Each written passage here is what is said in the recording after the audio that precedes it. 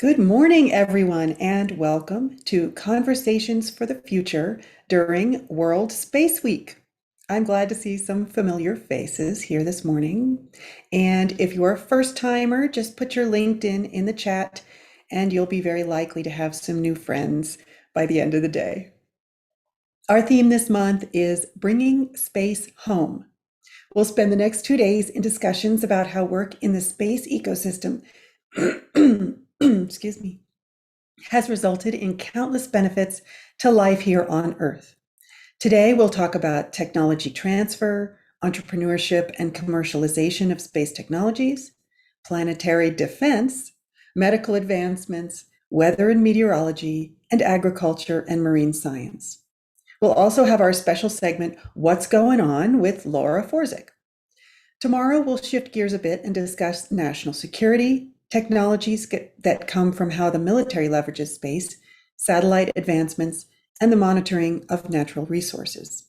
We'll have a special Saturday Space segment tomorrow as well. After the event, I hope you'll all take some time to reflect on the benefits space has brought to you personally. Foundation for the Future puts on this event each month, assisted by our sponsors and by those in our audience who choose to pay the optional registration donation. Thank you for your generosity. Kicking us off today is the Foundation's Executive Director, Tim Chrisman. He's a former CIA and Army intelligence officer who supported the National Space Council and the Joint Staff at the Pentagon. He holds master's degrees from American University in Intelligence Studies and International Relations and Affairs, and he is the author of the book Humanity in Space. He speaks and writes articles about space infrastructure development and the expansion of our civilization to space. Tim's next challenge and mission is to make space accessible, survivable, and ultimately routine enough to be boring. Tim, the screen is yours. Yeah, it's great to see new people here as we are rounding out our 11th conference in 11 months.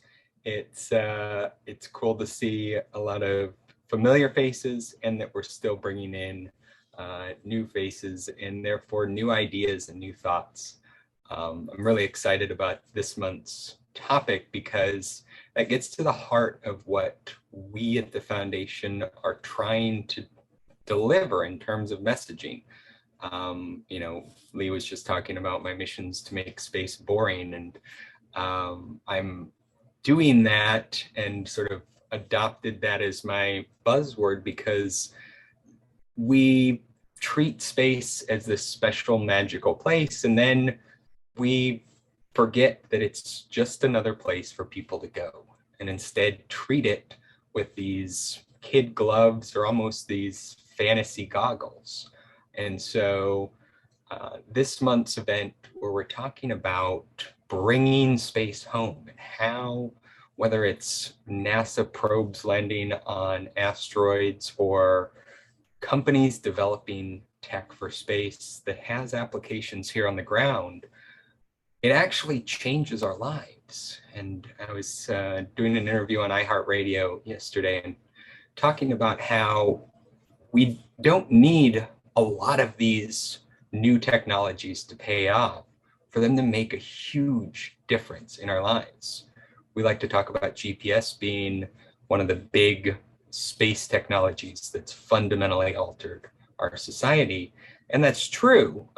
Trillions of dollars of value have been added because of GPS, but everything from water and air filters to insulation have been improved by taking things to the harshest environment known to us, trying it, adapting it, and then realizing, hey, turns out lightweight, efficient things that can survive negative 200 degrees Celsius and 600 degrees on the high side are actually useful on the ground. Wow, who would have known? So I'm really excited about the lineup today.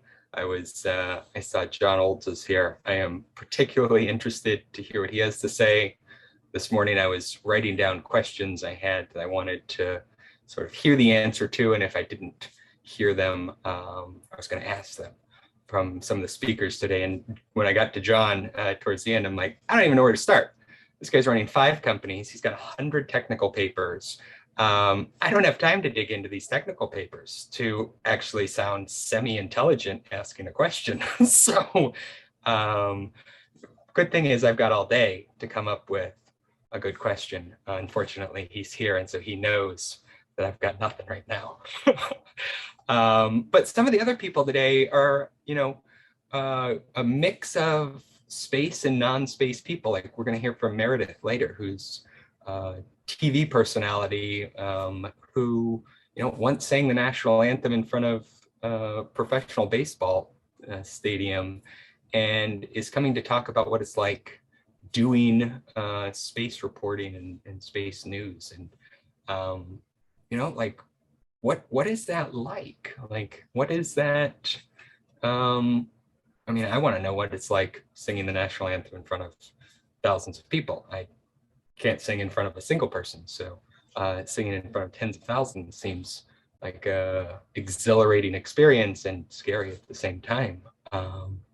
But I would encourage everybody as we're going through the day, what are some of the questions that as you're sitting at home, what do you want space to be able to do for you? Or what, do you want to know from some of these speakers? We've got Kelly coming up, who spent a lot, decades working strategy consulting, and now is leading a hypersonic point-to-point suborbital company. And like, I know there's a handful of people who are regulars at conversations who are making similar mid-career transitions.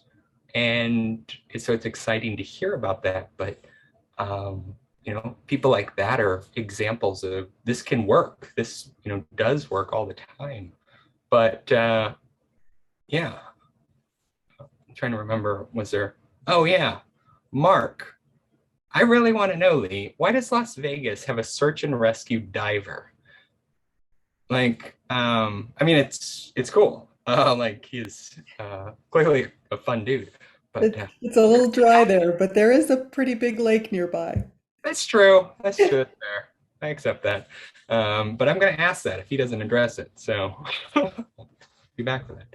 So yeah, I normally start off the day talking about us and who we are, what we're doing, and where we're going. And so I'll start that here because ultimately these events are meant to build awareness around different pieces of the space ecosystem. But they're also a shameless attempt by us to crowdsource ideas, witty stories, and new concepts that we can take and deliver to the Congress people, senators, and other leaders here in Washington, D.C. that we talk to. We do that because part of our core mission is changing the direction of space policy here in the US. And so what we hear from you all, the questions you ask, the ideas you come up with, in many cases get turned around within days or weeks and used in our talking points up on Capitol Hill. I'll get more into some of the things we're doing in a second, but back in May, we held an event talking about workforce development. And I kid you not, within a week, we had a meeting with the chairwoman of the Defense Appropriations Committee, and we're talking with her and her staff about the space workforce development needs. We had heard from a handful of you about what the need was, how there was this glaring gap, and what that meant for the future. And within 3 to 4 weeks total, we had the better part of 3 pages of the National Defense Authorization Act dedicated to space workforce development. And that's what passed. That ended up being in the final version that passed the House earlier this, last month, and is being worked into the Senate bill right now. And that's the sort of direct impact that some of the presenters and the conversations we have both at and at the sidelines of these events have. So I definitely encourage you all, speak up, ask questions, and don't be afraid to give your thoughts, because, as people say, often maybe tongue in cheek or as a platitude, little things matter. They really do, and we don't always know what it is that's going to connect a dot. So please speak up, ask questions, make comments. But back to us at the foundation. So we are a nonprofit that is really working to focus on a handful of narrow issues that are not really served by the vast majority of other space organizations. And those specifically are long-term financing tools and blue-collar workforce development. And so we broadly group those under infrastructure because, in part, those are critical components of it. And the long-term financing really isn't of any use unless it is financing those long-term projects that enable us to get to, from, through space, live there, work there, and the like. And so in many cases, we are, as we started out talking today, trying to make space boring through the development of those things we take for granted here on the ground. And we're doing that because there's a lot of excitement around space right now. There's this hype about trillion-dollar economy, multi-trillion-dollar economy, common people going to space now, hotels going into orbit, private space stations going up, moon landings, permanent bases on the moon. But ultimately, we don't have any plan for that sort of roads and rails of space. It's almost as though we are looking to the West in the 17 and 1800s and thinking, well, we don't need an Oregon Trail. We don't need a railroad. We don't need a Pony Express. We'll just figure it out when we get there. And there's absent that sort of cohesive investment in those long-term components that will enable success and enable sustained success. Not only are we going to get dysentery, as we saw playing Oregon Trail as a game when we were kids, but it's this new cycle of hype in the space economy is probably going to end up like the last couple after Apollo and after the space shuttle. So these are the tools that are needed to keep us going that are not very sexy right now. And we see that playing out in the finance community, where we've got billions of dollars pouring into startups across the space community. We've got crowdfunding platforms dedicated to space entrepreneurs. But what's missing is anything that's investing in 10, 15, 20-year time horizons. That money's not there for a very good reason. As Michael Mealing, oftentimes participant in these events, says, I'm not investing in anything that doesn't have a customer. So show me a customer and I'll invest. And 20 plus years, those customers aren't born yet in many cases. But we see the government investing in basic infrastructure, roads and rails, sewers and power here on the ground, knowing full well that those customers are not born yet. And there's a number of private equity firms that partner with governments to do that. But there's no effort to do that in space, looking long term.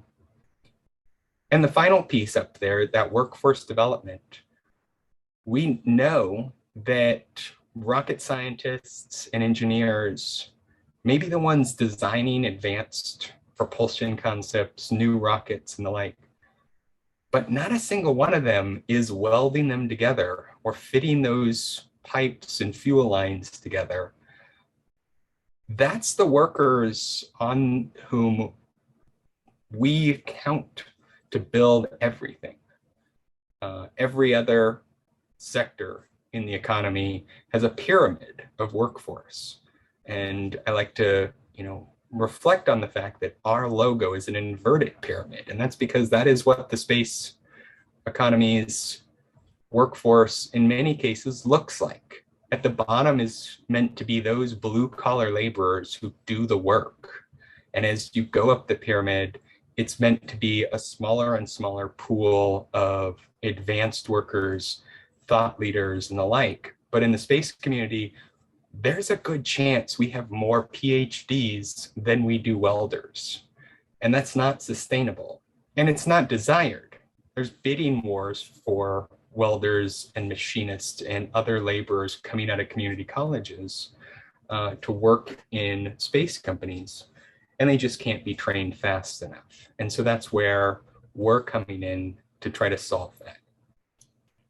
So what we're doing is what we like to say, bridging Wall Street and Main Street, where we're simultaneously looking to ease access to capital, in part by creating new sources of it, in part by making the political risk around government funding less real and less tangible.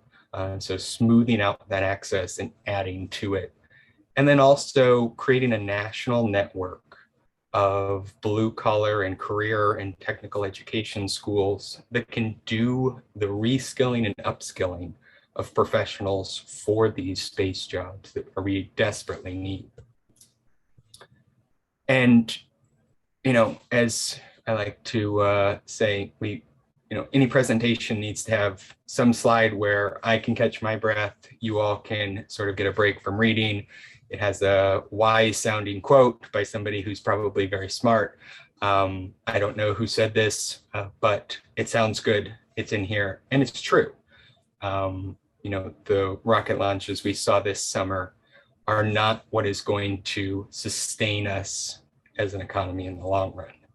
They may be what we look back on and being an inflection point, but we need that grind of just working of processes and programs that just continue day in and day out to produce a little bit at a time to actually drive us forward, both as a nation and as a sector. So at the foundation, what we're doing, as I mentioned, we're a nonprofit, and we kind of run the gamut on what we're working on, from economic analyses of different policy proposals and workforce development research from the national down to the city level. We're designing new financial tools that the government can use to create new sources of capital. One of them is the Space Corporation Act, where we wrote a bill that's currently pending introduction in the House and Senate that would create an infrastructure development corporation for space. This would basically unlock bond and loan guarantee authority for space that, many of you probably vote on every year or two in local elections when you see some bond issuance or another for some infrastructure project. And now that you're thinking about it, you've never heard of one for space, and that's because there's never been that sort of authority granted to an organization or entity. We're doing similar work around workforce development. The program, as I mentioned, in the National Defense Authorization Act that's going forward is an attempt to recreate the NASA Space Grant Consortium, or a national network of schools that cooperate, collaborate, and sort of co-create content for career and technical education level workforce development. The NASA program works at primarily the undergraduate and graduate level for STEM. This is meant to be a mechanism that handles sort of the workforce below that. We hold events like this, monthly conferences, congressional education events every month. So in the beginning of the month are normally these conversations for the future. End of the month are the congressional webinars, where we take what we've talked about here, distill it down into shorter form and deliver it to those decision makers in a format they can understand. That sounds a little condescending. Mainly in a format that they can sort of digest in an amount of time they actually have to spare, since many of them schedules are in 5-minute increments. So one of the early questions, and probably one of the most often questions asked of us is, cool, why are you different? There's dozens, if not more, space-related nonprofits. More seem to be cropping up every day. And really the difference is we do finance and we do blue-collar workforce development. We recently rolled out a trade association for space finance firms to double down on the fact that there is not any other organization working on or advocating for space finance. Sure, government contracting is definitely a lane that a lot of trade associations related to space talk about, but finance in general is not there. And so that is the lane we have carved out and where we're at in terms of what makes us unique and different. You can see some of our programs here. As I mentioned, they're in the center. The Association for the Future is our trade association, where we represent here on Capitol Hill the vast majority of space finance firms. Right now, we've got 7 of the 8 space venture capital firms, and we're only a month in. We've recently started expanding outside of those firms that are only space investing to those that have sort of tangential interest to space. And so our goal is to have this association at roughly 40 to 50 members by the end of the year. On our education side, you're in the Conversations for the Future. I mentioned Infrastructure from the Future. I do a weekly podcast for the future. In case you didn't notice, kind of have this brand theme going here. So if you have other program ideas for us, make sure they fit with For the Future and they don't use a letter we've already used. That has definitely crimped our style with a couple things as we've looked to create new things. I mentioned the Space Corporation Act. The Good Jobs Challenge up here is an economic development agency program that has a $25 million grant that I think there's 8 or 10 of these grants that are available, but we're putting together a national team to pilot our Workforce for the Future program, that blue collar network that I mentioned. And so we've got about 35 states represented, either with communities or schools or organizations in them, and are looking to close the gap between that and the full 50 states by January when we submit that application. And then finally, that Workforce for the Future initiative that we've got. This is the team. The 7 of us, our merry band of pirates here. We've got Morgan, who handles the work on Capitol Hill. Emily handles a lot of our fundraising outreach. Ashley is working our workforce development. Lee, as you've seen here, is Conversations for the Future producer.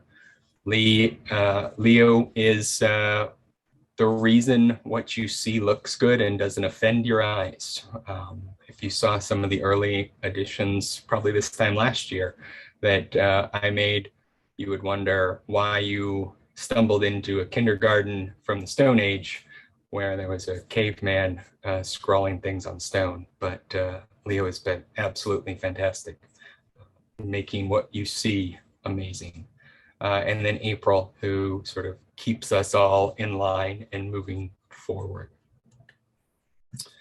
So I'll close out here talking about how you can help. And I like to talk about this in 3 ways. The first is we need new ideas. And so we need partners who can come in and bring new blood, new ideas, new concepts, new capabilities. And so if you represent one of those organizations and are interested in partnering, please reach out to me, let me know. We'll definitely set up a call, whether on the sidelines of this event or elsewhere. I'll put my email in the chat here.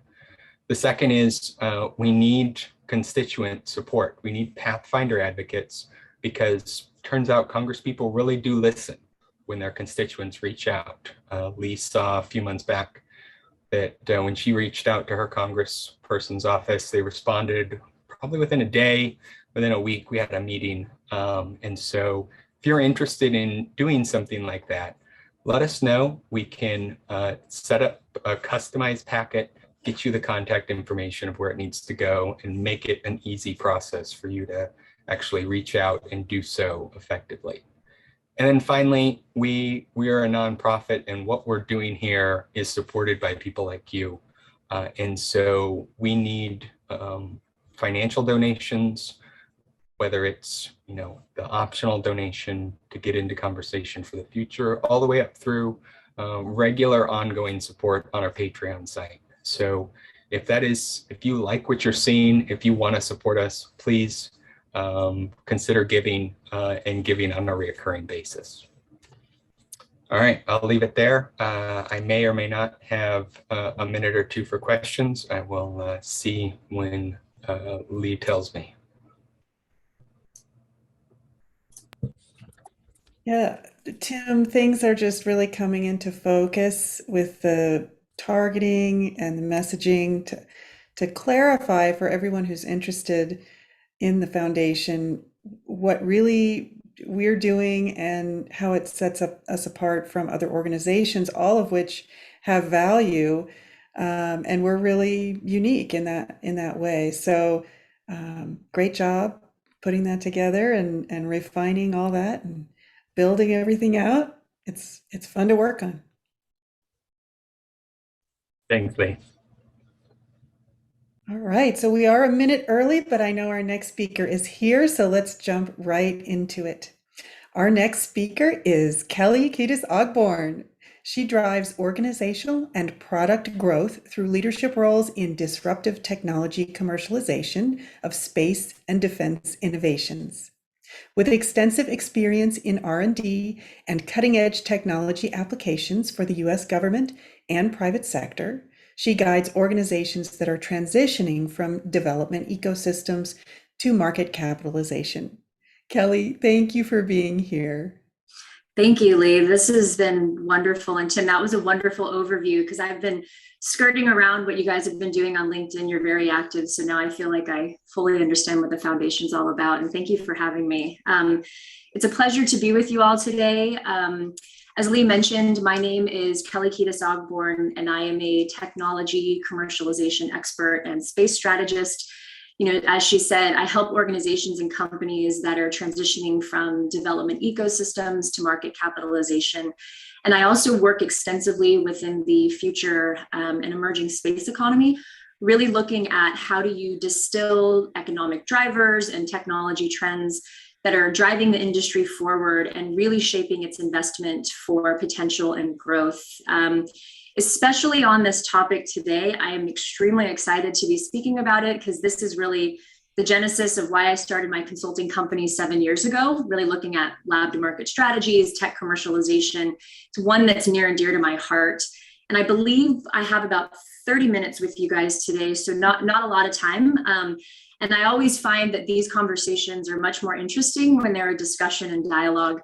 So I have a series of slides that I want to present, which will really set the tone and overview of how I approach and look at space technology commercialization.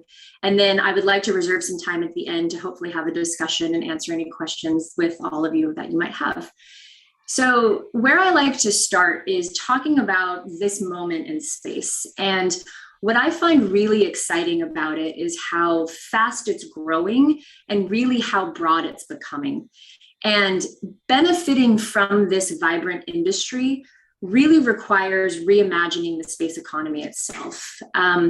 We are really fortunate to live in a time where the moon and Mars are no longer a fact, they're no longer a wish, they are a fact.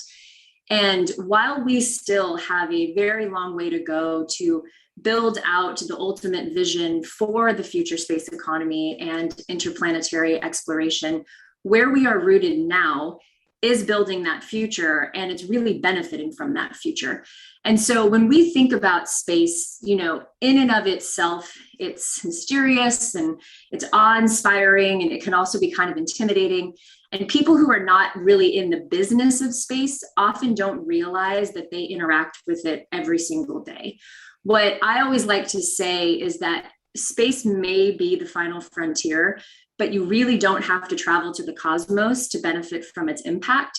And the truth is that hardly a day goes by without space investments playing a critical role in our lives. The infrastructure that's been developed in space and the technologies developed for space really act as an invisible backbone for products and services used by people all over the world, some which are space-based or space-adjacent, and many that are not even related to space at all.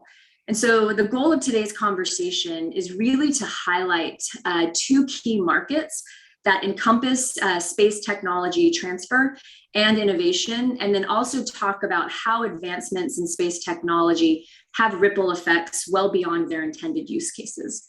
So I'm going to go ahead and share my screen.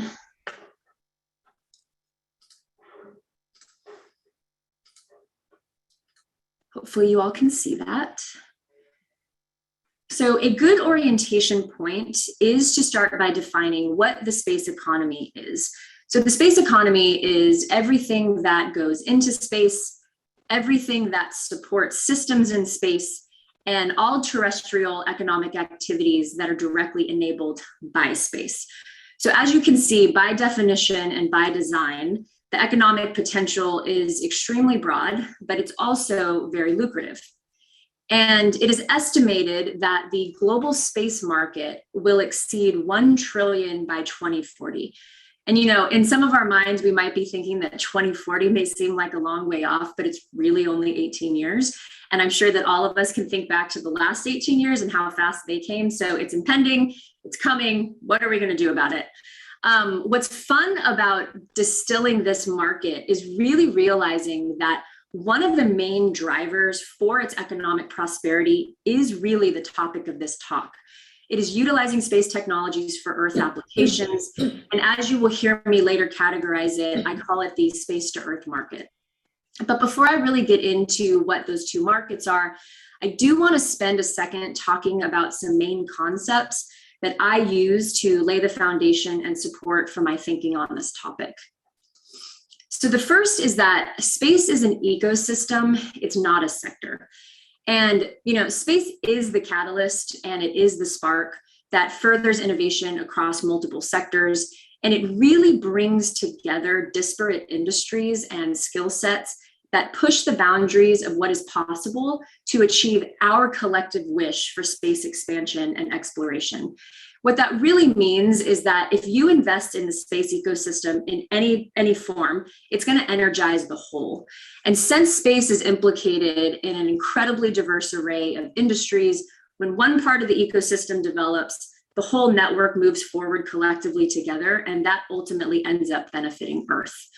The second, which is extremely true and extremely transformative, is that space innovations are hard.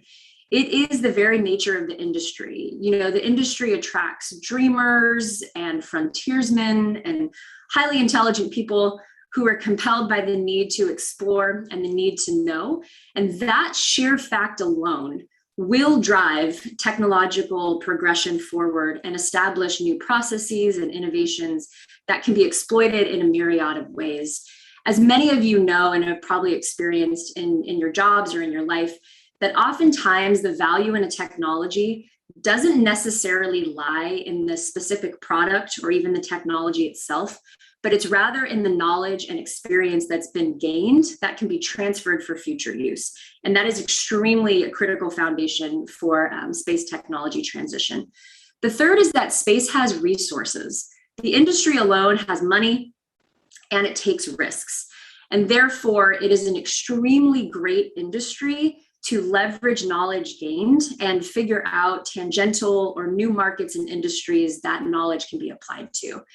And the last and the most critical, in my opinion, is that really, in order to be prosperous, we must view space through the lens of Earth. So space is the future. When you look at funding trends, private investment fully doubles government funding, and revenues from commercial space activity alone have increased 162% since 2005. Yet, even as this private investment signals optimism in things to come, our daily lives right now are deeply connected with the infrastructure and the technologies of space. And space spin-offs have been so seamlessly integrated into our lives that they are paradigm shifting daily, even as we forget that we have the space economy to thank for them. And while, news headlines and big headlines across the board of the space industry promise us things like asteroid mining and moon tourism and colonies on the Mars, things that we can all get excited about, the space economy thus far has really remained familiarly local.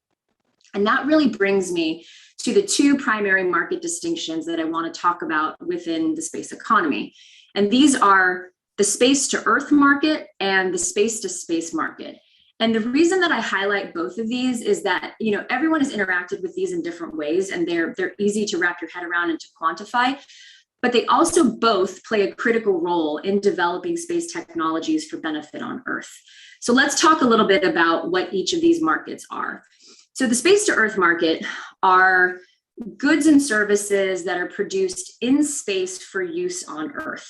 These are things that we interact with every day. So you can think about telecommunications and internet infrastructure, weather data, GPS, national security satellites, and technologies that are derived from space investment and research and development, not used in space-related fields. And we will dig into those in a second. The space-to-space market are goods and services produced in space for use in space. So this market is more future-oriented and exploratory. This is really when we talk about moon and asteroid mining, launching capabilities to maneuver from one orbit to another, constructions of space habitats, refueling depots. The really fun stuff, right? The futuristic things of books and movies that we're now starting to dip our toe into. The space-to-space market is the market that catches the headlines. But this market is also the one that's in its infancy to get off the ground. And the reason is because there are significant technological achievements that must be accomplished for this sector to thrive. Another key statistic that I think people forget about is that really we've never had more than 13 people in space at any given time. And so while we are pushing for what that collective future could look like, the sector is still evolving, and it's not really giving the kind of ROI that the space to Earth market is really bringing about. But the space to space market commands a lot of headlines, and therefore it commands a lot of investment. And so herein lies the duality and the impact of both of the markets, because they both produce technologies for use on Earth, but in very different ways. So for example, the space to space market pushes the boundaries and the limits of what's possible. So through the significant investment that's put into it, trial and error, and really the limitless intelligence of people working through these problems, undoubtedly, we will create better processes, better components, and other technological advancements that can be leveraged and extended to other sectors that have no direct connection to space. Remember what I said earlier in the beginning of the talk. Oftentimes, the value in technological progression, it doesn't lie in the specific product or even the technology, but it's rather in the knowledge and experience gained that can be transferred for future use. This is very, very true for the space-to-space market. Given the pace of transformation of the industry by existing stalwarts like Elon Musk and Jeff Bezos, or even the breakneck speed in which these new space companies are forming and the creativity they're bringing to the ecosystem, we are going to see some significant technological advancements in our lifetime that we cannot even begin to posture what they will be, but we do know they are coming. As for the space to Earth market, this one is a little bit more quantifiable. So it is estimated that the revenue of the global space economy in 2019 was $366 billion. And of that, 95% was from the space to Earth market. So that is really significant when you boil down the numbers, and really paints the picture about how much this market is actually, driving the industry. And to help paint a picture of what encompasses this market, I have compiled a slide of some example industries that leverage space assets. A lot of them are satellite-based, some of them are not, for their operations here on Earth. So these are just a snapshot of some of the industries that are reliant on space innovations. So the first is telecommunications. So, TV, streaming services, internet. You have your broadcasting services. Advanced materials is another one that is really critical. And these are typically traditional materials whose properties have been enhanced generally through new manufacturing techniques. We also have the constant evolution of software. So this relies a lot on space data, but you can also think about industries like the auto industry, which you wouldn't necessarily think of, but they are constantly putting new automation software almost yearly into their new cars, new vehicle models, and this is thanks to space. The Internet of Things infrastructure, so we are increasingly becoming a more connected society and people. So this is everything that has sensors, wearables, tracking devices, pretty much everything we do now. Position, navigation, and timing services, which are critical for GPS. The finance industry, so think of time stamping of transactions or even transaction trails themselves. The medical industry as well. I will give some examples in a little bit, but remote surgeries, right? Laser technologies, different type of processes that are developed in space because of the conditions they promote for use on Earth. This is a massively growing field.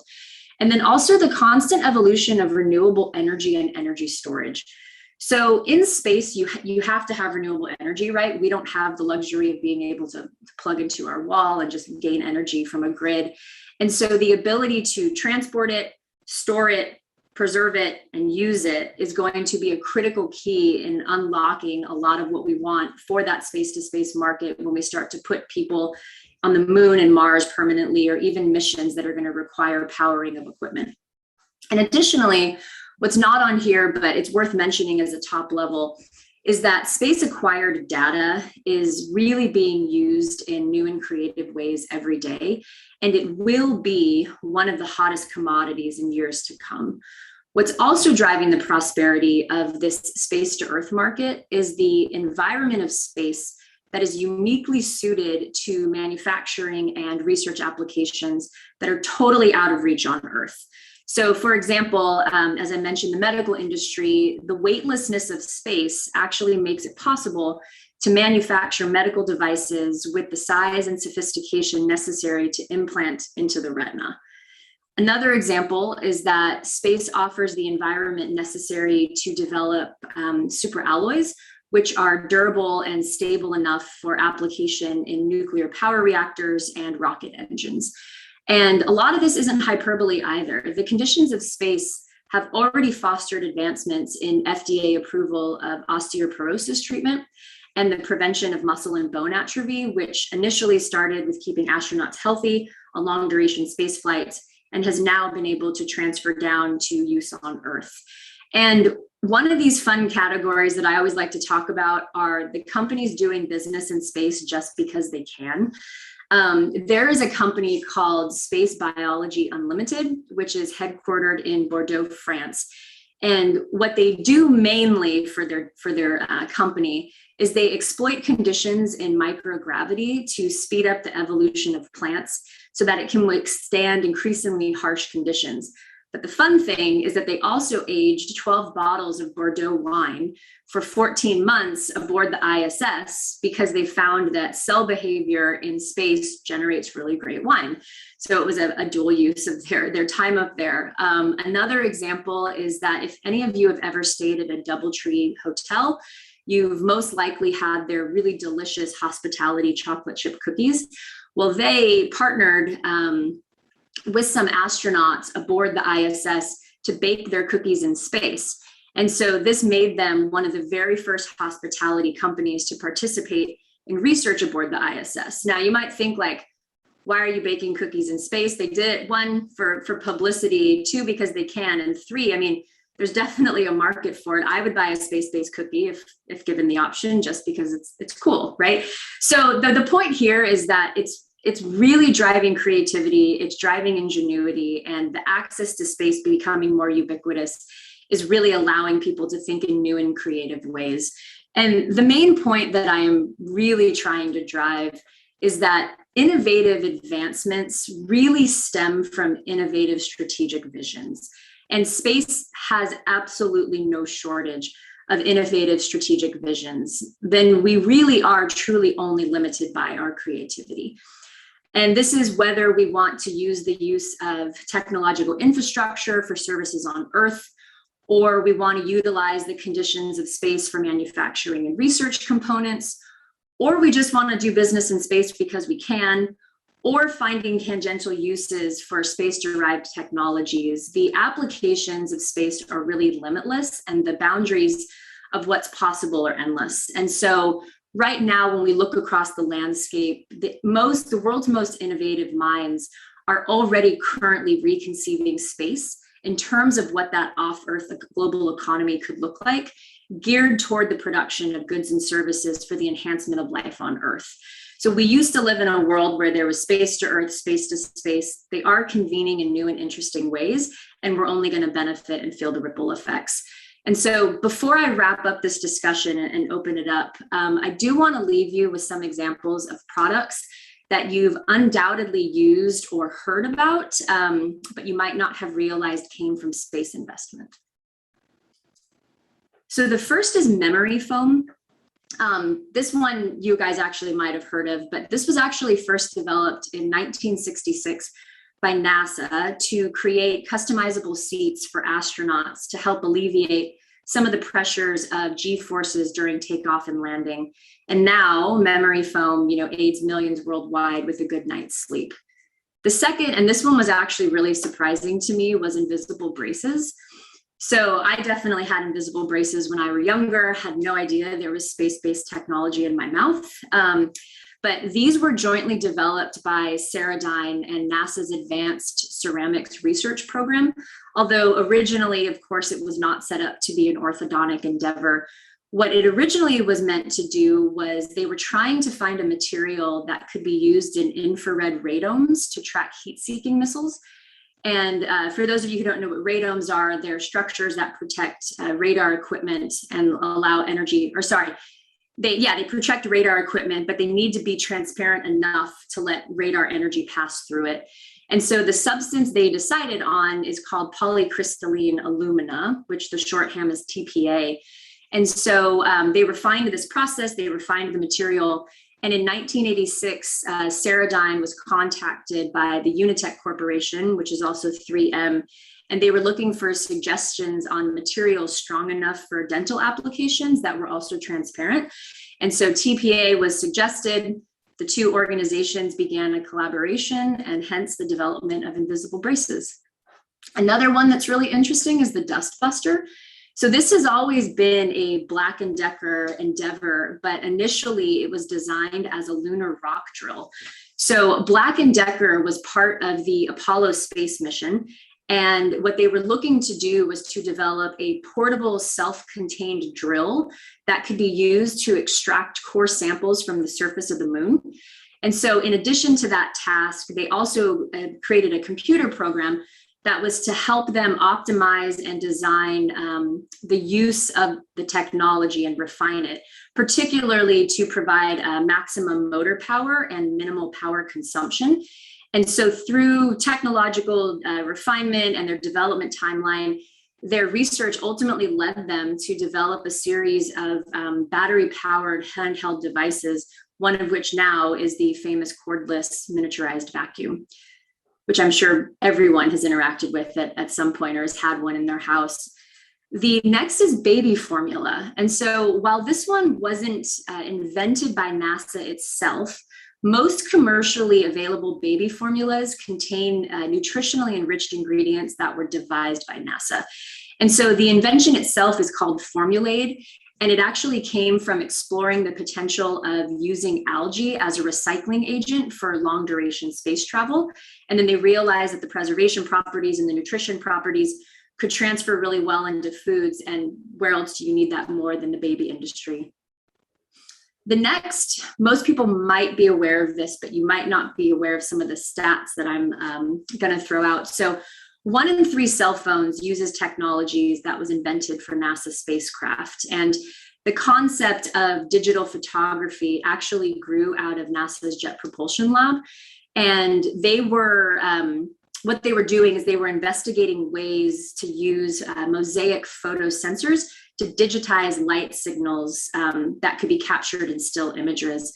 And so for all of you trivia buffs out there, if you ever get asked this question, the word pixel was actually first published by a JPL engineer in that same time zone. And then another thing that came in cell phone technology is in the 1990s, NASA was exploring ways to miniaturize cameras for interplanetary missions so that they could maintain high image quality. And so the subsequent technology developed is now what's responsible for the powerful resolution of the cameras that we have with us today. And then the last one I like to throw in for fun, but the Super Soaker. So this is probably the best example of what I was saying before about not necessarily a technology transfer, but more the knowledge transfer. So it's a little known fact that the Super Soaker was actually developed by a NASA engineer who had extensive background in fluid dynamics.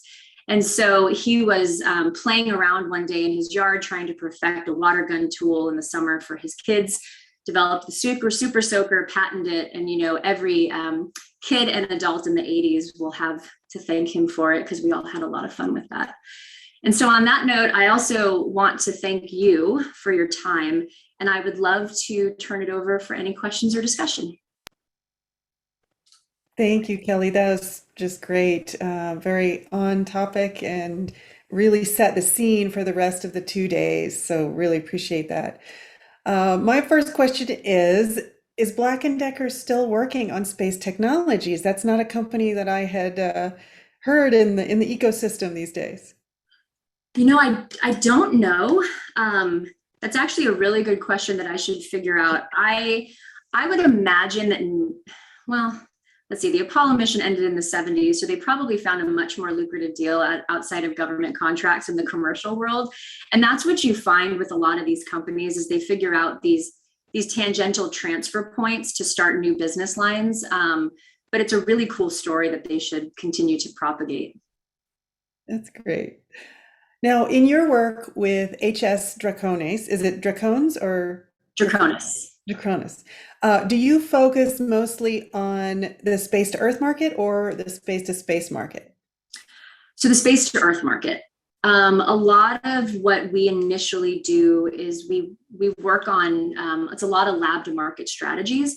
So working with really smart engineers and scientists that have a very particular intended use case for their technology, but want to find tangential ways to use it. And so why space is really interesting for that market is I always talk about this concept of technical deconstruction. So a lot of times in tech transition, people have a hard time, especially if you're the inventor, seeing past what the intended use case of the technology was and how it applies to other markets. But space really lends itself for that creativity, because if you think about a lot of technologies developed for space, like a lunar rock drill doesn't necessarily directly translate to life on Earth unless you're going into kind of like architecture, right, and quarry type work. So it forces people to think in creative ways about the components of their technology and the processes that might be better than things that we have on Earth and how they can move it into new markets. Because that therein lies a lot of the innovation, is there might be better sensors or better wiring or better AI. And so you kind of deconstruct and move into other markets. Yeah, that makes a lot of sense. And it kind of ties back into how you introduced the topic by saying that it was space investment that drives the benefits to life on Earth, not just space in general. It's the investment in efforts to accomplish things that require all kinds of innovations. Yeah, I mean, if you're going to push the boundaries of anything, you really have to establish the baseline of the art of the possible. And it takes a lot of money and kind of a lot of crazy sometimes, right? And people who are willing to go out there and dispel failure and really figure out what they can do. And there's a lot that you can learn from that. The other piece too, just about space technologies being so complex and so capital intensive, is that they are better, right, than other products here that people might pump out a product and iterate yearly. These are very complex things that we're dealing with.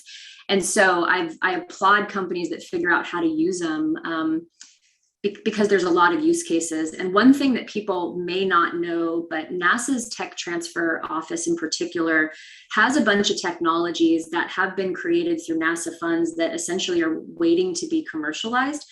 And so there is the ability for everyday citizens or companies to license technology from NASA to build a business around. And so they're not necessarily thinking that their engineers should be going out and doing it anyway, but the market is open for companies that are interested in taking advantage of things that have already been developed. Yeah. And so in your client list, are you typically working with brand new people who want to get into space with brand new technologies and then find byproduct cash flow lines to make that easier? Or is it these companies that are doing technology transfer from NASA or DARPA or? It's both. Yeah, okay. I have worked with companies that are existing, and they just want to create a tangential business line, right? They found that their product has a very unique component that has a completely different use case. And so figuring out how to build that both internally and externally. And then it is a lot of work with these young startup entrepreneur companies that want to take advantage of what space has to offer, but doesn't necessarily know how to position their product or service for it. And part of that then brings in that space to space market, because for them, they need to envision what's possible now and what's possible in the future. And so really understanding how space is transforming, how those technologies can grow as 3, 5, 7 years down the road, and building a strategy for that about what's achievable now, which is the space to earth market. And then once these technological advancements come to bear and asteroid mining becomes a thing, right? Is their technology going to become relevant? What's also really fun about this tech commercialization piece is, as I mentioned, it encompasses a lot of disparate industries. And there are a lot of industries now with products and services that may not be relevant to the space industry as it is, but will be in 5 years or 10 years or 15 years.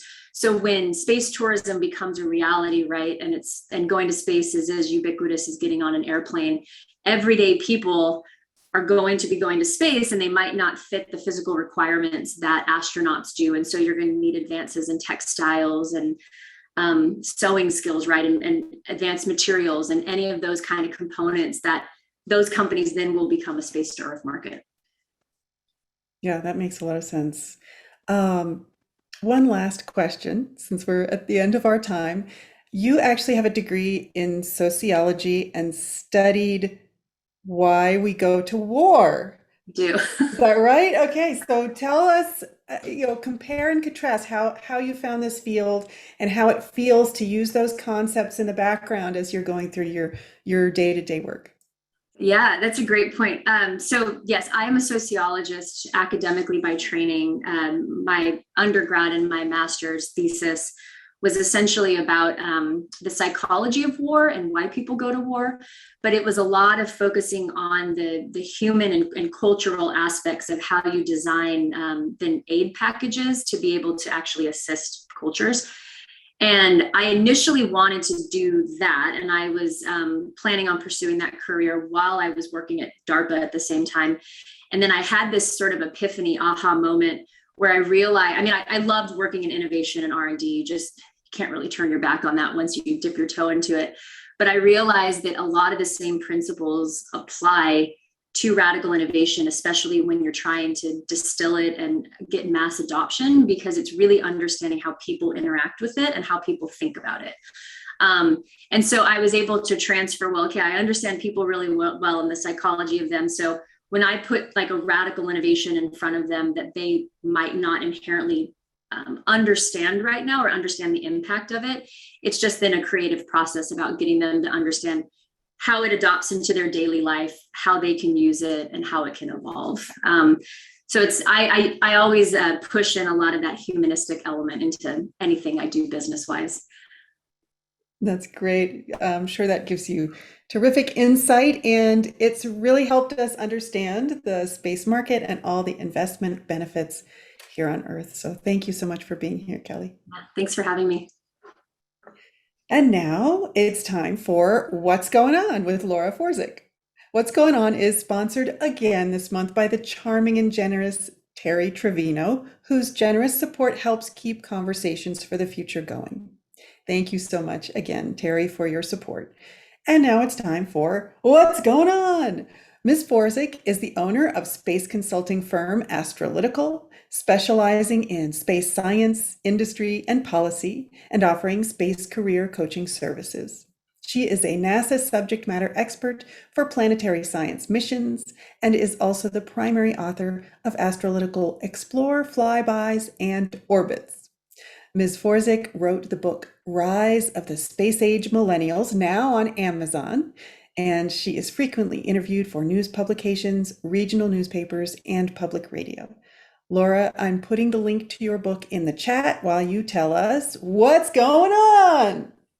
Thank you so much, Lee. And it's a pleasure to be back again this month. And thank you, Kelly, for that great overview. It was wonderful to get an overview of the entire sector because I'm going to really narrow it down. I'm going to tell you, I usually on this segment tell you what happened in the past month or so. This time, there's just so much information about how to bring space to Earth to benefit humanity. I had to just limit it to the past 2 weeks. So this is really truly a snapshot of what is going on in the past 2 weeks because the sector is so broad.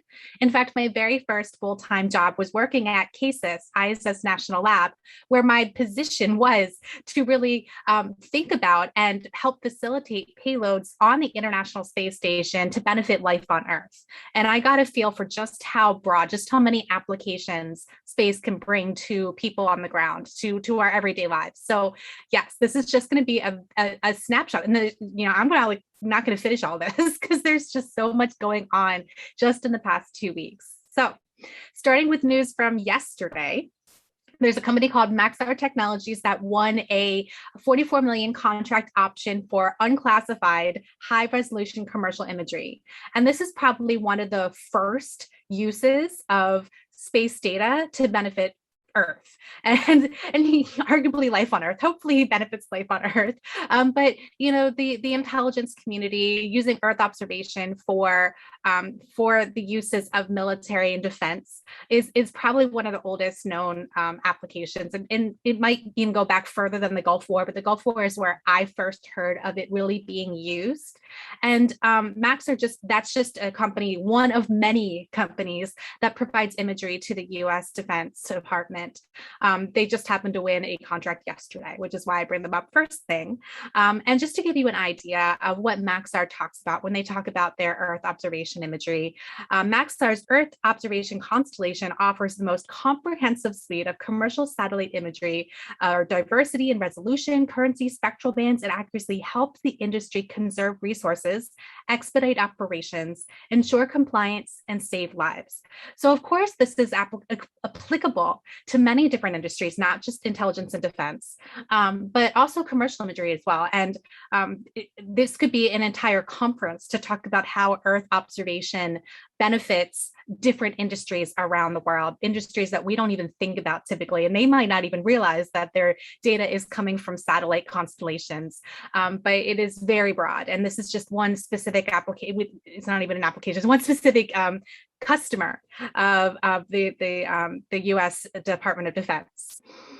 So another application of space data is another one where we sort of take it for granted, and that is weather, right? All of us, we have our phones or our favorite weather station and our websites, and then we just take for granted that the weather is broadcast to us pretty regularly at the click of a button. And there's a company that was formerly known as Climacell, now known as Tomorrow.io. And they've had some news in the past 2 weeks. They picked a company based in California called Astro Digital to build the first of its constellation of approximately 32 weather satellites that they want to put up. So normally we think about weather satellites as government, the GOES satellites, the geostationary operational environmental satellites. Those are the ones that have been built for the use of NOAA, that's the National Oceanographic and Atmospheric Administration, usually launched in cooperation with NASA. And that's what we think of as like government operated weather satellites, but commercial companies now operate satellites as well that help with different aspects of weather monitoring, climate monitoring, that kind of thing. And so Tomorrow.io wants to build this constellation of satellites to, and they're small sats, to do storm tracking and improve the weather forecasts and especially radar and that kind of thing. And then yesterday, I think it was, they also won a $19.3 million contract from the US Air Force for their constellation. So you can imagine this is not just for anybody's use. It can be for anybody's use, but it also has military applications because the military organizations around the world probably want to understand the climate and the weather and the forecasting where they're operating. And also for satellite data. There's certain satellite data that actually has problems through storms and weather. Let's see. Then talking about another, and I'm starting off with the military stuff because that's just what happened in the past like 2 days, but it's also good to clump them together. So the US Space Force is developing a missile warning system, and there's a satellite called the Wide Field of View, which is built by a Boeing subsidiary called Millennium Space. And they have built a bus that is going to be on this Wide Field of View satellite that is projected to launch in geostationary orbit in 2022. And this was announced yesterday. So just another example of, the US military uses a lot of applications of space, and not just the US military, of course, militaries around the world.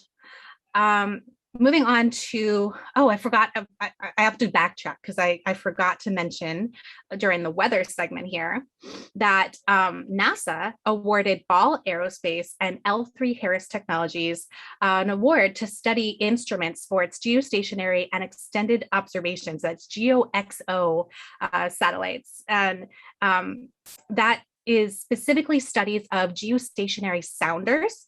And I admit my ignorance, I don't exactly know what that means.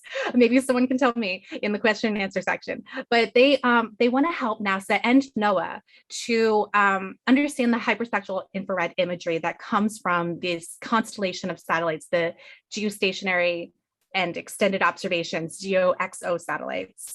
And so that's just another example. It's NOAA and NASA working together to understand, a lot of times we forget NASA's greater mission, but it actually is a lot of Earth observation and atmospheric science and trying to understand our planet because we do live on a planet. Let's see, moving on a little bit here. We have a return of SpaceX's cargo resupply mission, the cargo resupply services, so CRS 23, which launched to the International Space Station and then splashed back down to Earth just a few days ago. And I have to switch pages here. So these missions are operated in cooperation with NASA and Keatis being the ISS National Lab. And there were several different payloads that went up there, some of them just supplies for the astronauts, and some of them were scientific payloads. And the amount of science that's done on space station is not well communicated. I learned that firsthand when I worked on it. But it's really, really broad. And a lot of the work that's being done is medical research. So for example, what was brought back on this splashdown just a few days ago was the 8th Genes in Space experiment, which is a student-led experiment looking at gene expression of liver proteins in space. And I'm a physicist, not a biologist, so I cannot really get into the details of what that actually means, but maybe someone else who has the capability of understanding how genes are expressed in space and the epigenetics of all can really understand that a little bit better and maybe even explain it to us. Maybe it's a talk later in this presentation, I don't know, in this conference. Also brought back was a tissue engineering experiment by researchers at Stanford University and the Palo Alto Veterans Research Institute. And they're looking at how the microgravity conditions of the ISS can inform them about muscle loss due to aging here on Earth. And so that's something that's actually pretty common, is using the microgravity environment to really explore deteriorating conditions of things that we see here on the ground that happen slowly. But on the space station, because our bodies were not meant to be in microgravity environments, deterioration can happen much more quickly. Also brought back was a NASA JPL, Jet Propulsion Laboratory experiment, which included researchers from the University of California, San Diego, to do swabs of the ISS to look at the bacteria and the bacteria products and do a 3D map of the bacteria, which I think is pretty cool because we study extremophiles here on Earth, extremophiles being life forms that exist in the most extreme environments on Earth. And we do them both to understand our Earth, our planet, the life on our planet, but also to seek out life elsewhere in the universe, astrobiology. And while we haven't found life elsewhere, we're looking at the biosignatures that might come from life elsewhere. And we do that by studying the extreme environments here on Earth. And one of those extreme environments that we study is the vacuum of space or contained environments of the space station, for example, and looking to see how that biome evolves and moves. And again, I'm not a biologist, so I can't explain it much more than that. And then also brought back, and this is the last one I'll talk about for this, Felix and Paul Studios, they launched a virtual reality camera. And this is something that has been talked about for a while, using virtual reality to help the astronauts train or do kind of augmented reality. These people who launch, the astronauts, whether they are US government astronauts or other government agency astronauts or even private astronauts, they are usually trying to conduct experiments or do maintenance that they may or may not have any real background in. Of course, they do lots of training, but a lot of times these astronauts are being asked to be Renaissance people. They're being asked to do a lot of different things. So if we can use virtual reality to help these astronauts do jobs that they may not be intimately familiar with, they may have studied how to do it on the ground, months ago, but using virtual reality can really help them. There's other uses of virtual reality in space too, psychological, I think specifically like the holodeck from Star Trek or, things like that, where they can really immerse themselves in a different environment. And that's especially important when we're thinking about going beyond low Earth orbit, even beyond the moon to Mars, where we don't see Earth in our window, really, a little pointed dot. And that might have psychological detrimental effects. But if we can use virtual reality as a way to keep the morale up and help astronauts immerse themselves, even if you're stuck in a tin can with people for months, right? Maybe you just want to escape. And so that's another use of virtual reality. But I'm pretty sure that they were just using it for this particular experiment to help the astronauts as they are right now on space station live and work in space. So going on to a mission that was already contracted to fly with SpaceX Falcon 9 by a company called Astralis, which got switched over in the past week or so to a Falcon Heavy. And this particular satellite, it's going to be a geostationary orbit satellite. So geo satellite. It's going to launch in spring 2022, and it is going to it's called Arcturus, if I'm saying that right. I apologize if I'm not. And it's going to bring communications down to Earth. And we've been hearing about this a lot with LEO communications. So constellations by SpaceX, Starlink, and OneWeb, and others, Amazon, they want to do a low Earth orbit communications to lower the latency, the delay between communications of space and Earth, right? But historically, geostationary orbits have been satellites in geostationary orbit have been in the ones that bring data down to Earth, and that's still going on. And so this particular satellite is going to be partnering with a telecom company called Pacific Dataport Incorporated, which is going to provide internet to Alaska. And so, there are trade-offs when doing geostationary orbit versus low Earth orbit. But, historically, there's been just the one. And now we see more expansion of both of them. And then I don't know how to say this, so I apologize if I'm saying this wrong. Zona Space Systems, they raised $8 million, which fully funds their demonstration of a GPS alternative. So global positioning satellite here in the United States, and then there are other global navigation satellite systems around the world. They run our civilization. We take it for granted, but there's so much that runs on GPS.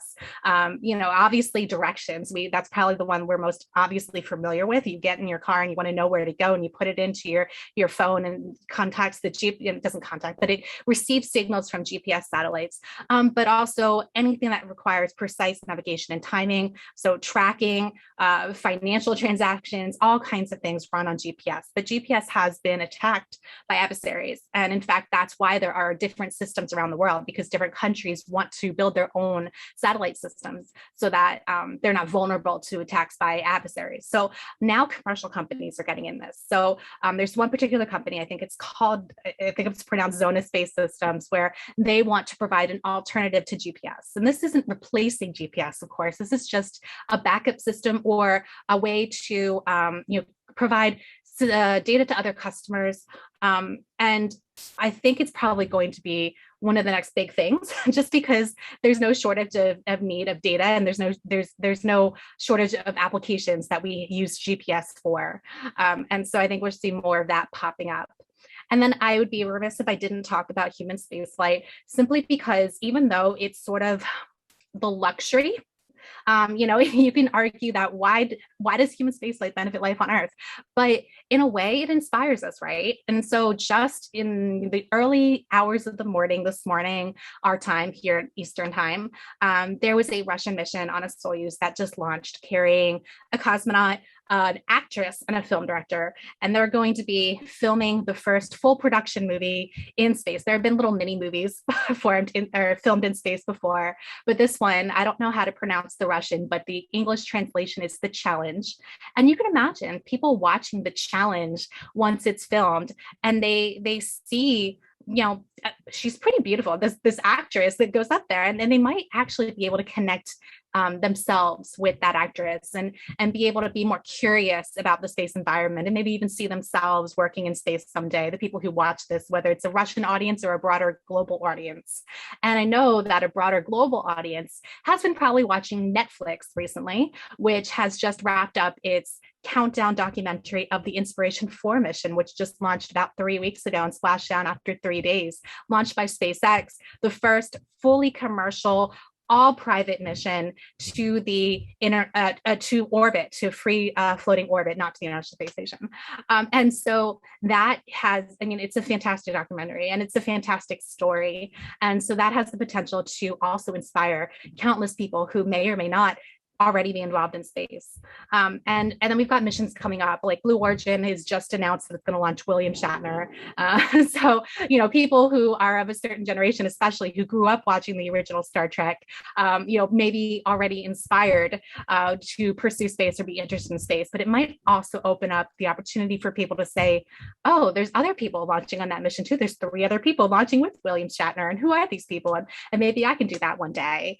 Coming up also this month, hopefully, we don't have a date yet, Virgin Galactic hopes to launch a mission by the Italian Air Force, which will do, it's a research mission. They'll do research experiments. They're bringing out payloads, and they're also doing different types of missions. So one of them is trying to understand the suborbital environment's impact on the body, because he's a doctor. And so there's different ways that you can even use suborbital space. You don't even need to go all the way to orbit in order to benefit our understanding of science and to use that to benefit life on Earth. And so I think I'll stop there and open it up for questions. I went through a lot. And again, if your favorite story wasn't mentioned, it's simply because there was so much happening. What's going on is a lot.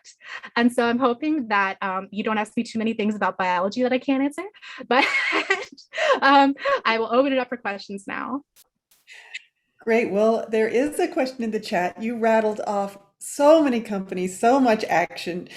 Is there a way that we can post a list of the companies mentioned in your report to the chat?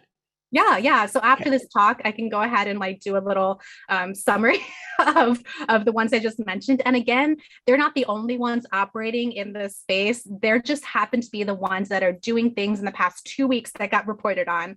There are, I don't even know how many companies operating, trying to do similar things, trying to compete, have been operating for decades, a lot of them, especially with some of the partnerships of the International Space Station doing medical research and that kind of thing. This stuff's been ongoing for quite some time. Yeah. With William Shatner going into space, and I hope Jean-Luc Picard is one of the other passengers on that flight, he'd be my pick. Um, does this mean that space tourism is now? I mean, if there's the first flight is one thing, show off, you can do it, yay. But the fact that there's a second flight so soon after with famous passengers and really making it sound like this is going to be a regular thing. Does that mean has this happened? I certainly hope so. So it Yeah. all depends on whether the business cases plan out the way that they anticipate. It also depends on whether there's any major accidents. I don't Mhm. foresee an accident shutting the whole thing down, but it might delay it. But yeah, I think we've reached a new era where previously we had a company called Space Adventures launching with the Russian government to the International Space Station using Soyuz. And in fact, they're still doing that. They have a mission later this year launching December 8th to bring two private astronauts up, private cosmonauts, I guess, up to the space station. And so this is a different type of private space flight. This is a private space flight where it's commercial companies launching commercial passengers, which is a different way of operating. Yes, there's involvement of government. There's always involvement of government. But I think we'll see more and more that there is a lot of pent up demand for this. And then what happens after the pent up demand has flown, the 600 odd people who've signed up with Virgin Galactic, and I don't know how many people Blue Origin has behind the scenes signed up already for their flights. But after that initial wave, we're just going to have to see how things progress, and hopefully it'll come down in cost so that you and I can go, and not just William Shatner and Patrick Stewart. Patrick Stewart's not actually signed up to fly, as far as I know, but hopefully it won't just be celebrities and people who are sponsored by celebrities. Hopefully it'll be more common as it goes on. You talked a little bit about weather at the very beginning of your talk and some of the new things going on there. You had a discussion, maybe a little heated, on LinkedIn about weather balloons and whether they were space technologies or not. Do you want to add a little bit about weather balloons and their impact? Oh, sure. So weather balloons are something that we use all the time, every day. And that wasn't the topic of the LinkedIn discussion. So I don't know a ton about weather balloons specifically. But so the way that we get data is through multiple means, right? So we use weather balloons. It's really quick and easy and less expensive than launching a satellite. But once a satellite's up there, it can either hover over a specific location, or it can, travel around the world and in different orbits, depending on where it's launched and what its mission is, and then different scientific instruments that are on it, versus radar versus optical versus SAR versus, there's all different ways that we can get data, and it's all very valuable. And that all helps to inform us of the modeling that we do when we're trying to predict everyday weather and hurricanes, the extremes of the world, and then the stuff that we take for granted every day that we just want to know if it's going to rain in the afternoon. And I don't believe that there's a conflict there between the ground-based instrumentation that we use, or I should say the airborne instrumentation that we use, versus the space-based. I think it all works together. And there's pros and cons and benefits and advantages to each type of technology that we use. Great. There are some questions in the chat. The first is, any thoughts on managing information overload for our times, right? We have so many terabytes coming down. What do we do with all that? And how do we manage and focus on the right information? Yeah. So one of the very, very common topics these days is AI and machine learning. And this is not my area of expertise, so I cannot speak too intelligently about AI. But I do know that that's a way to really parse data ahead of time and save on the way that we go through it, because you're right, it's too much for a human to go through. But if we can get a computer to really go through it and take out the information that the computer has been programmed to understand or to categorize, then that can really help us save time. Another thing that's been going on is repackaging the data. So there are some companies that get the raw data from their satellites or from somebody else's satellites, and then they repackage it for user, I guess, a better user interface for people who have no background in space, no background in data. They make it so that it is presentable and understandable. This is especially common in like farming, for example. Farms use space data all the time, but they may not even think about it as space data because they're just using an app on their phone or whatever, because somebody has taken the trouble to do that middleman project of making the data packaged and understandable for somebody on the ground to actually use to figure out crops and rotation and whatever it is that they want to look at.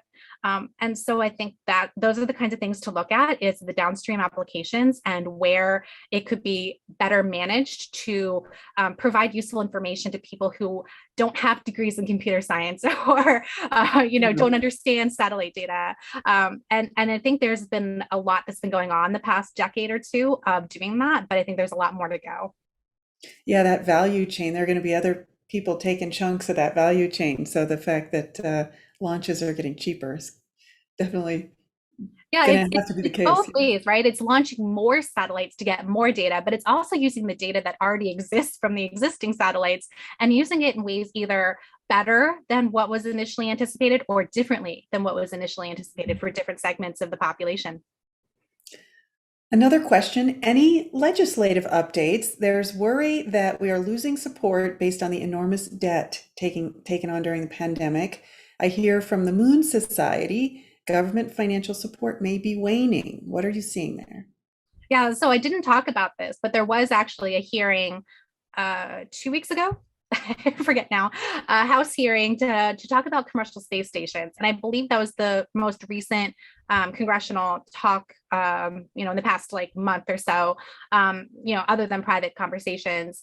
But there is concern because this is something that was concerned under the previous administration as well, before there even was the pandemic. How much do you balance NASA's desire to, explore the moon and to, transition away from ISS and build these other commercial space stations and build the SLS rocket and the Orion capsule and, all these big money intensive projects with the needs of people on the ground. And that's where conferences like this come in and we say, this is why it's important to people on the ground that we invest this money.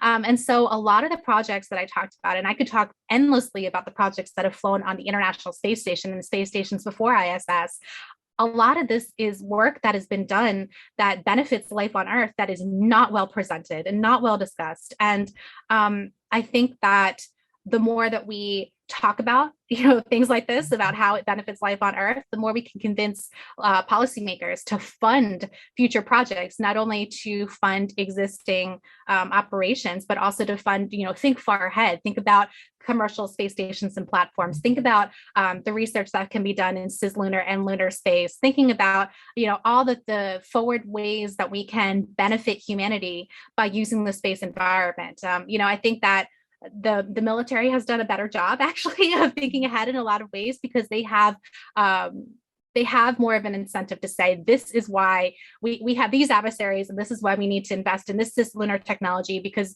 we need to keep eyes on the sky and, all these different things that they say. I think it's less cohesive when you're talking about civil or commercial space, which is okay.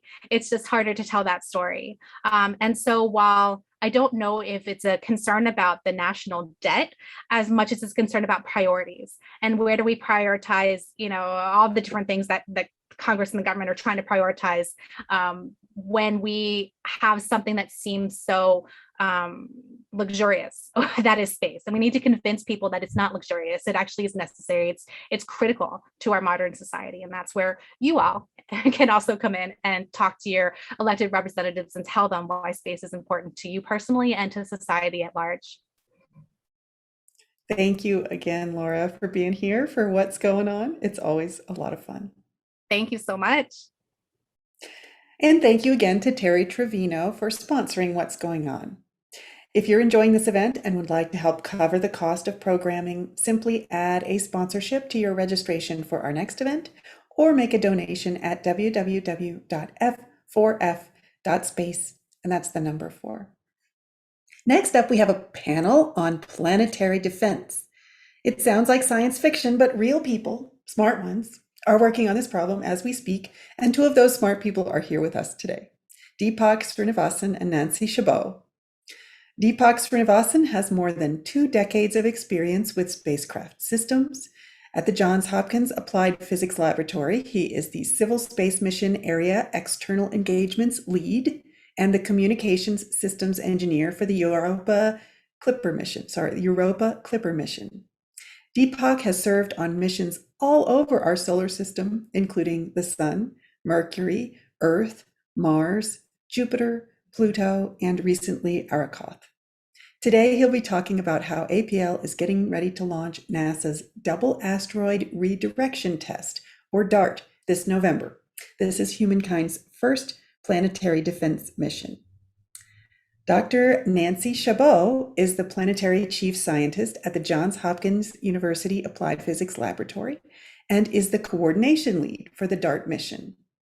Her research focuses on understanding the formation and evolution of rocky planetary bodies in our solar system. Asteroid 6899 Nancy Chabot is named in her honor. Deepak and Nancy, this topic is just so interesting, and I'm going to turn the screen over to you.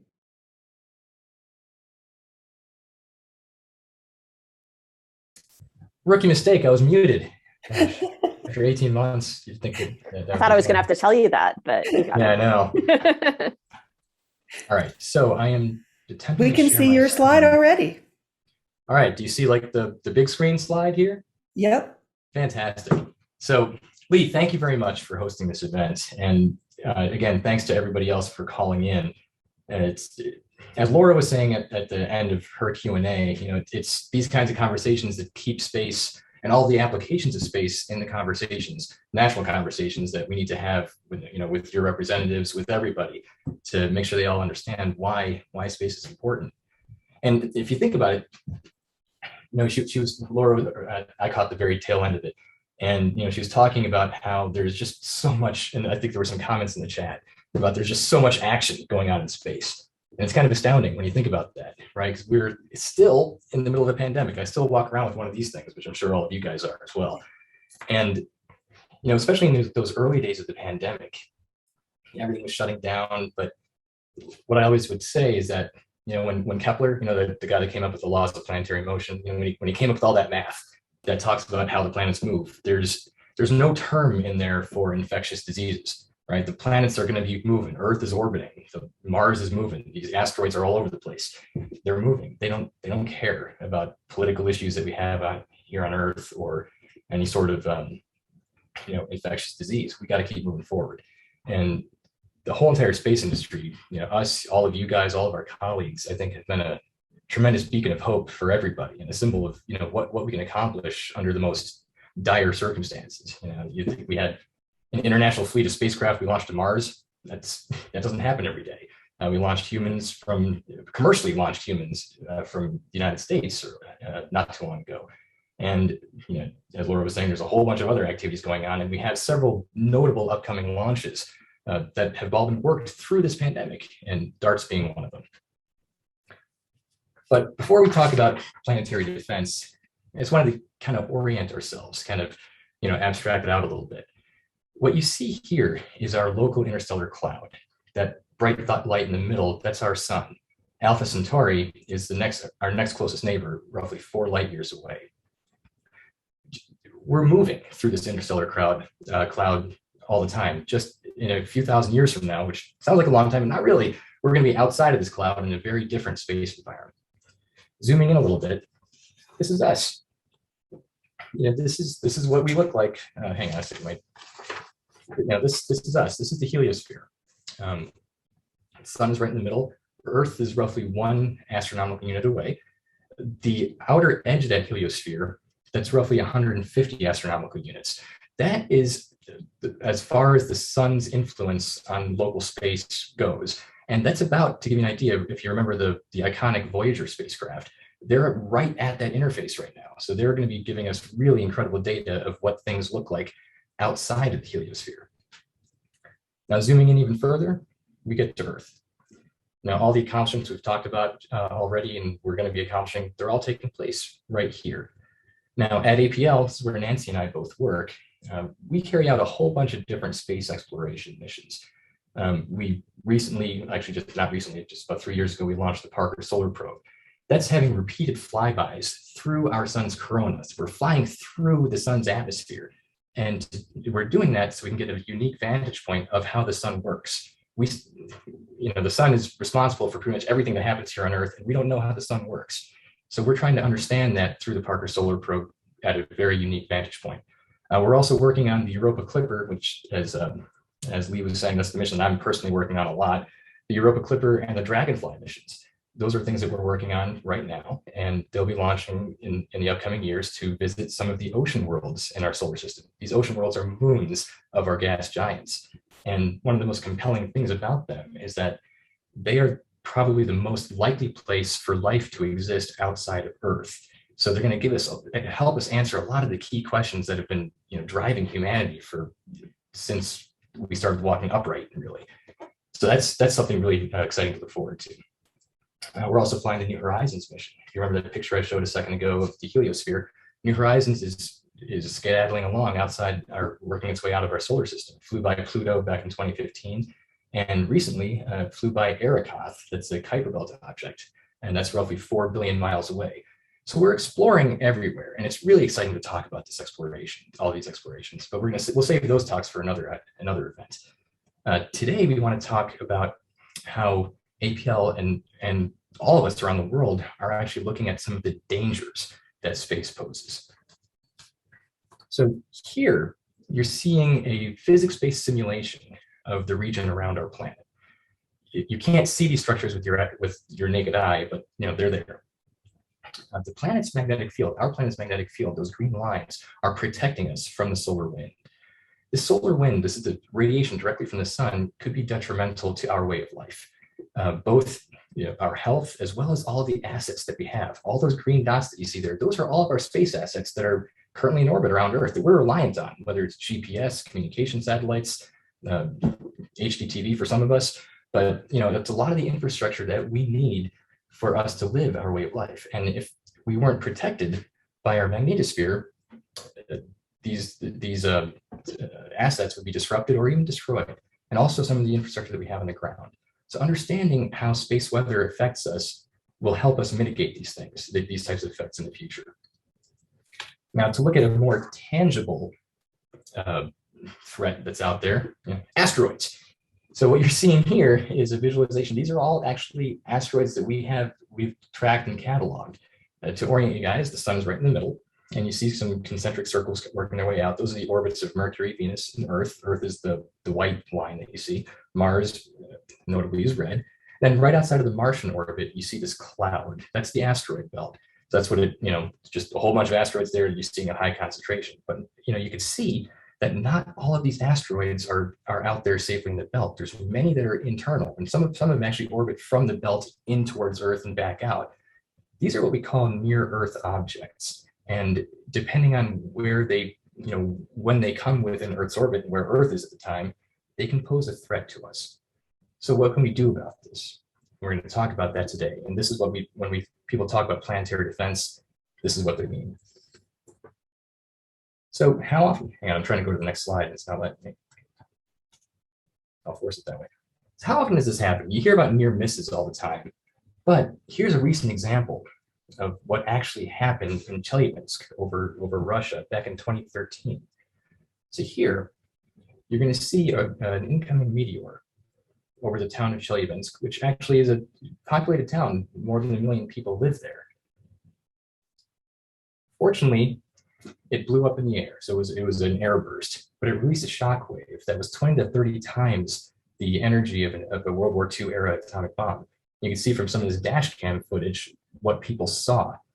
Now, fortunately, because it exploded high in the sky, there were no deaths. However, there were hundreds of people that were hurt, lots of property damage.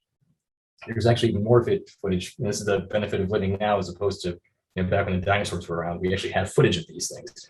So many people captured this event. And in the next set, you'll actually see factory workers as well as some office workers impacted by it. People walking around in their warehouse or their office, and the airburst happens and windows come caving in. Now, this is over a not so populated area of Russia. You can imagine what would happen if such a thing were to happen over a more populated region. This is actually a really disturbing one for me to see, is that these are school kids, just they hear the shockwave happening outside and they're scared by it. Again, fortunately, there were no deaths in this case. This is 2013. But if the situation was a little bit different, you never know. So the next question is, well, how often do these things happen? Do we really have to spend a lot of effort to guard against these kinds of events? Well, you can make that decision for yourself. The plot that you're seeing here is actually data for all the fireballs that the US government has observed from 1988. So not too long ago, 1988 through now. And in fact, there's over here, I don't know if you guys can see my mouse cursor, but off the southern coast of Alaska, there was another event that just happened just on September 29th, just a couple of days ago. Small little air burst, so nothing near what you saw with Chelyabinsk, but it gives you an idea that these events happen fairly frequently. Now, most of these events are relatively small in nature, and you're not going to have any widespread or even regional damage like you did with Chelyabinsk. And you certainly are not going to have, and by the way, Chelyabinsk is that big red dot that you see there. And they're certainly not like the dinosaur killer level asteroids asteroid that killed the dinosaurs millions of years ago. That's the Chicxulub asteroid there. But there is potential for these kinds of events to certainly have an impact on us. And I want to dive into that a little bit. So this is a size chart. There's a lot of information here, and you could either look at it or just listen. Now, to give you guys a reminder, Chelyabinsk was in this region here. Chelyabinsk was roughly 20 to 25 meters. And we expect a Chelyabinsk type event to happen about once a century, maybe even a little bit more frequent, maybe a little bit less frequent, but sufficiently often that we should care about this. But the dinosaur killer, the Chicxulub asteroid, that's on the far right of this, and that's the one that will cause mass extinction across the world. The main data point that I want everybody to take away is this bottom set. Now, how many of these have we found? Obviously, the bigger the asteroid, the more damage there's going to be, and the less frequent it'll be. The smaller the asteroid, the less damage, and the more frequent it'll be. The main thing, though, is that we need to understand how many of these are there. For these large type asteroids that cause like worldwide extinction level events, we know where they all are. We've found them, we've tracked them, we believe we're safe from them. For the littlest ones, we don't know where all of them are. We've found less than 0.1% of them, but that's okay, because if they were to come and hit us, we're going to be all right. It's this middle area where we really need to focus a lot of our efforts on. As you can see, we have not found very many of these. And these are the ones that are in that Chelyabinsk level that can cause a lot of regional damage. And if they were to hit in a populated area, really bad things could happen. But let's take a look at what I mean when I say that. I'm going to look at a 50-meter case. So in Barringer, Arizona, there's the Barringer, aka meteor crater. This was a result of a 50-meter asteroid that made it all the way down to Earth and created the crater that you see there. You can go there right now and see it, if you could find a flight. You can see that from the plot on the right what the damage was. If you're within 10 kilometers, that's where the resultant fireball will happen from the impact, and pretty much everything in there is done. It's incinerated. As you go further away, the damage level goes down, but it's still very detrimental. Within that yellow sphere, people's clothes can ignite on fire. And then if you get all the way out to the blue sphere, it's hurricane force winds. Now, how do we map that, though? It's kind of hard to see this in the middle of a desert. If we put it into an area that's a little bit more familiar to us, such as, well, for me at least, Washington, D.C., which is about a few kilometers that way from me. Now, if a similar asteroid were to explode over D.C., this is what it would look like. Pretty much all of D.C. is in that fireball region, so it's gone. And as you proceed further out to other areas of Maryland and Virginia, you get those other impacts where I was telling you, people's clothes will go on fire, or structural damage everywhere, and then hurricane force winds the further out you go. So while these types of events are certainly rare, they're events that we certainly need to care about and put plans in place. Now, part of that is to understand what the devastation looks like. Every couple of years or so, we have a Planetary Defense conference where experts from across the world, it's international, get together and we discuss what we're doing about this. And also as part of that, we look and see what can, we look and try to exercise what happens if such an asteroid were to come. So this is another case example that was run a couple of years ago at the Planetary Defense Conference in 2019, where they had a 60-meter asteroid impact over Manhattan. Again, as you can see, it's devastating, right? You have an explosion 1,000 times that of an atomic bomb. The entire red area, so Manhattan, is pretty much unsurvivable. And this kind of plot really puts it into perspective. While it's a very rare event, it could be a very, no pun intended, high impact event. Now, what are we doing about it? And there is a national strategy. So that's the good news. There is a plan. So back in 2018, the White House put out a national strategy as to what we're going to do about this. Now, the contributors to this national strategy span the entire US government. We had the Department of Defense, we had Commerce, we had Energy, we had Homeland Security, which includes FEMA, Department of State. Obviously, it's a planetary defense is a planetary thing. You need to be able to work with other countries. And we had obviously NASA, as well as many other offices, the National Science Foundation, the ODNI, the OSTP, Management and Budget. All of them came together to figure out, what would we do and what's everybody's role. So the plan has 5 key thrust areas, and I'll just quickly walk through them. So goal number 1 is NEO detection. NEO is near Earth object, as a reminder. We can't do anything about any of these asteroids unless we could find them. And if you remember from that previous chart that I showed, there's a whole lot of asteroids in that 20-meter class that we haven't found yet.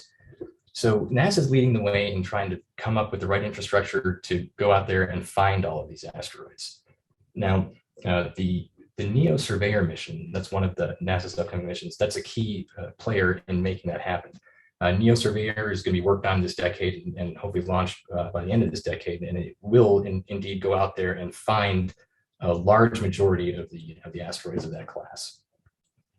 The second goal is NEO modeling and information integration. And what does that mean? So a lot of those plots that you saw earlier, those photographs of, not photographs, but those pictures of what the devastation would look like outside of Manhattan or DC, that comes out of this. We want to make sure that we have validated models to really understand the likelihoods and consequences of these kinds of events. What do these threats look like? What does the infrastructure look like that would be affected? How does that work downstream? That's what goal 2 is all about. And also as part of that is the information integration. How do we package that up? If you think about it, we see hurricanes happening all the time, and we see those maps of what the hurricane cone is, right? And we understand that because we see them often. It's not often that people see planetary defense maps of potential devastation. So part of the information integration is to come up with good ways of visualizing that information to key decision makers so they can make informed decisions as to what we do about certain things. The third goal is deflection and disruption. So here is where, if we do find a threat that's out there, what are we going to do about it? How can we mitigate that in space before it becomes a threat here on Earth? So that's what goal number 3 is all about. Goal number 4, increase international cooperation. Obviously, planetary defense, it's an international issue, right? The asteroid doesn't care about political boundaries or where it hits, it's going to hit. So collectively, we need to understand how that's going to work. And also, not only the devastation could be global, but the mitigation is also global. We need to make sure we understand with our partners what they're going to do, what we're going to do, and we exercise all of those communication links. While it's a global threat, it's also a global, the solution is also a global effort. And lastly, goal number 5 is that we have to exercise all these protocols. One of the things we learned from the whole COVID situation was that, we had a terrific playbook. Our government knew what to do, or they had a plan as to what to do, and we tried to execute that as best we could, but there were a lot of unforeseen challenges. So until we actually go through the process often enough to really wring out all the issues and challenges of all of these protocols, we don't really know whether it's going to work. And that's what goal number 5 is all about. We need to make sure that all the relevant organizations get involved often so we can all stay up to date on what planetary defense is, understand what our roles are, everybody's different roles. What is DoD responsible for? What's NASA responsible for? What's FEMA responsible for? And how do we communicate back and forth between each other? That's what goal number 5 is all about. And actually towards that end, here at APL, we're actually going to be hosting a tabletop exercise with all of those players that I mentioned in February, where we're going to simulate another asteroid impact event and see what happens. Get all the people, all the decision makers in the same room and throw this at them and see, hey, are you going to follow the playbook? Do you know what you're supposed to do? Or did they do what they were supposed to do, but the playbook was wrong? These are the kinds of things that we're hoping to learn from this exercise. So that's coming up in February. We're really excited about that. On that note, I'm going to step aside and turn it over to Nancy Chabot. She's the DART coordination lead, and she's going to talk about DART, which is one of the main things that we collectively are working on in goal number 3, the deflection and disruption. So Nancy, do you want to take it away? Yeah, thanks so much, Deepak. So what is DART? DART is a NASA mission to demonstrate asteroid deflection technology with a kinetic impactor. To say it more simply, next year, NASA is purposely crashing a spacecraft into an asteroid to see how much we can move it. So that's what the DART mission is. Next, Deepak. And this has actually been a top priority to do this demonstration for a while. Right here, I'm showing a figure from a report that came out in 2010 by the National Academies of Science called Defending Planet Earth. And this has 2 factors of if an asteroid was a threat to the Earth, what would you do about it? One is the diameter. How big is this object? And Deepak talked a lot about that there. And how much warning time do you have? These are 2 important factors for determining what you would do about this object. Happy to say, like Deepak showed, these things that are a kilometer larger, sort of the dinosaur killers, even if you wanted to just move them a little bit to deflect them, you would need a lot of energy. And hence it's this red nuclear color up there. Luckily, those are the ones that we're tracking are not a threat to the Earth in the near future. But these few 100-meter objects and smaller, that's sort of this main focus here, because we still need to find a lot of this population, and that's an important part of the overall planetary defense strategy. But also the consequences could be so bad and so high that it makes sense to take the first steps now to do something to be ready before you need it. And that's really where DART comes in as the top priority, and why a kinetic impactor has been identified as the top priority demonstration mission to take in this way. And that's where DART, you can see, is targeting this 160-meter size object right there, primed for demonstrating this kinetic impactor technology. Go ahead to the next. A little bit more about DART then. What is DART and when is it happening? The launch window opens up soon in November, actually. SpaceX Falcon 9 is going to launch the spacecraft from Vandenberg Space Force Base in California. And the DART spacecraft is accompanied by LICIA-Cube, which is contributed by the Italian Space Agency. It stands for the Light Italian CubeSat for Imaging of Asteroids.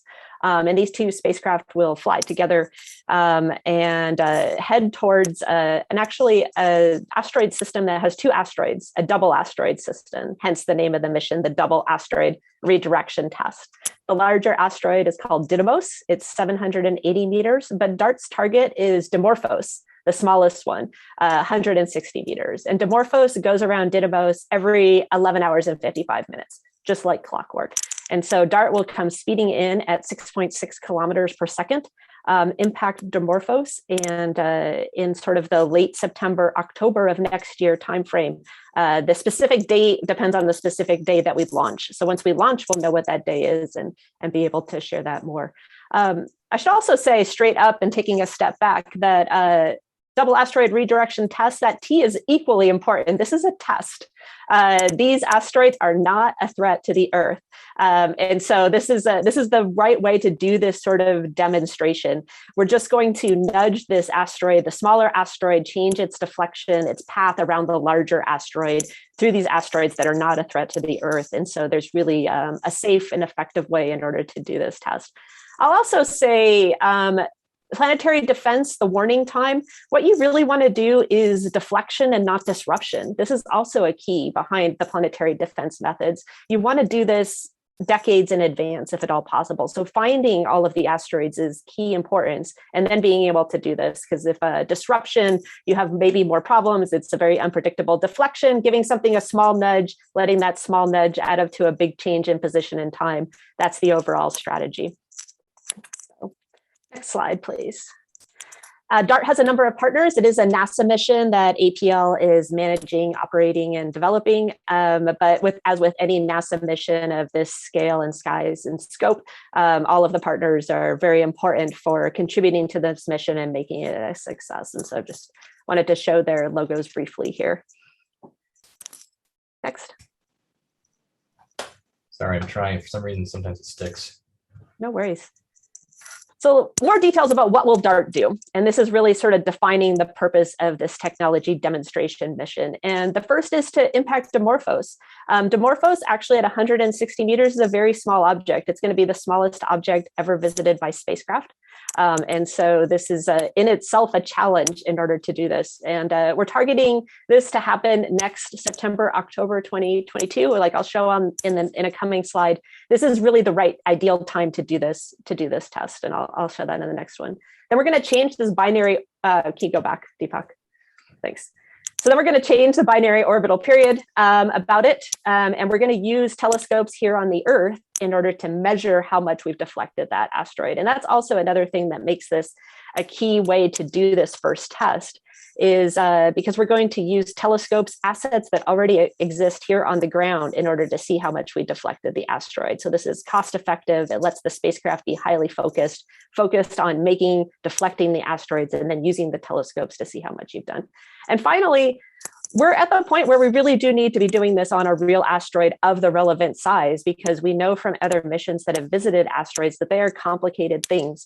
And we can do so much with simulations or small scale experiments here on the Earth. But in order to understand the effects on an asteroid of the relevant size, we need to do it. But then we need to interpret that for other asteroids, because like I said, these asteroids are not the ones that we need to use this technology on to potentially in the future to keep from hitting the Earth. So we had to understand what happens, and that's where beta comes in. All right, go ahead. Thanks, Deepak. So why is next year the ideal time for this impact? Well, both Didymos system, the asteroid system, and Earth go around the sun, and that's what you're seeing here. But DART is going to launch off of the Earth here in November, and then it actually stays pretty close to the Earth the whole entire time. But you'll notice that the orbits of the Earth and Didymos are getting closer and closer, and they look close on here, but still this time of impact, they're going to be like 28 times further than the moon. But in the grand scheme of things, this is really great observations for the telescopes here on Earth. You can see how we position this impact to occur when you can use these telescopes on Earth to get the best data possible about how much you've deflected the asteroid. And this is why doing this in 2022 is really the ideal time for this test. And you won't get this distance minimized in the same way for another 40 years. So if you don't do this in 2022, you wait another 40 years for this opportunity. So this really is a unique opportunity to take advantage of this naturally occurring double asteroid system in order to have this cost-effective test. Next. And this really is the ideal target. So why a double asteroid, you might ask? But it's because we can use the Earth-based observations in order to see what's happened. And so Didymos is the larger one and Dimorphos is the smaller one. Earth-based telescopes have been looking at this thing for decades. That's why I can tell you decades, multiple decades. And DART's going to come in 15,000 miles per hour. LichioCube gets kicked off 10 days in advance. DART slams into Dimorphos. LichioCube grabs some spectacular images and then is long gone from the system.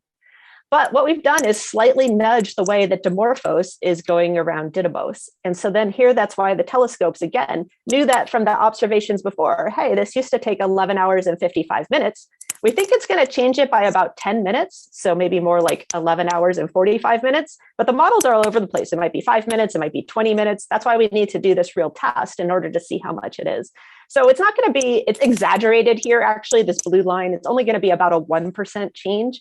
But you get the idea of how this is like a very safe, effective test. The DART spacecraft is totally destroyed for sure. LichioCube sees the ejecta, but is long gone. The telescopes on the Earth then step in to make this measurement. So next slide. And then this one shows you a little bit about how those telescopes on Earth can make that measurement. And that's because as you see this system from Earth, it only looks like a single point of light. So you can't actually make out that it's a binary system. But if you watched it for a long time and you just measured its brightness versus time, you would see that when it's in front of it and there's a shadow on it, the brightness is darker. And then when you can see both of them together, you're going to get brighter, and then it's hiding behind. And so it's darker, and then it comes back out. And so you measure this light curve, as they call it. And that's how we know that this period repeats every 11 hours and 55 minutes right now. And we have this very strong baseline built up over multiple decades. And so then we'll turn the telescopes here to see this system after the impact, and in order to make this measurement. Next. And it really will be telescopes around the world that are contributing to this. This is the list of the ones that have contributed to the 2020-2021 observations of the Didymos system. And you can see that they do span across a number of countries and continents. And we expect even more will be active during the prime 22 impact period next year. Next. The last thing we really need to do with this mission is understand this. So this isn't just a one-off experiment that we do into Dimorphos, but we can apply it to asteroids in the future and understand how to deflect them. So this is just one example of a simulation, many simulations that are done by our team, because asteroids are not just single rocks floating out there. We know that they're made of smaller sandy particles and large boulder particles and rocks, and they have different strengths. And how does that all play in there? And this is just showing one example of some of the modeling.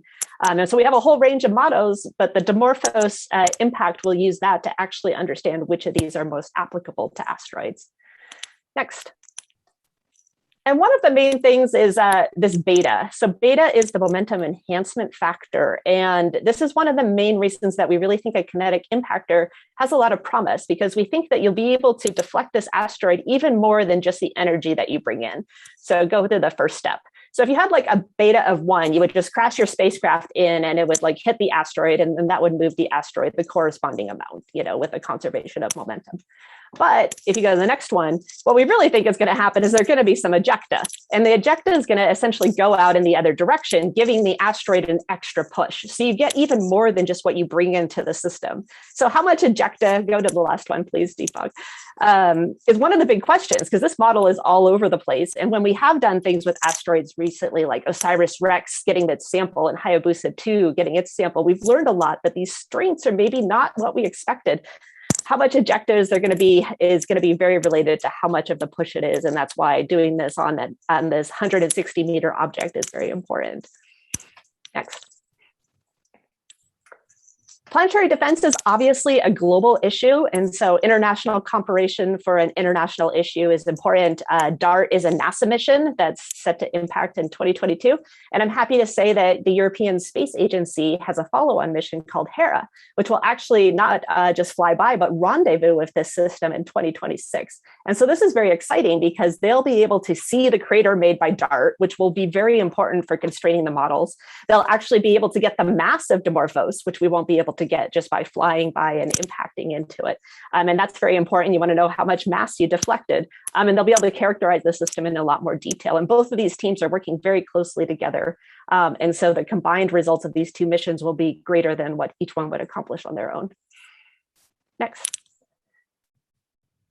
So DART has a number of key and new technologies, and I'll just kind of go through some of these briefly. But one of the big ones is the autonomous smart nav system. And that is, on DART, you won't actually be able to tell Dimorphos from Didymos until the last hour of the mission, because they're so small and they're so close together and you're coming so fast, 6.6 kilometers per second. It's only the last hour of the mission that these two dots of light are going to resolve to be separate. And so you need your spacecraft to be smart enough to hit Dimorphos and not Didymos, and to do all of that on board without humans in the loop. And that's where SmartNav comes in, is it uses the images in order to autonomously make this impact happen on this small little object. The camera that contributes to that is Draco. It's modified off of the Lori camera, which was on the New Horizons image mission, which took amazing images of Pluto and Erikhoff that people might have remembered and seen. So it's modified off of there. DART's actually going to demonstrate in flight NASA's Next-C ion propulsion engine, which will be more powerful than other ones that have flown on previous planetary missions. DART also has ROSA, which is these rollout solar arrays. So they're compact and light mass when you launch them, and they roll out in space. And it's going to be 18 meters tip to tip when these things roll out. The CORSAT avionics are key to the control and data handling on the spacecraft. The Lichia CubeSat I talked about, provided by the Italian Space Agency. There's the radio line slot array, which is this low cost, high efficiency, high gain antenna, which is going to be important and demonstrated for DART and then used in future mission. And we also have actually these transformational solar array concentrators, which are going to be some high efficiency cells that concentrate into those and demonstrating that, which would have applications for future missions. But rather than just that, I wanted to sort of show some snapshots of how all this technology has actually come together. Go ahead, Deepak. Since last year. So starting last May, here it is in the clean room. And of course, we can't talk about last year without, acknowledging that it's been trying on all of us in so many ways. And I know for me personally, and I think for a lot of the DART team, working on something that was still a team, even as we got more and more isolated in order to be forward looking and future looking, really was meant a lot to me and means a lot. And people really have worked hard during this time frame. So this is last May coming together when the spacecraft structure started to come together. Next slide. And then here, the panel integration started last July. So you can see these will get folded up onto the side. All of these different components will get folded up onto the side of the spacecraft. Into the next one, please. So here's in September, where the panels are starting to get closed out onto there. So about 1 year ago, this is what things look like. Next. Whole slew of comprehensive performance testing, testing all of the components went on. You can see here's the control room with the DART spacecraft then inside through the windows. Next. Here's the radio line slot array getting installed in November. Next. And the next ion propulsion engine getting lifted onto the top of the DART spacecraft there also happened last November. Next. And then after that, went through a whole array of testing. This is the electromagnetic interference testing next in December. And then we get into 2021, and we kicked off 2021 with these thermal vacuum testing to sort of go through the temperature extremes that the spacecraft will experience in space. Next. Here's the solar arrays from May before it was installed onto the spacecraft. Again, this one, rolls out, they're 18 meters tip to tip. Each one's about like 8.5 meters. And you can see that there. Next. Draco installation followed soon after in June. And so here's Draco before getting integrated. Next. And here, once it is on the actual spacecraft, looking up into it, it's got a cover on it now. And this is sort of your last view of it. Next. So then with that, we were ready to go into the vibration testing. So this is sort of what it looked like in the pre-vib sort of inspection, just to give you a view of everything put together. Next. Vibration testing in July went very well, went very smoothly. Next. Then Lichia Cube arrived in August. So we were very excited about that, and shipping from Italy over here to APL. Next. And took about a week to integrate it onto the spacecraft, and that was done in September. Here's some of our Italian colleagues looking very happy, and we're very happy to have Lichia Cube on this mission. Next. And then the pre-ship inspection. I like this picture in particular because I feel like this is what I look like this thing's going to move an asteroid, huh? Yeah, it is. This spacecraft right here is going to deflect an asteroid. Next. Then it was lifted into the container. This was just very recently at the end of September. Next. This is for shipping. Here it is, the lid coming over it after the bag was put on. Next. And this is how it rolled out last week. Just a few days ago, transportation of Vandenberg Space Force Base. It got there on Saturday. And then on Monday, they unloaded it. Everything was great. It was a totally smooth trip. And so people are doing tests starting today. So happy to say that's the current status of DART. Next. So I wanted to end with just showing this simulation. And so this is a SmartNav simulation. We ran lots and lots of these, as you might imagine, because it's very important that SmartNav works. So time to impact is in the blue square there. So basically now we have 52 minutes until impact. This is 30 times sped up. And what you're looking at in the full image part there is what Draco sees. And so you can see even here, 46 minutes to go, they're really just small little tiny parts of light. And then these images are streaming back to Earth once every second, roughly. And that's the part that's in the yellow that's shown over there on the other glow part. And this controls the thrusters. So this is controlled by Draco images, interpreted, making sure you're going to hit Dimorphos and not Didymos. Dimorphos is still really small. And we don't know what Dimorphos looks like. We've never seen it. From the telescopes on the Earth, they're just a single point of light. So we have to do these simulations with multiple different shapes because we know asteroids can have all sorts of shapes. We know its size but that's about all we know. And so we don't know what it's going to look like. Here we are, 26 minutes to impact. And if you look at that image, Didymos is really nothing more than a few pixels still at this point. You can see clearly this is why you need SmartNav to be doing and thrusting for you in order to get this targeting correct. So still here, 19 minutes to go, and it's still controlling it, and there's not much to look at. I mean, this is coming at 6.6 kilometers per second, right? 15,000 miles per hour. So even when you're just a few minutes out, you're still very far away from this smallest object ever visited by a spacecraft at 160 meters for the size of Dimorphos. And Draco takes all of this on board. The SmartNav does these simulations, and we've run them with lots of different sizes in order to make sure that this is going to be a success. So we're getting down to the last 2 minutes here. So this is what you see even just 2 minutes ahead of time. At this point, you're like 800 kilometers away from a 160 meter size object. So 800 kilometers away from something the size of a sports stadium, and now, you're firmly logged on there. These images are coming back to Earth, one every second. And they're coming, here's only 20 seconds to go. And finally, you get to see what this thing looks like. And there's no more images, and DART's a great success. And that's a DART. Thanks.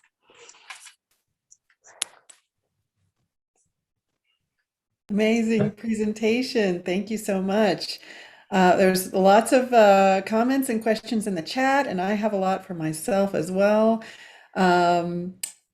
Let's see, I'm going to go back. There was some discussion about why the Falcon 9 is launching out of California, which was answered. As to landing any sort of propulsion system, many asteroids are too weak structurally to hold together if a rocket were to be attached. So one person was asking, why didn't you include explosives in DART itself so that you'd increase the ejecta and have a bigger beta? Yeah, and that's a question. Yeah, no, that's a good question. And in fact, when you do need more of deflection, people do look at, putting a nuclear, sort of energy on there and detonating that in order to make that happen.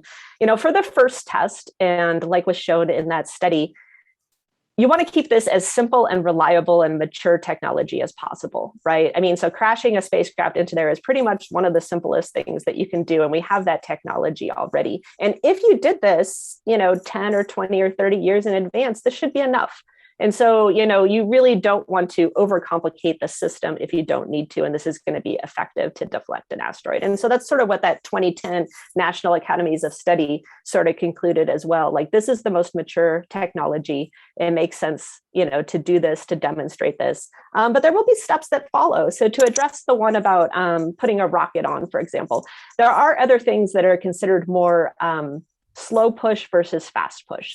So these are sort of the fast push, the nuclear bomb, the kinetic impactor, where you give this energy and it's this fast one-time event.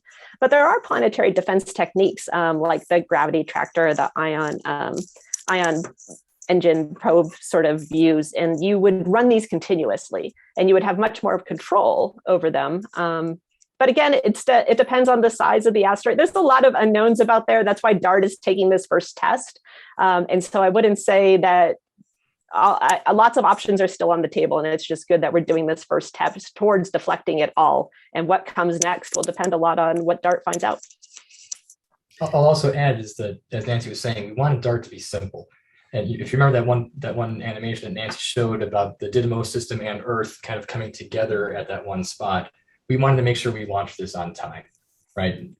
Kepler is not going to change the laws of planetary motion for us to add on new technologies and take longer to build a spacecraft. This is technology that Nancy said we had today when today was a few years ago. We had it, we were ready to go, and we wanted to move out. And that's what drove that. hopefully we'll have the opportunity to do lots of follow-on missions to try all these other techniques and verify those before we end up in a situation where we need those techniques. And find the asteroids, right? I mean, that's why, this is just one part of the planetary defense strategy. I mean, we're taking these steps because we still haven't even found the majority of the population. We don't really know what the threat is. And so, like Deepak was saying, the NEO surveyor mission that's, scheduled to go up there and find these things is crucial. And so there's really, I sort of want to stress for planetary defense that it is this integrated strategy. You have to have all of these working together. It's not just about crashing things into asteroids at the end of the day. It's just one small component, but finding them, knowing them, modeling them, working internationally, and then being able to do something about them if you needed to. But crashing spacecraft is fun. So Sorry, go ahead. I was going to say, but crashing spacecraft into asteroids is a fun thing to do. That is the fun part. So with a 40-year, you talked about if we don't launch now, we have to wait 40 years to get properly positioned to launch again. So let's say we found somebody who's headed in our direction and we need to deflect it. DART is successful. We get some good modeling. We need to launch and intercept what's coming at us. But our launch window is 20 years away. And too bad. What happens? How do we accommodate that problem?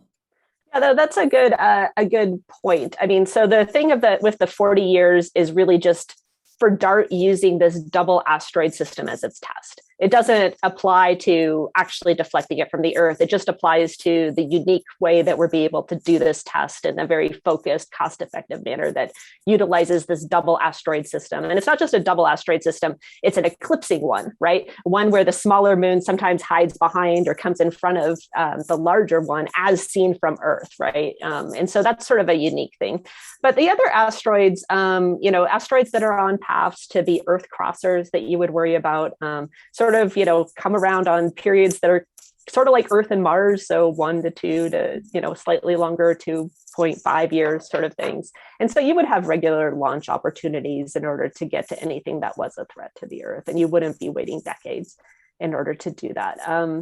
Interestingly, when you play out these scenarios, like Deepak was talking about, a lot of times, if you do have warning times, one of the things you want to do before you would do something like DART is send a different spacecraft that would go and look and see what this thing looks like, right? I mean, that makes a ton of sense because you're way easier to design to something if you know what it looks like.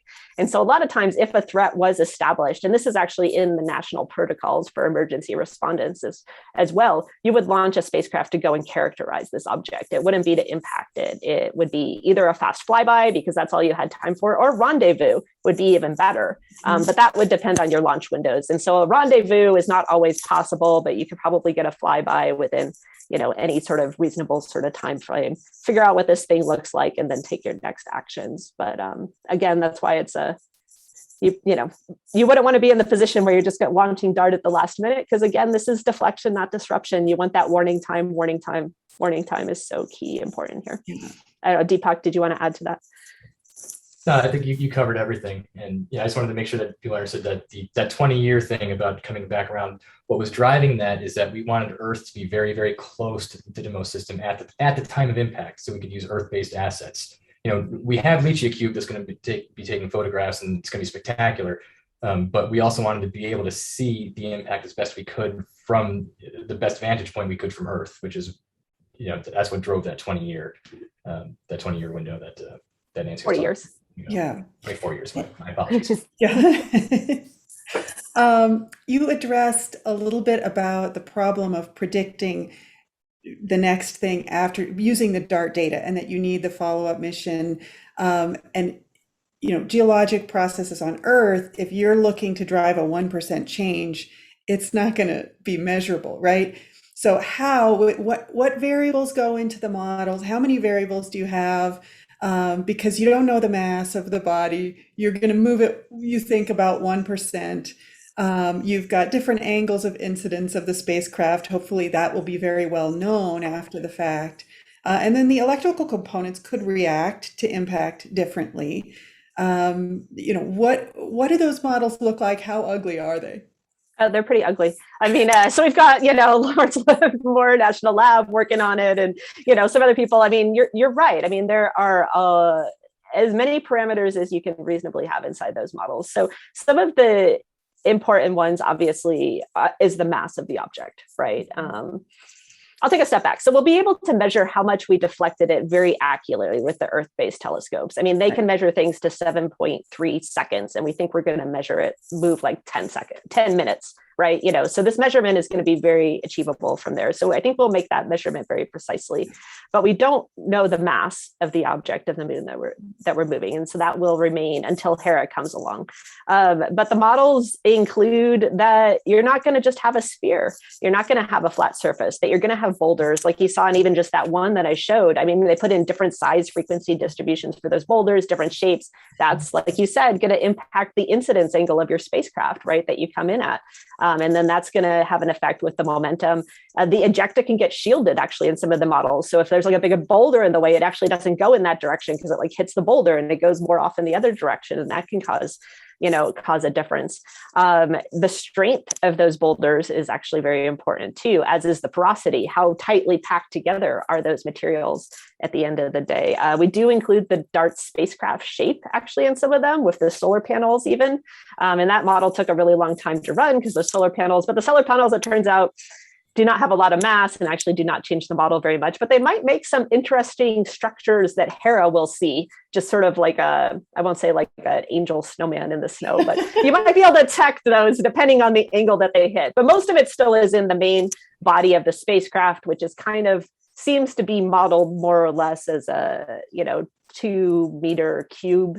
And it doesn't seem to matter that much where you put the components inside of there in the model. So that's a good thing, at least, is that at the end of the day, DART's coming in so fast and is so destroyed that the specifics of the spacecraft don't seem to model. But that's actually something that we're looking at. Like if you made it more dart shaped, if you will, or more conical, would that actually be more effective or not? But those seem to be second order effects versus making sure that you hit the object and you hit it fast. So that's also part of why, in that one animation that Nancy was showing at the end of hers, if you remember, she showed that new antenna that we have. So that's kind of like the spacecraft's tailpipe, but it's data as opposed to exhaust. So as the spacecraft is coming closer and closer to DART, we're going to be getting those real-time images. We needed those to navigate, to make sure we hit, as Nancy mentioned, but also that's critical for the science as well. Because as we're getting closer, we're going to be getting images of what we're actually hitting in real time. So that'll help constrain. It'll help out, constrain some of the models that we have. Plus, of course, the subsequent Hera flyby to do the assessment after the fact. And as they say, one test is worth 1,000 words, or 1,000 expert opinions, I should say. So having this test happening, then having all the subsequent measurements of what happened will constrain what the models that we have are and make us even better prepared for when this thing would have to be deployed for real. I'm going to zoom out a little bit. There were some questions about funding in the chat. So your work at APL encompasses a broad spectrum of missions. Can you talk about the process of deciding which projects get funded and launched, including DART? And then in the interim, after a launch goes and after a project gets funded, if it's later cut, do the data not get interpreted? What are sort of the processes that you encounter? Lost knowledge and information, even on missions that go. So I'll talk that a little bit. So there's with NASA. So this is a NASA mission, funded by NASA. We are managing it and executing it here at APL.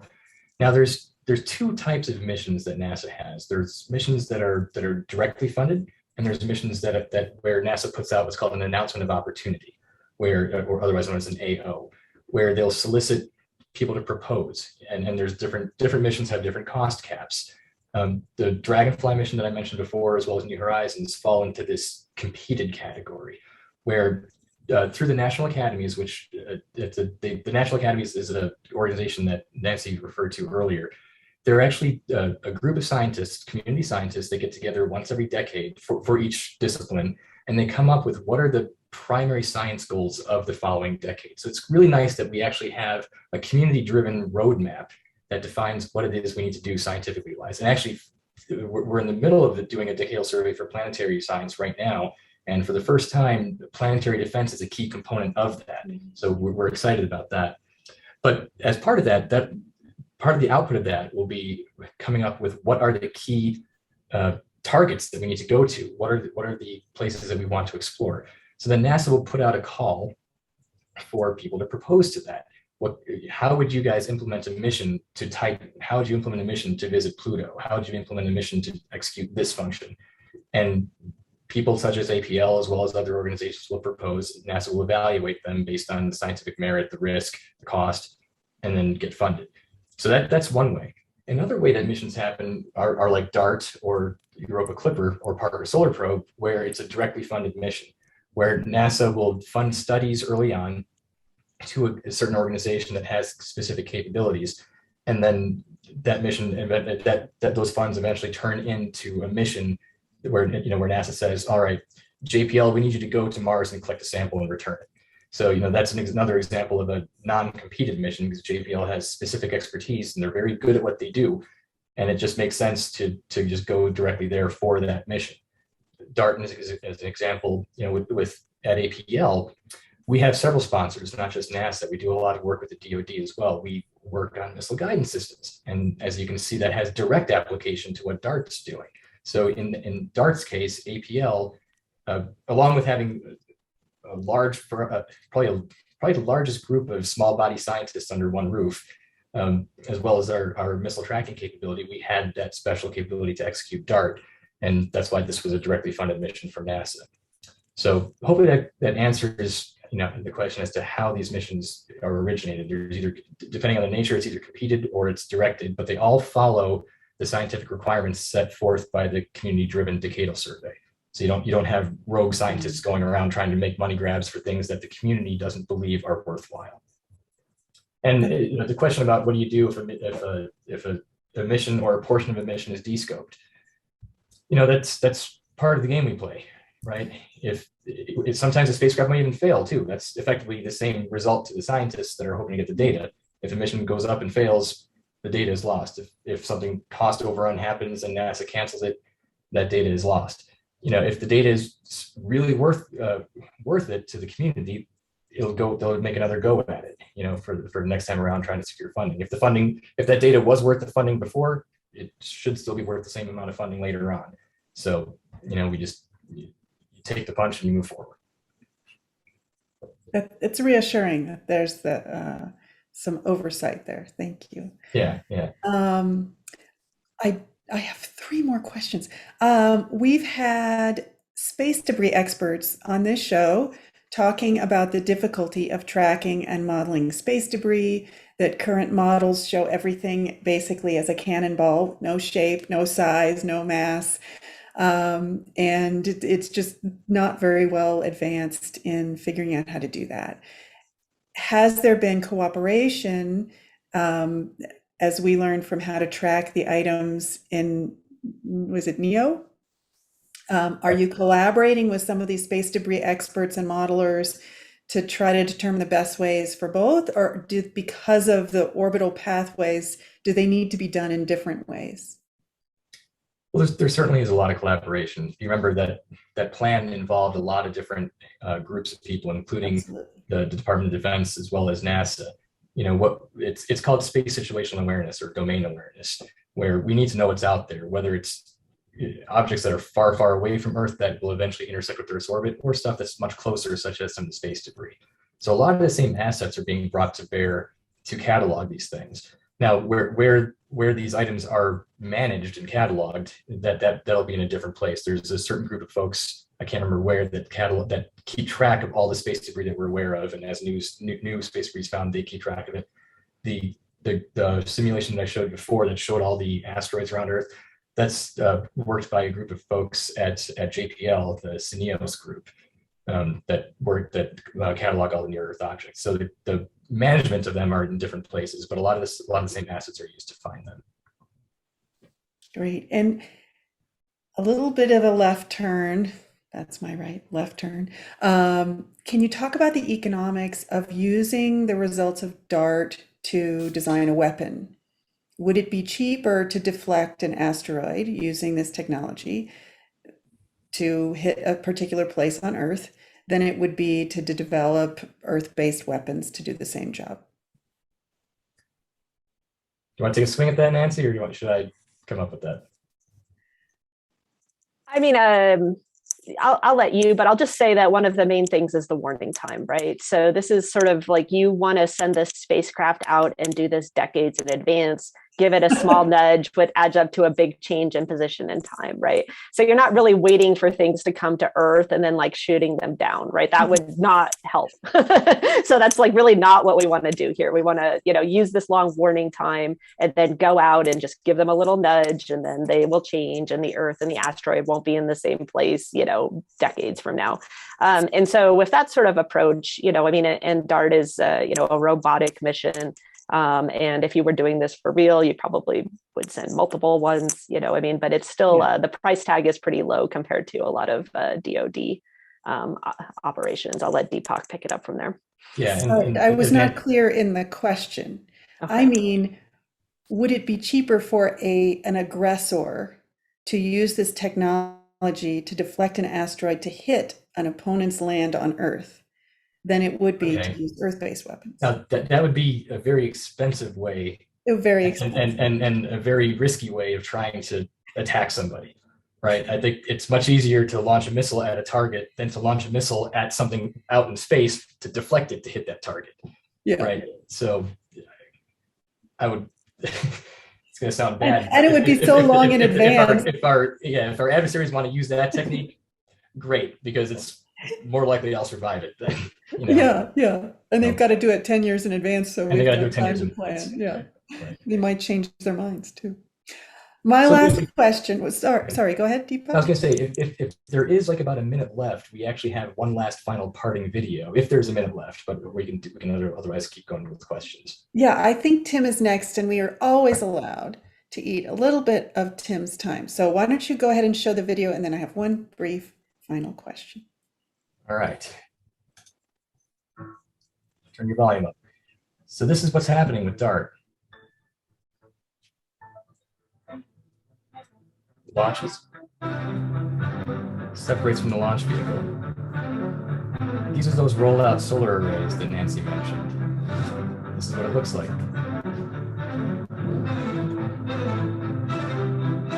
That's the Draco camera, the door opening. So now it sees its target.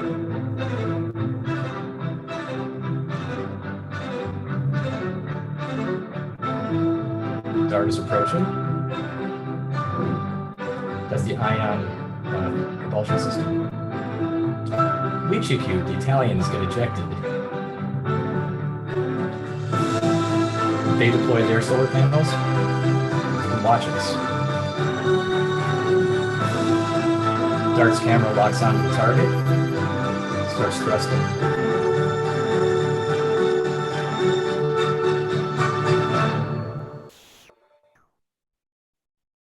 End of September, early October next year. That's when the impact will happen. Can't wait to see it.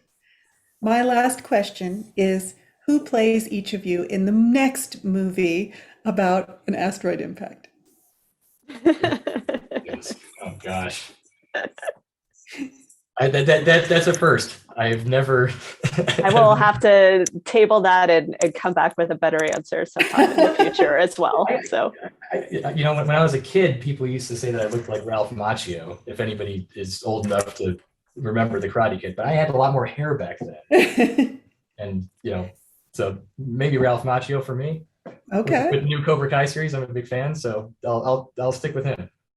I think it is exciting that we're taking, science fiction and movies and turning them into reality. So just proud to be a part of that and part of the team. Well, when you come back to tell us how it went, shortly after, we'll find out Nancy's choice for her movie star. I just hope that if we were to have an asteroid coming our way, people would choose to call Nancy as opposed to calling Bruce Willis, because I think you'll be better off with Nancy. It would be a good choice. Yeah. Oh, thank you so much to you both. Fascinating panel. Really appreciate your time. Thanks so much for having me. Thanks everybody out there for joining us and all that. And as the previous panelist said, it's great to have these conversations, and we got to keep space in the forefront of people's mind. And so thanks for all of your interest that's out there. Now I'm going to turn it back over to our executive director, Tim Chrisman.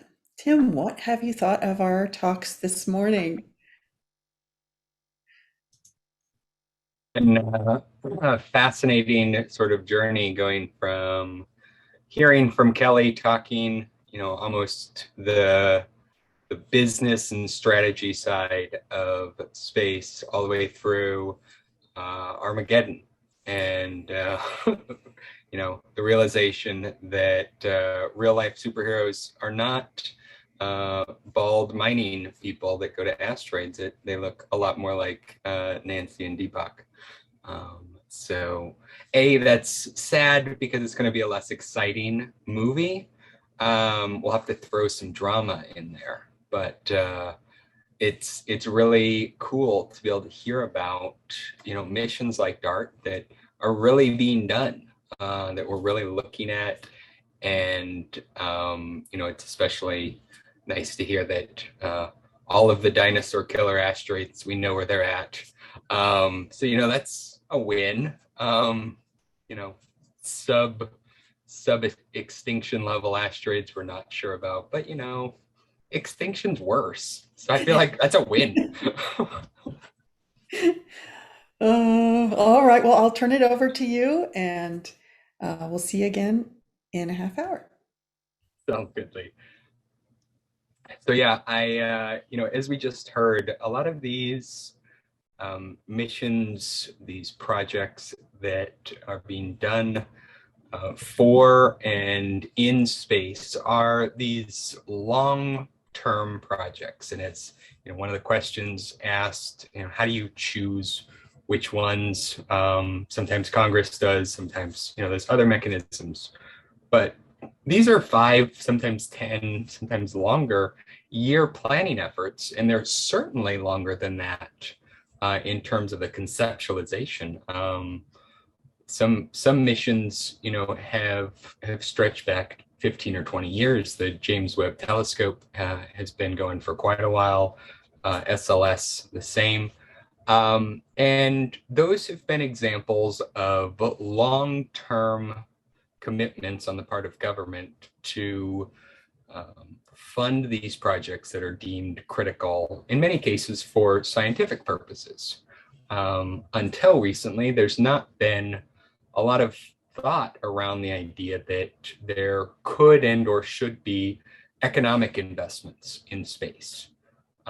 We've heard when Laura was talking earlier about the first commercial uses of imagery being in the Gulf War by the military, and now you can basically contract to get an image taken of your house for almost nothing. And a lot of times that's how a lot of these technologies start on deep tech and hard problems, is the government for scientific purposes or the military take the lead. But as we're getting into an era of the space sector as an economic sector, we're running into this situation where there's not mechanisms for economic development of space.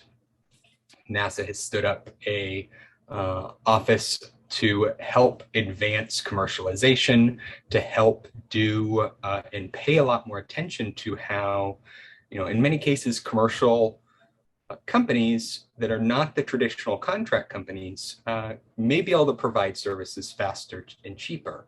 And the Space Force is doing something similar. But ultimately, NASA's job is exploration. They're meant to be pushing the frontiers. This DART mission that we just heard about is not about actually changing the trajectory of this asteroid to save our planet.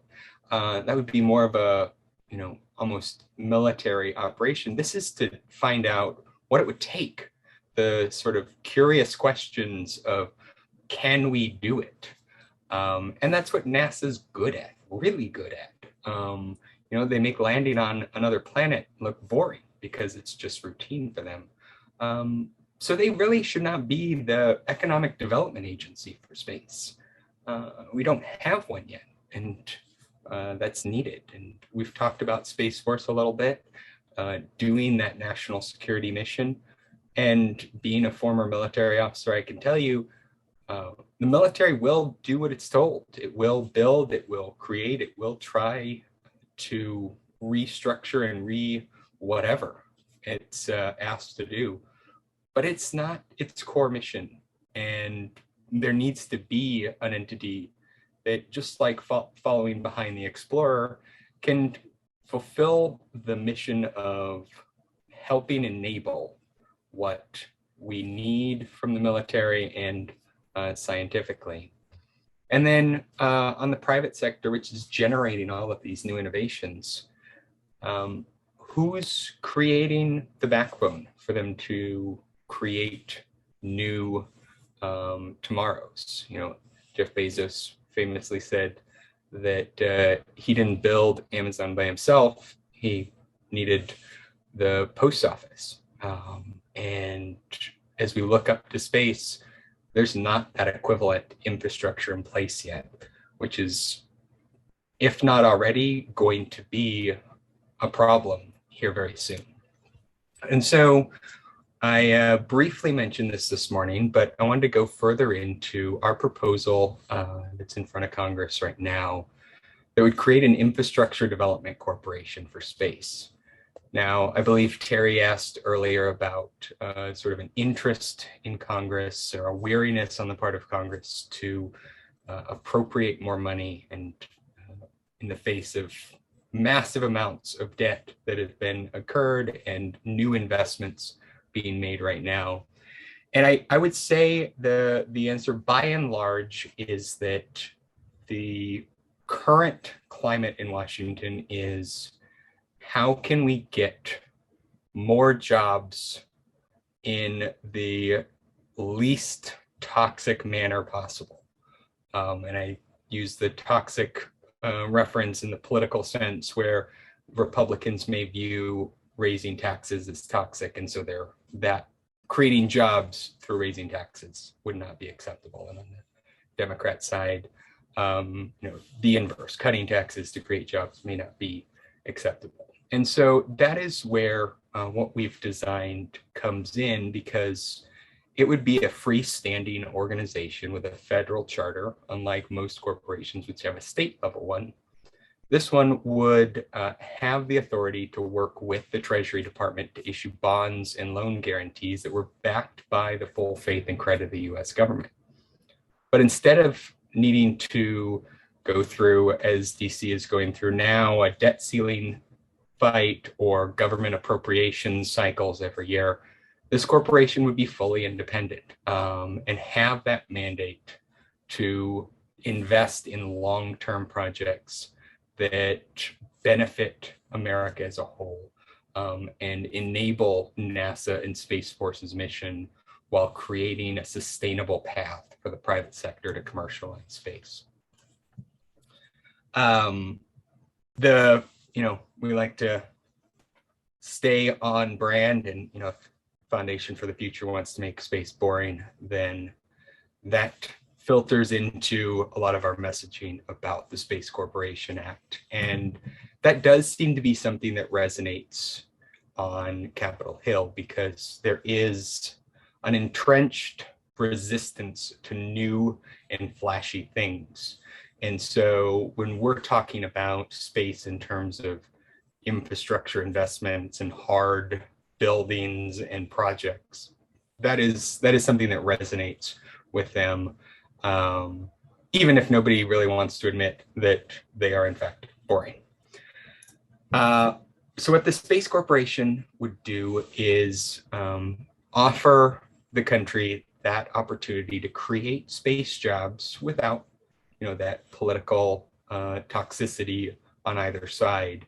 And it would do that through essentially a public-private partnership, private equity. We'll get into more later, but not only about how that works, but also where that money would go. Realistically, though, the most important component of this organization would be the easing and expanding access to capital in a way that is not reliant on government contracting, new appropriations, new congressional action. Instead, it's now on technical experts in finance in this corporation to make the decisions on what gets invested in It's on the private equity markets, whether they'll invest or not in these bonds and support the projects instead of sort of political cycles. The corporation itself would be a for-profit corporation as the bill is written right now. This is something that may or may not change as it goes through the congressional process, but the idea behind that initially is that by being a for-profit corporation, it allows the private sector to buy into it. The corporation, as envisioned, would be listed on a stock exchange, one of the earliest space companies to actually be listed that was not otherwise a defense conglomerate. And doing so then gives not only the public, but the broader financial markets more of a stake in this company's success or failure. But the tools that it would be enabled to use are really the important part. So whether this turns into a nonprofit, a B corporation where it has a mandate to act in the public benefit, or some other form, that is in essence not as important as the authority to issue long-term bonding outside of the appropriated process.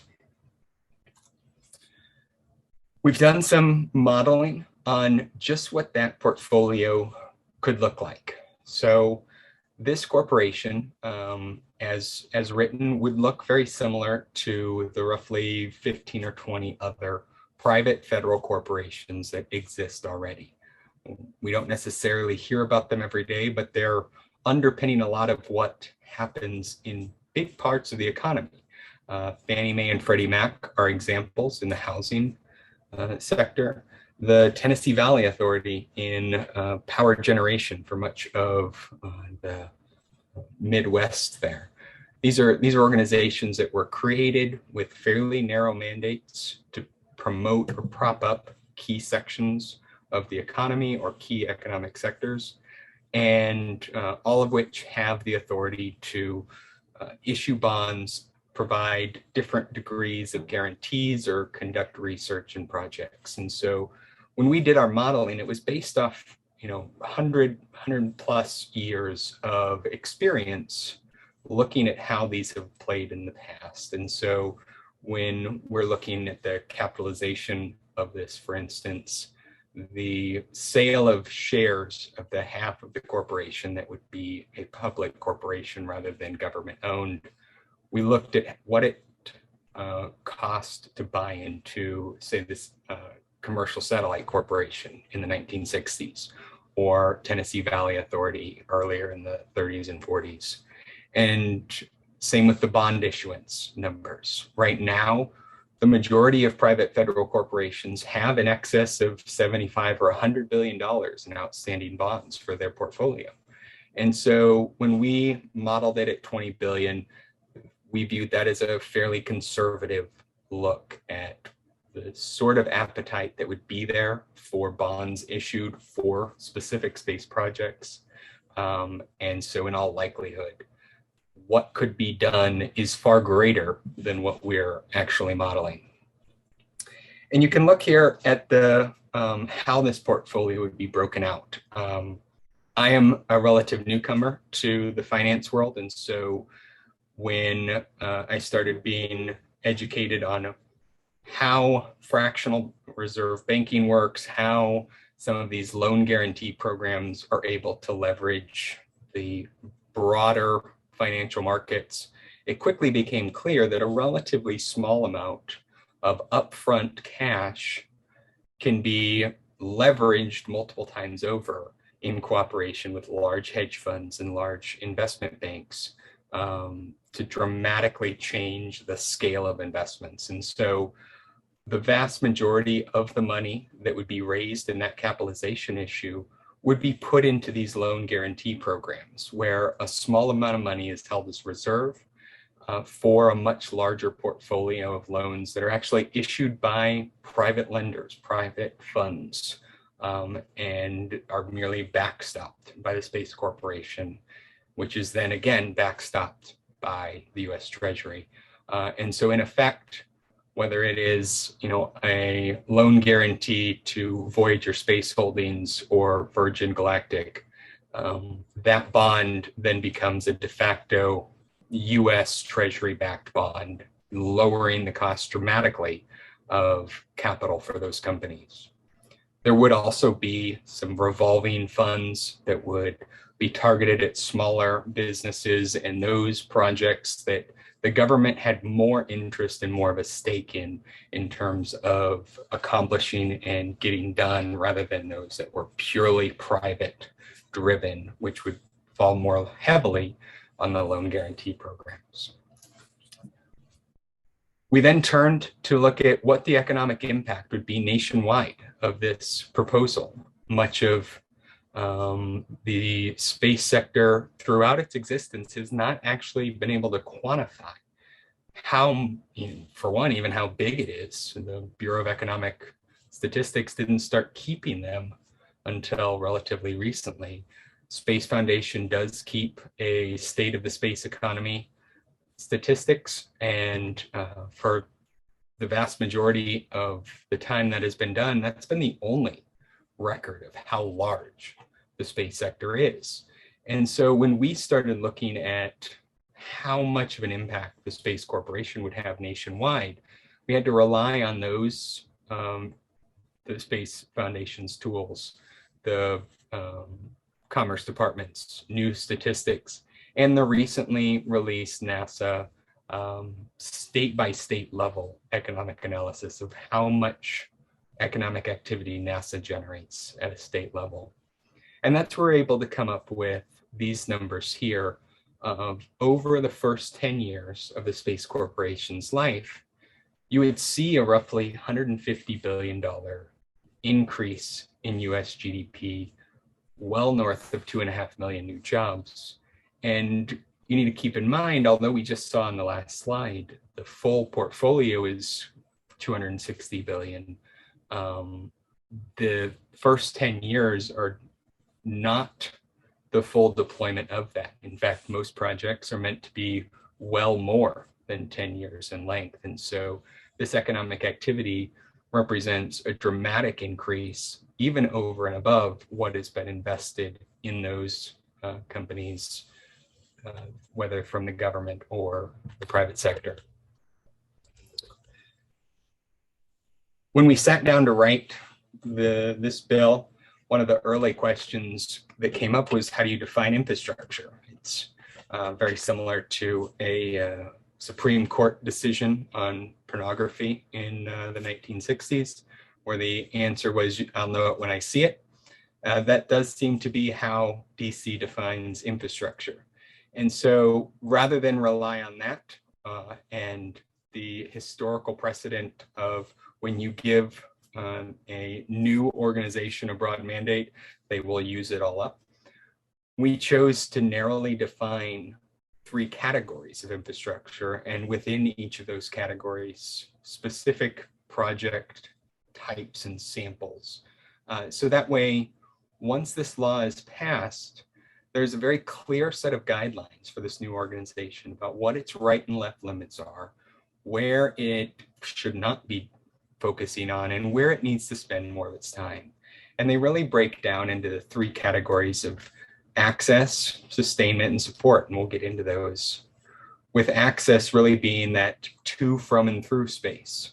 So whether that's a Civil Reserve space fleet, much like how most US airlines participate in the Civil Reserve Air Fleet, where they get a few $100 million a year to basically keep an airliner on call in case the military needs it. That was actually activated for one of the only times it's ever been activated, during the Afghan evacuation.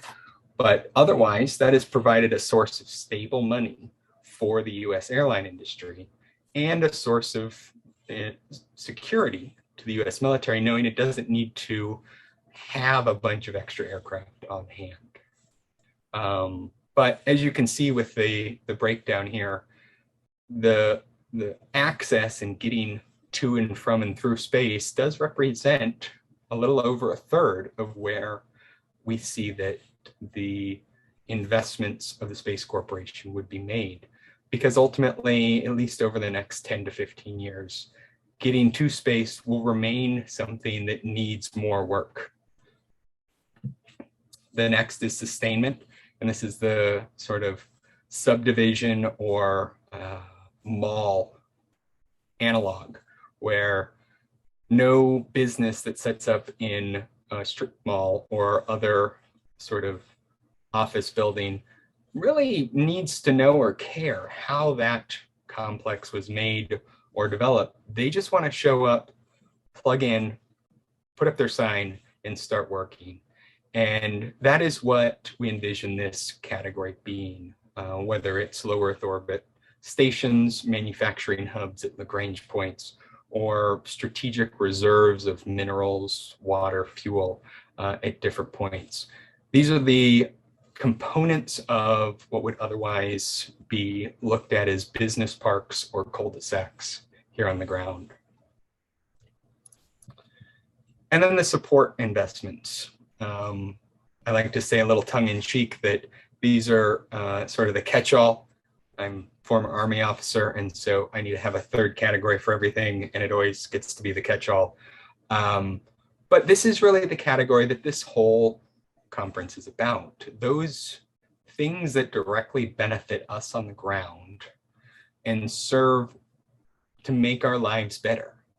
And so that may take the form of advanced material foundries, where steel and iron workers who maybe are seeing their jobs phased out to more automation can upskill to working on carbon fiber or carbon nanotubes or other advanced materials. It may look like space-based solar power that replaces GPS as one of the most visible pieces of space benefiting our lives when we're able to directly deliver electrical power anywhere in the world from space. So these are meant as projects that not only help the people, help us as we go about our lives, but also keep the Space Corporation Act in the public eye as something good.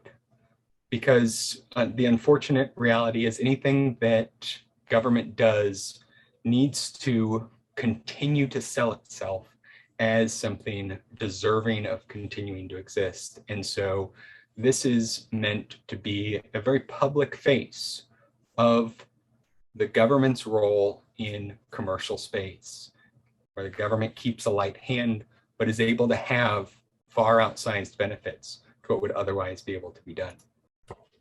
I'll close it there and yield the balance of my time, Lee. Thank you, Tim. Getting some good comments in the chat. Just encouragement and refinement of the messaging is really getting on target. So thank you for investing that time. Want to make sure our next speaker, she logged on earlier. Want to make sure she's still here. This is great. We have a good following on LinkedIn happening right now as well. This is our first time streaming to LinkedIn as well as to Facebook and YouTube. And so we're getting a good audience there as well. So welcome to everyone on LinkedIn. Next up, we have 3 speakers and a panel discussion on different aspects of medical advances that are enabled by space. Michael Lane will join us for part of the moderation part of that discussion. Dr. Sarah Lynn Mark is an expert on space medicine and a world-renowned leader in women's health. She's an endocrinologist, geriatrician, and women's health specialist. As president and CEO of Solamed Solutions, LLC, Dr. Mark has served as a medical and scientific policy advisor to the White House, NASA, Health and Human Services Office on Women's Health, Bill and Melinda Gates Strategic Investment Fund, and other organizations dedicated to improving health on Earth and in space. She is also president of the iGiant, the only nonprofit accelerating gendered innovation in the world. Dr. Mark, thank you so much for being with us today. Lee, it's absolutely a pleasure. And thank you so much for inviting me to be part of Conversations for the Future. As you know, I was looking forward to joining you in July. Unfortunately, I got stuck up on a mountain ledge at around 10,000 feet in Colorado in an electrical storm and couldn't get down. So I am absolutely thrilled to be here in the safety of my dining room to join all of you today. I thought about having slides, and I felt that I really wanted this to be more of a conversation. So I'm welcoming all of you into my dining room, and let's have a discussion. Let's have a chat about how exploration in space really has important impact for our lives here on Earth. And you know, the other issues and focus that we've been dealing with for the past 18 months has certainly been COVID-19, this pandemic. And what I'm going to do over the next few minutes is try to connect those two issues so that we see the relevance of space exploration even in our daily lives during this pandemic. So I tend to see the world, as you can tell from my bio, through the prism of space using a sex-gender lens. And, you know, when you think about space, you think of that beautiful object that goes over our homes every night, and that's the International Space Station. And certainly the ISS gained a lot of attention this morning with one of the flights from Russia bringing the first movie crew from Russia up to the ISS to film. And, you know, the ISS is not traditionally what you think of as a movie studio. It is an international laboratory. It's where experiments are conducted, studies are done, and then the data is analyzed by human factors, namely sex, gender, age, race. So we have a better understanding how every single system in the body adapts. And we know the body adapts very quickly and very, very dramatically in space, every single system. So when you think about COVID-19, we know that every single system in the body is also impacted. And we call it multi-system inflammatory syndrome. We see it in children, and we also see it in adults. So over the next few minutes, I want to walk through some of the systems of the body that we know adapt in space, and also talk to you about how our bodies are impacted by COVID-19, and hopefully show some of these relationships. So let's first talk about musculoskeletal health. You know, as we're sitting here for this conference, we're losing some bone mass. And if you're a menopausal woman, you're losing about 3 to 5% per year for the first few years of menopause. When you're in space, if you're not using appropriate countermeasures, such as exercise and potentially pharmaceuticals, and certainly good nutrition, you can lose as much as 3 to 5% per month. And the challenge we have is that in microgravity, it may not be as much an issue, but when you land on the surface of the moon, which is 1/6 gravity, or Mars 3/8, this is a problem. When you lose bone mass, we call it osteopenia, and when it's significant, it's called osteoporosis, and it puts you at a very high risk for fracture. We also not just lose bone, we also lose muscle mass. And, you know, for so many of us on Earth during this pandemic, I know we've been challenged about where we get our physical activity. For many of us, we haven't gone back to the gym. We haven't gone into settings where we're with other individuals lifting weights, doing classes. And I think all of us have begun to see sort of that loss of muscle. But it's more than that with COVID-19. When you are in a hospital bed, when you're in an intensive care unit, for example, when you're immobilized, you can lose significant muscle and bone, significant amounts. And you can also begin to leach calcium from your bone into your blood, and we call that a state of hypercalcemia. If it's in the urine, it becomes hypercalciuria, and that can put you at a risk for kidney stones. And by the way, you also see hypercalciuria in space, and there have been some documented cases of kidney stones in space as well. So we know how important it is to move. We know how important it is to have medications, and certainly nutrition. And I hope during our panel, we'll talk a little bit more about that. So let's also talk about the neurosensory system. In space, there is a flow of blood up to the head. It's about distribution. In fact, some of our astronauts complain of a moon faces, where their face looks puffy. It's a little ironic we call it moon faces.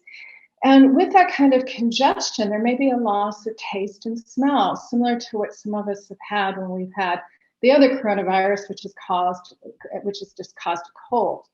We also see another syndrome in space that is very, very concerning, and it's called SANS, Space-Associated Neuroocular Syndrome, where there is distribution of fluid into the brain, which can actually impact eyesight.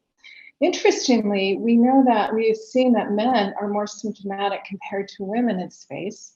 It can happen for some relatively soon, for others later. When folks get back to this planet, they may have some resolution and some may not.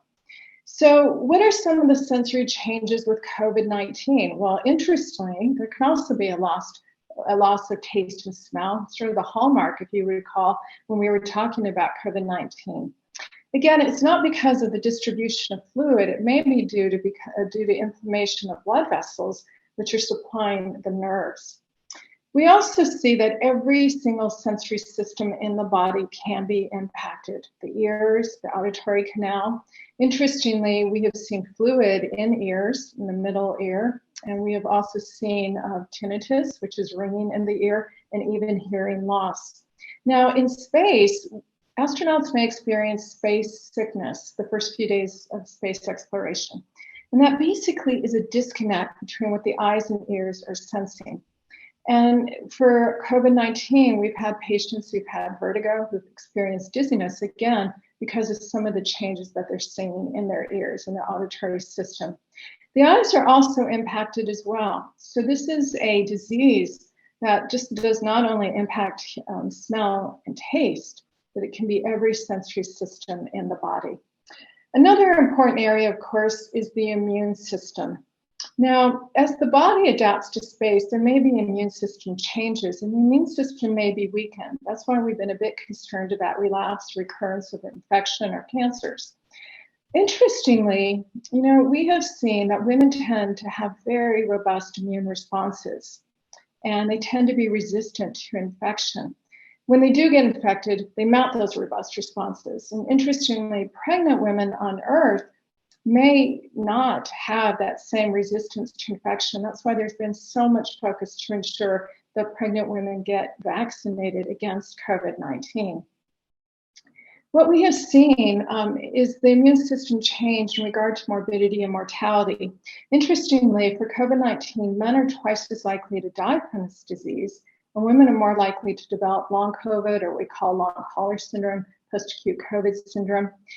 But we also see the intersectionality of race and sex and gender with this, and that a white man may have actually a lower mortality compared to a Black woman. So a Black woman may have higher mortality to COVID compared to a white man. And there may be many reasons for that, including societal bias, lack of access to care, and other comorbid health conditions as well. So the immune system is extremely, extremely important.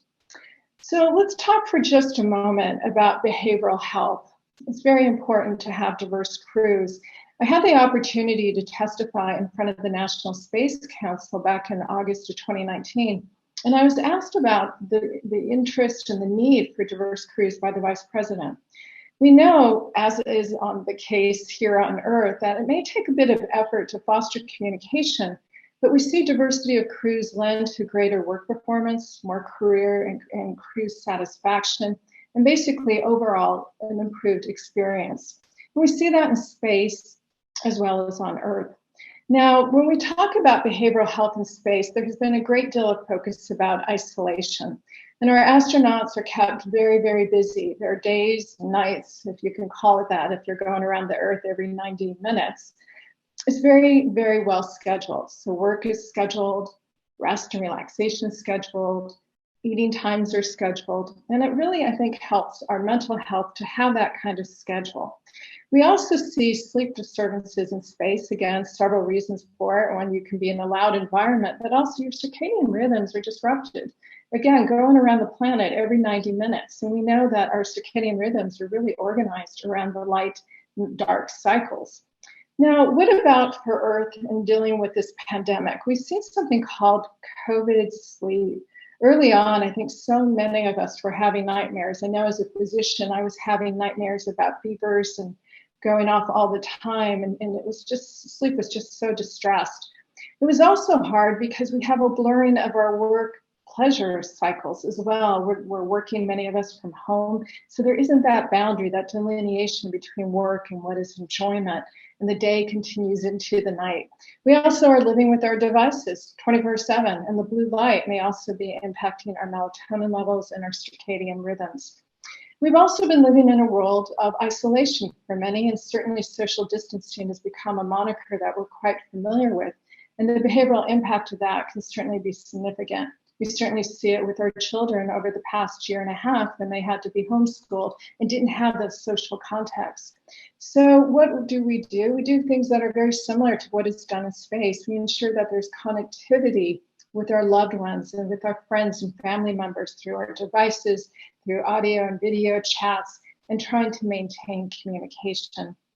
And then just very briefly, I want to talk about overarching issues that we see both in space and on Earth. And one of them certainly is infection control. As I talked about, we know our immune systems are impacted. So we want to ensure that in space that our astronauts are living as in a sterile environment as possible, that we're not bringing our pathogens with us. And that's certainly important. We also have our spacesuits, and it's not so much for infection control, but they're protective environments for us. And so when you think of COVID-19, we are all wearing our spacesuits as well, except they tend to be masks and gloves or face shields. And just as we saw in space, we see that our suits and protective equipment don't fit as well. Certainly, we've had a challenge with our spacesuits for women, and we also have a challenge with our protective equipment for women here on this planet. I have an article out in the European Medical Journal, and my nonprofit, iGiant, again, if you're in the space world, you have to have an acronym, and it stands for Impact of Gender and Sex on Innovation and Novel Technologies. We are putting out a challenge competition to design better face masks because we know face size and face shape and proportion really impacts how well that mask fits. And if that mask doesn't fit well, you're not protected. I don't think it's too surprising that a majority of our healthcare workers who are infected by COVID-19 are women. And it's not just because there are more women on the front lines, it's because their protective equipment doesn't work as well. So for just a minute, let's talk about telemedicine. I think NASA pioneered it. From the beginning of our space program, we've been practicing telemedicine, using telemetry, for example. When Neil Armstrong landed on the moon, he had a fast heart rate, and probably the first example of tachycardia on another body outside of Earth. We have used telemedicine very effectively. We've ensured that there is safe communication between our flight surgeons and our astronauts, and that it's a protected environment.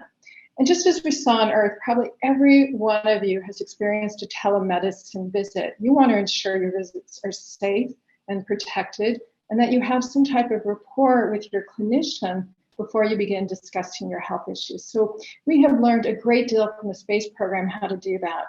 For over 2 decades, I served on the Federal Committee for Telehealth, and we were dealing with issues such as licensing and regulation and certification and HIPAA, and we just could never get there. And then all of a sudden the pandemic struck, and within a week we were able to figure it out. So I think telemedicine is here to stay. I know as a clinician, I want to put my hands on a patient to examine the individual. I want to see them, but I am grateful that we have telemedicine as a tool. And certainly it's so important in some of our remote areas of this country and the world. And then finally, I want to talk about the ALARA principle. And ALARA, again, another acronym, stands for as low as reasonably acceptable. We talk about it often in space in regard to radiation exposure. What is the safe limits, the ALARA principle for radiation? But we also are doing this during COVID-19. We know as case rates go down, public health measures go down. So for example, the case rates were lower in May, and our public health measures such as indoor and outdoor masking were dissipated. As case rates went up during the summer, as Delta was taking hold across this country, we changed those mandates, for example, for indoor masking. And that's for the population basis, but individually, I bet every one of you are doing it as well. So for example, you think about your issue regarding travel. Do you really need to fly? How safe is it for you? Do you have other comorbid conditions where it would put you at risk if you were next to individuals who weren't wearing a mask because they were eating and drinking? So we see that. We see it the work environment where individuals are working at home, and even employers are considering hybrid environments and having individuals continue to work at home because of some of the risk-benefit analysis. And even down to the level of shopping. I think we've all used online shopping.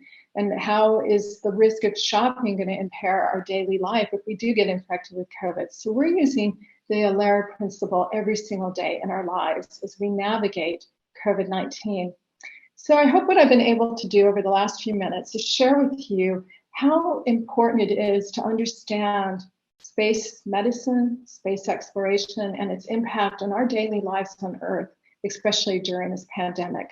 I look forward to taking your questions, and I am so honored to join my colleagues in our session today. Thank you so much for your time.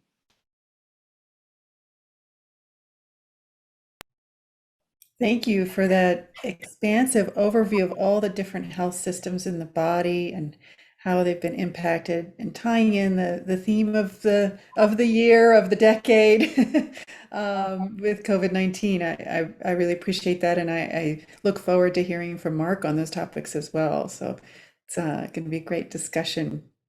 Michael Lane is our co-host as well on this, and so we may banter back and forth with questions.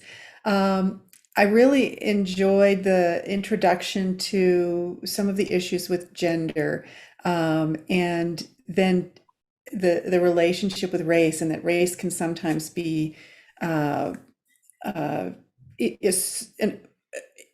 it surpasses gender in the differences that it can create, and a variety of reasons for that.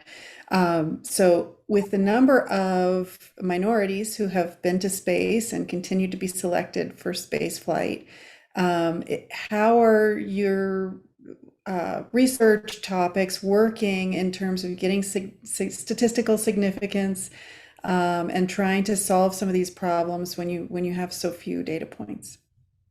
You bring up such important questions. NASA actually charged the Institute of Medicine, which is what it was called back in the late 1990s, to talk about the small n, to talk about having small numbers of individuals participating in research studies. And we found through computational modeling, statistical modeling, that you can get some really interesting observations. Now, NASA has partnered with the National Institutes of Health.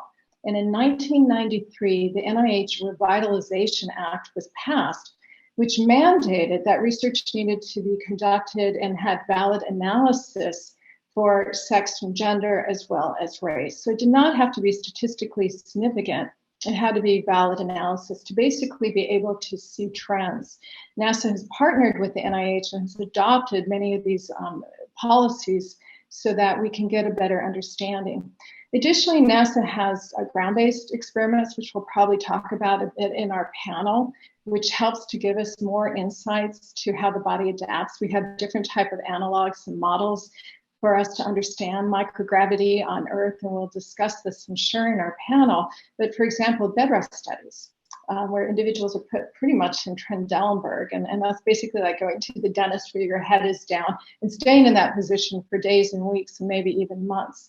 So we have that. We also have animal studies that we use to help simulate microgravity. NIH again passed some new inclusion policies a few years back that we had to actually look at the sex of animals to understand. And we also partner, our agencies all partner with the Food and Drug Administration, and the Food and Drug Administration has the Safety and Innovation Act that was passed several years ago. Section 907, for some of you who are interested, actually looks at sex and gender and race. And what we realize is we are a composite. We are a tapestry of all these human factors. At NIH, we may call it social determinants. At FDA, we may call it subpopulation demographics. But you really can't separate one from the other. We're impacted by every aspect of our lives. So sex, gender, race, age, socioeconomic status, also very important. I just want to talk for just a second about vaccines. As you know, we are going to change the dosage of our vaccines by age. So when these vaccines become authorized for children under the age of 12, they potentially may be 1/3 the adult dose. It can, because kids are not just little adults, their hormonal makeup, their hormonal milieu is very different. How they metabolize drugs is very different. And so I have often thought, because of our hormonal milieu between men and women, how that differs, that women, because also their immune system changes, may require smaller doses of the vaccine to have an effective response and perhaps less side effects. So for example, with COVID-19, we've seen 60% of the side effects are in women. So wouldn't that be incredible? The space program has played an interesting role with pharmacotherapeutics. You know, we are able to grow cells in space. We have bioreactors.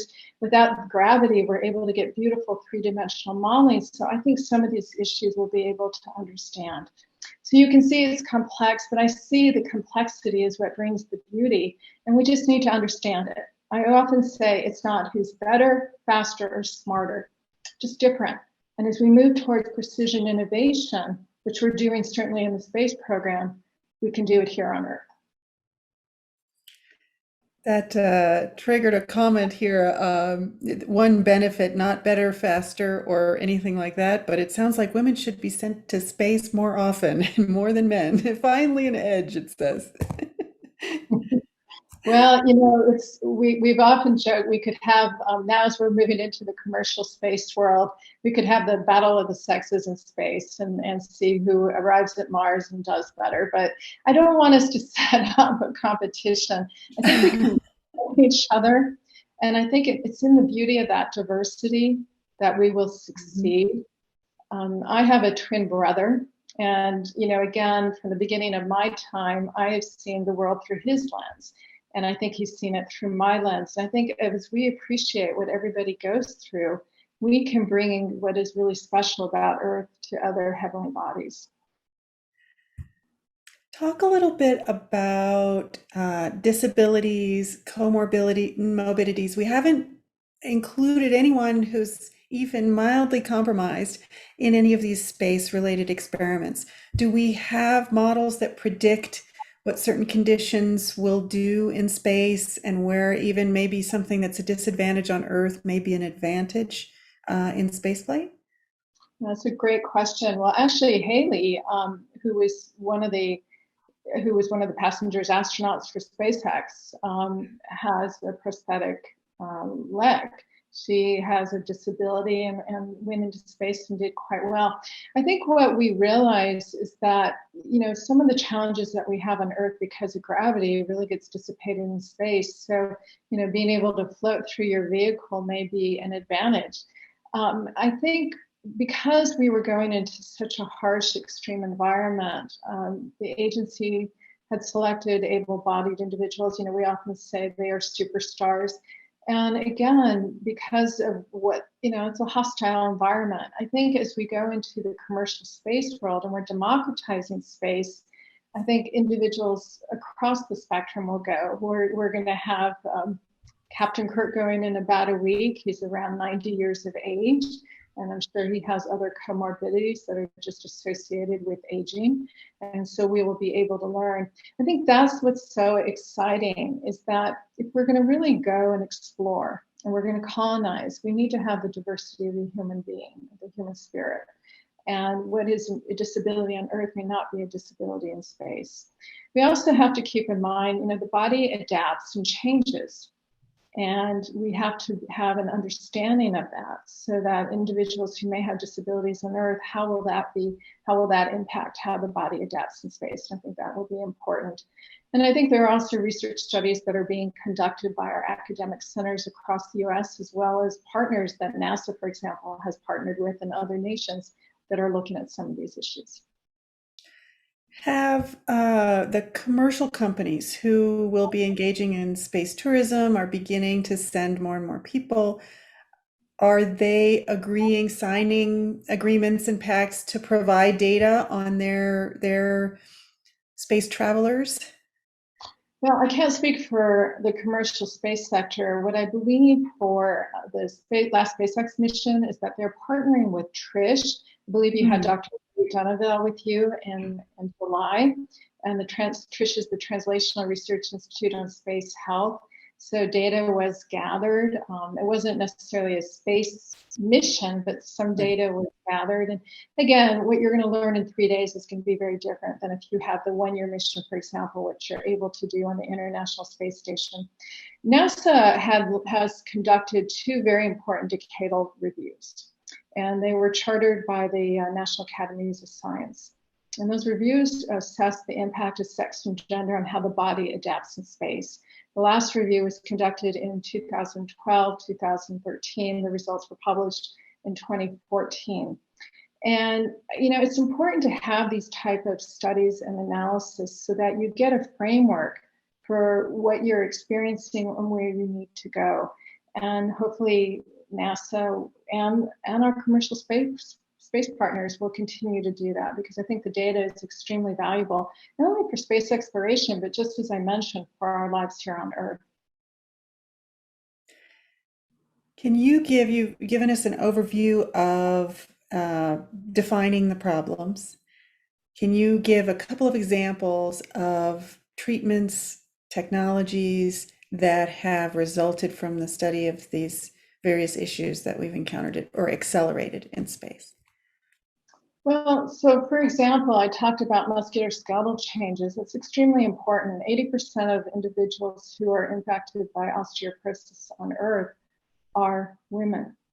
And there are obvious reasons, again, that hormonal profile is very important as estrogen levels drop, bone protection drops, as people become more sedentary, there's increased bone resorption. So NASA has developed some very robust protocols for exercise in space. Astronauts can spend several hours a day trying to use as much resistance exercise to maintain muscle mass.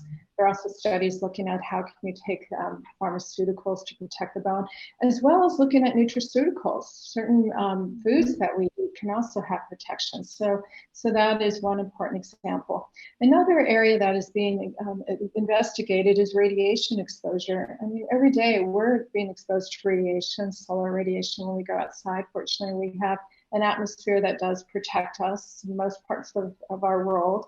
But we expose people to radiation, for example, with imaging devices, when we're imaging the body, or we're using radiation therapy to treat cancer. So NASA has done some interesting studies to look at how do you prevent damage to the body from radiation exposure, and that may have relevance as well. I think the area of spin-offs and tech transfer is extremely exciting. The space program is funded by the public, by men and women, and there should be application to how health is benefited on Earth. And the agency, as well as other agencies around the globe, have put out several documents about tech transfer and spin-offs so that the public can appreciate what the benefits are for their health based on what they studied in space. There is a subreddit called Pointlessly Gendered, and it likes to make fun of products and services that are gendered but have no reason to be gendered. It's fun to browse. Do you find that there's resistance to the very real impacts that you're studying and promoting more study and resolution for in some of your discussions with Congress and news media, and how do you approach that? Well, thank you for that question. I'm going to put on my iGiant hat for that. Again, iGiant's the nonprofit, stands for the Impact of Gender and Sex on Innovation and Novel Technologies. Again, the only nonprofit accelerator for gendered innovation and design across health, IT, transportation, and retail sectors. And the genesis for this nonprofit actually came from my time when I was working in the White House in 2014-15. At that time, we were dealing with another outbreak, and that was Ebola. And we saw, again, women were getting infected when they were donning and doffing their protective equipment. So I put together the blueprint for iGiant, and it eventually evolved into this nonprofit. Let me just throw out 4 questions to the audience. I think the best way to explain why gendered innovation and design is so essential to our health and well-being is when you can see it from your own framework. Again, the vision of iGiant is to improve the safety and quality of life, including work performance for everyone in every environment, including space. And we do that by accelerating the translation of research into sex and gender-specific design elements, which are products, programs, policies, and protocols. So let me just ask you 4 questions, because then I think you'll see the relevance. Again, these questions aren't based on whether you pink it or shrink something. It's not based on appearance. It's based on how things have impacted you.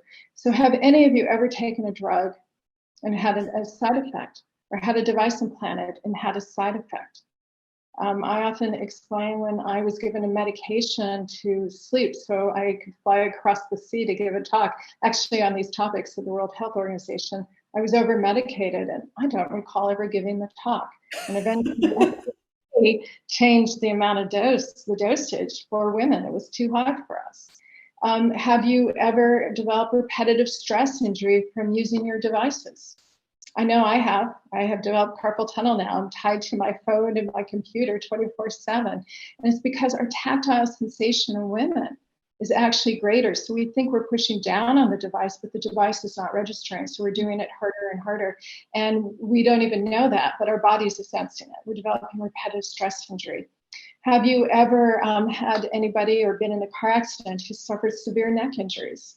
And probably every one of us knows someone. And it's because the car is designed really for the average male body. It doesn't support, for example, headrests don't support women's necks. Women have less musculature, less muscle strength. The positioning in the car, the seatbelt may come across the chest in a way that it can actually put pressure on the breast and actually cause contusions over the heart. Injuries at the foot, because women tend to wear more open-toed shoes, and there is an airbag in most vehicles in the foot region.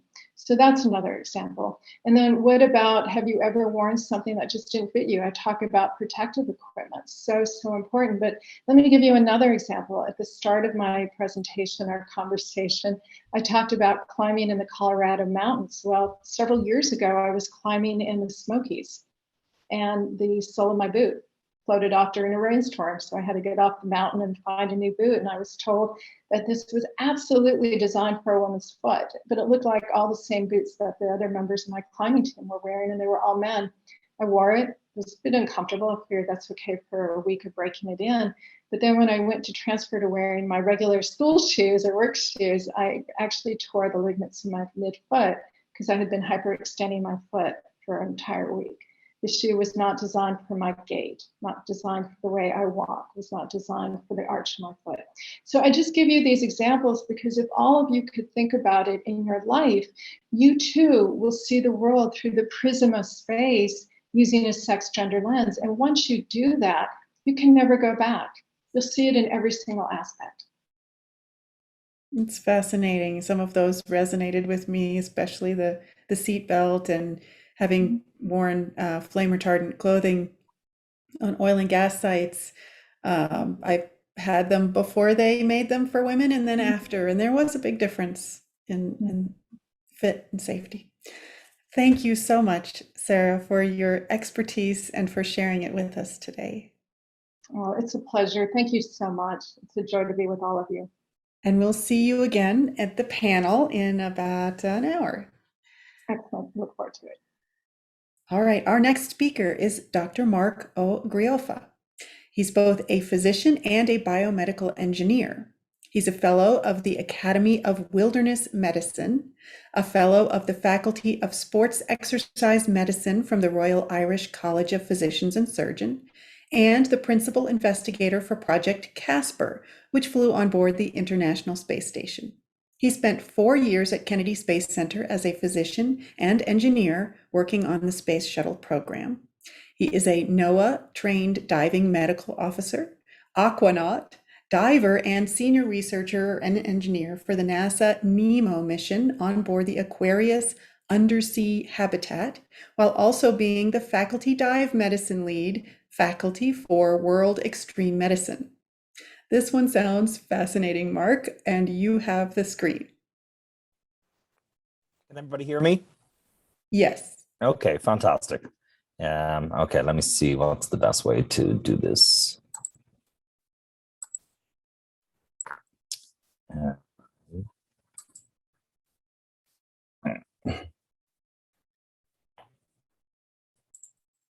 Share screen.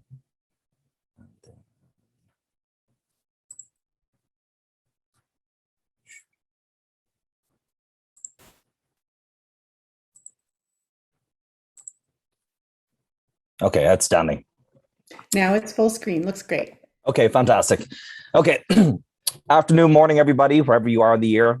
Delighted to be here. My name is Dr. Marco Griefa. I'm a physician and a biomedical engineer. I've been lucky enough to work alongside some of the best teams in the world as they shape the future, not only of the space program, but of exploration. And not only as we look at medical technologies, but as kind of Sarah Lynn very eloquently kind of mentioned, as we look through this prism of sex gender lens to make sure that we are addressing all crew members and their needs kind of moving forwards. So before we look forwards, we need to look back. You ask people about their memories of the 20th century, and most people will mention kind of man walking on the moon as one of those pivotal moments that has really changed our outlook on how we move forwards, how we look forwards, our interpretation of where we belong in the universe, which is quite extraordinary. This is one of literally my favorite photos of all time because it brings into perspective so many different components. So this photo is of the Apollo 11, the lunar limb.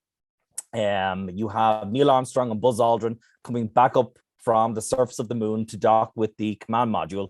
And then we have our little blue marble in the background. One of the most extraordinary pieces about this photo is that there is one person, living or dead, in the entirety of the history of the human race that is not in this photo. You have everybody living on planet Earth. You have the two men that literally just set foot on the moon. And you have the man behind the camera is the only person that is actually not in this photo in the history of basically our planet. And it puts into perspective that as we look towards the future, the weight and the gravity, number one, of expectation, as men and women start to push the outside of the edge of the envelope. And as we look forwards to make sure that we're drawing on the lessons learned of previous exploration and really standing on the shoulders of giants as we put together the Artemis program, the men and women that are going to be our next generation set of explorers, that as we go back to the moon and push beyond then, those lessons are extraordinarily important. One of the other lessons learned that I think needs to be taken into account is this is Apollo 13. One of the most, in my opinion, extraordinary feats of exploration that you had teams that came together to carry out the impossible. And I think as we look forward to these conversations for tomorrow, for the future, thinking about what is possible and what is impossible and taking that out of our vocabulary as we push forwards and push those limits to an extraordinary level.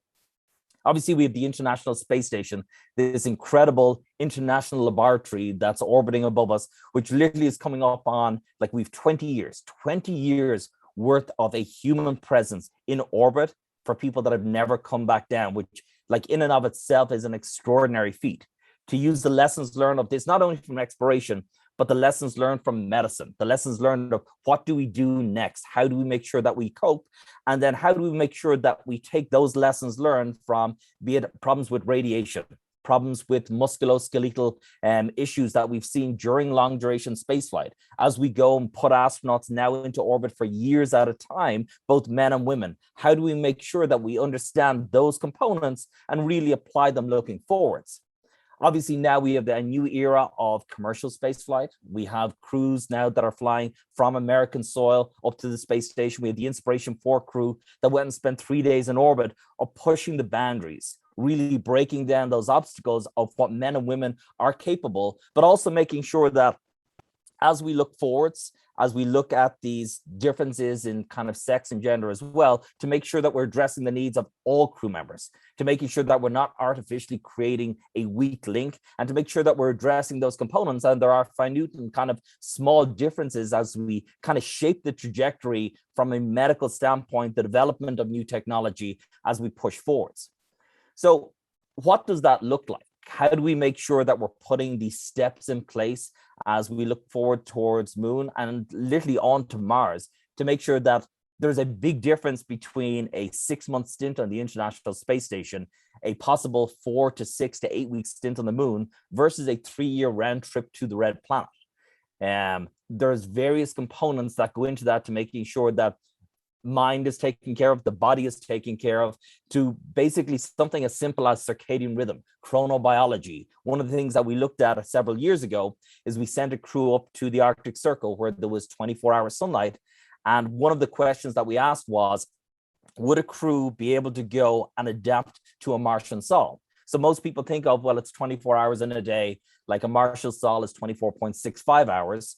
that is not a big difference in a single day. But when you start to put months on top of each other, and that 0.65 days actually turns out to be an offset of 24 hours, along with kind of that red light, would that create a circumstance where the little circadian rhythm of the human body would be thrown off? And we've already seen in Shetland Station that the impact of sleep, that change in kind of the chronobiology with that rising and setting sun every 90 minutes on space station can have a significant effect.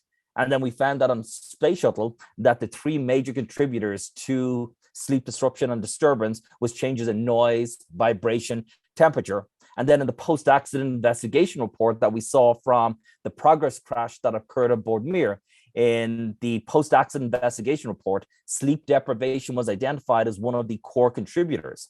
So looking forwards towards the future of exploration, there are so many different aspects of this that we need to be able to go and address, and that create a significant component of the roadmap that as we progress forwards. So one of the big things is, how do we train for that now? How do we prepare for that now? It's extraordinarily expensive to go and take a tiny payload and to go and put that on space station with the anticipation of gathering enough data to create this roadmap and this training paradigm to send the next crew to Moon and then on to Mars. So one of the ways that we do this is looking at state-of-the-art analogs. So one of these analogs is NEMO, NASA's Extreme Environment Mission Operations. We have a small underwater research station down off the Florida Keys run by FAU called Aquarius Reef Base. And this is basically the equivalent of a module of the International Space Station, literally situated on the seafloor, on the Atlantic Ocean, where we will take crews for 1 to 2 weeks, and they will live and work underwater.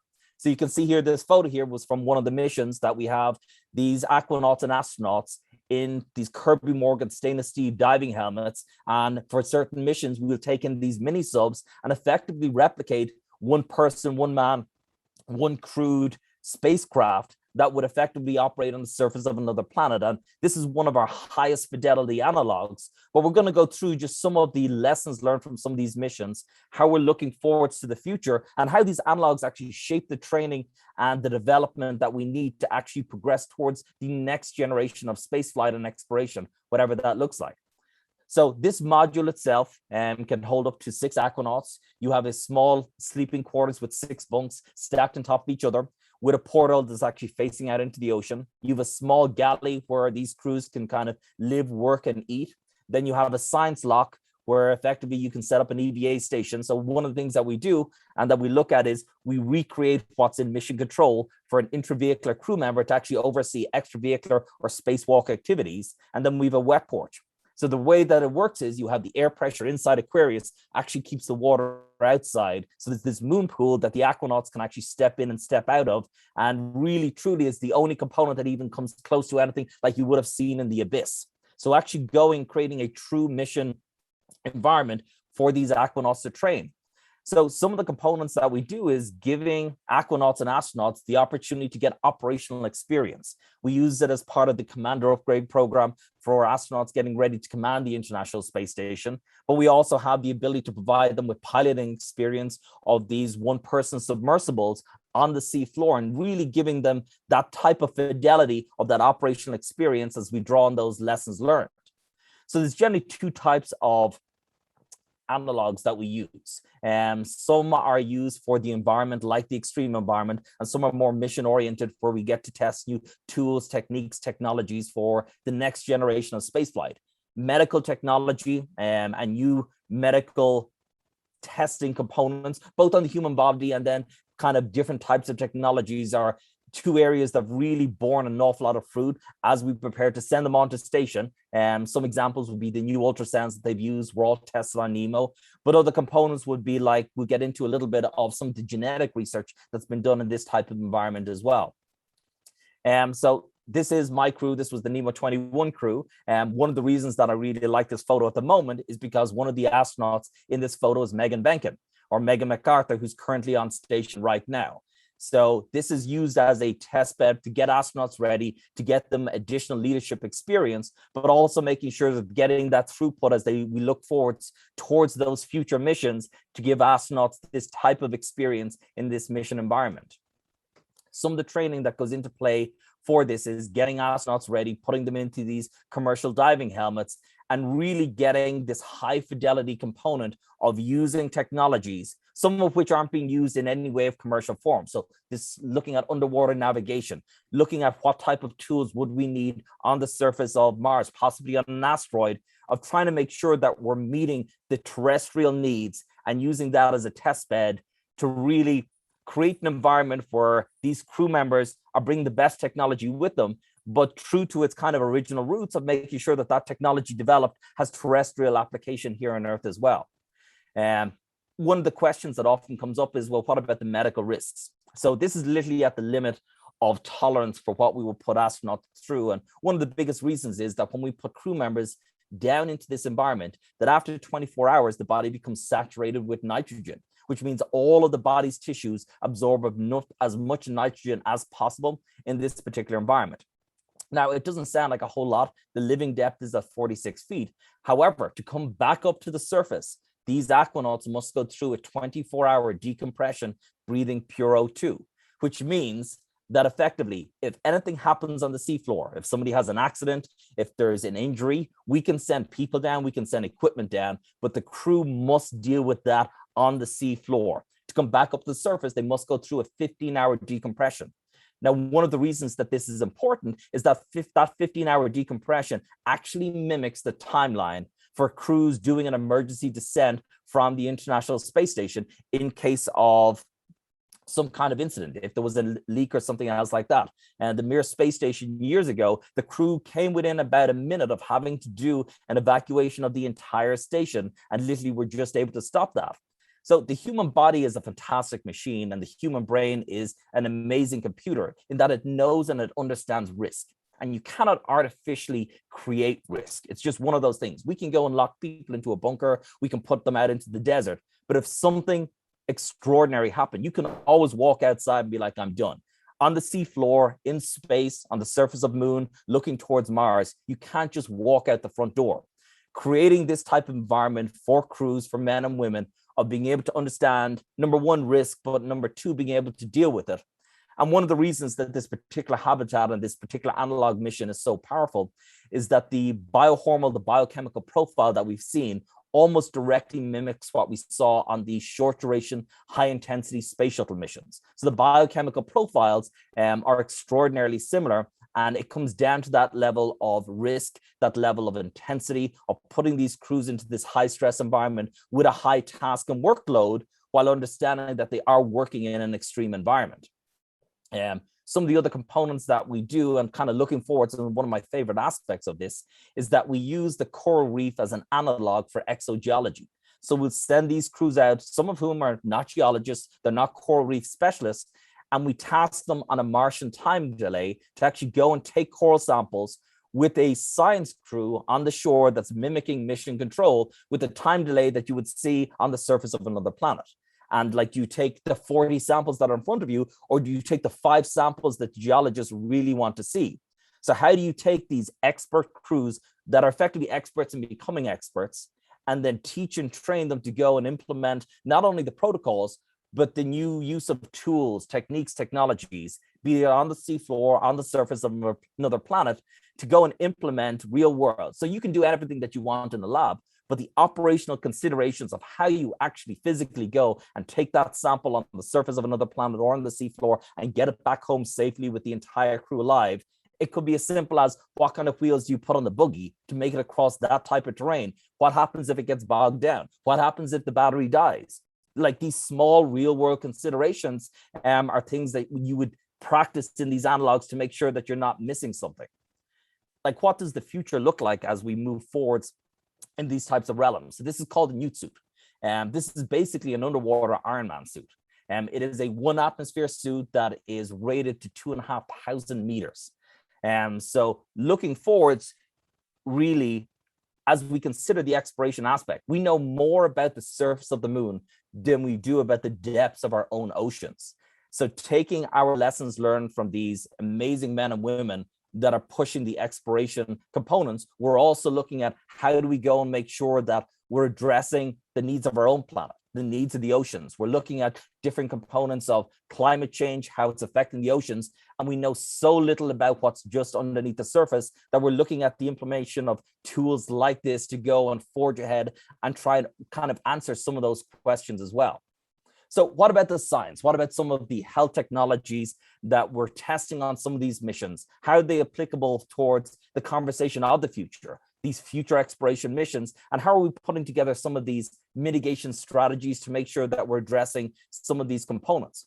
So oftentimes what you're going to hear about is the medical piece of these missions. How do we monitor these crew members? How do we go and address the fear or the concern about radiation? How do we go and make sure that we're looking at the musculoskeletal needs of a crew member, not for 6 months on station, but a 3-year round trip to make sure that they are healthy getting off 9 months after flying from here to the surface of Mars?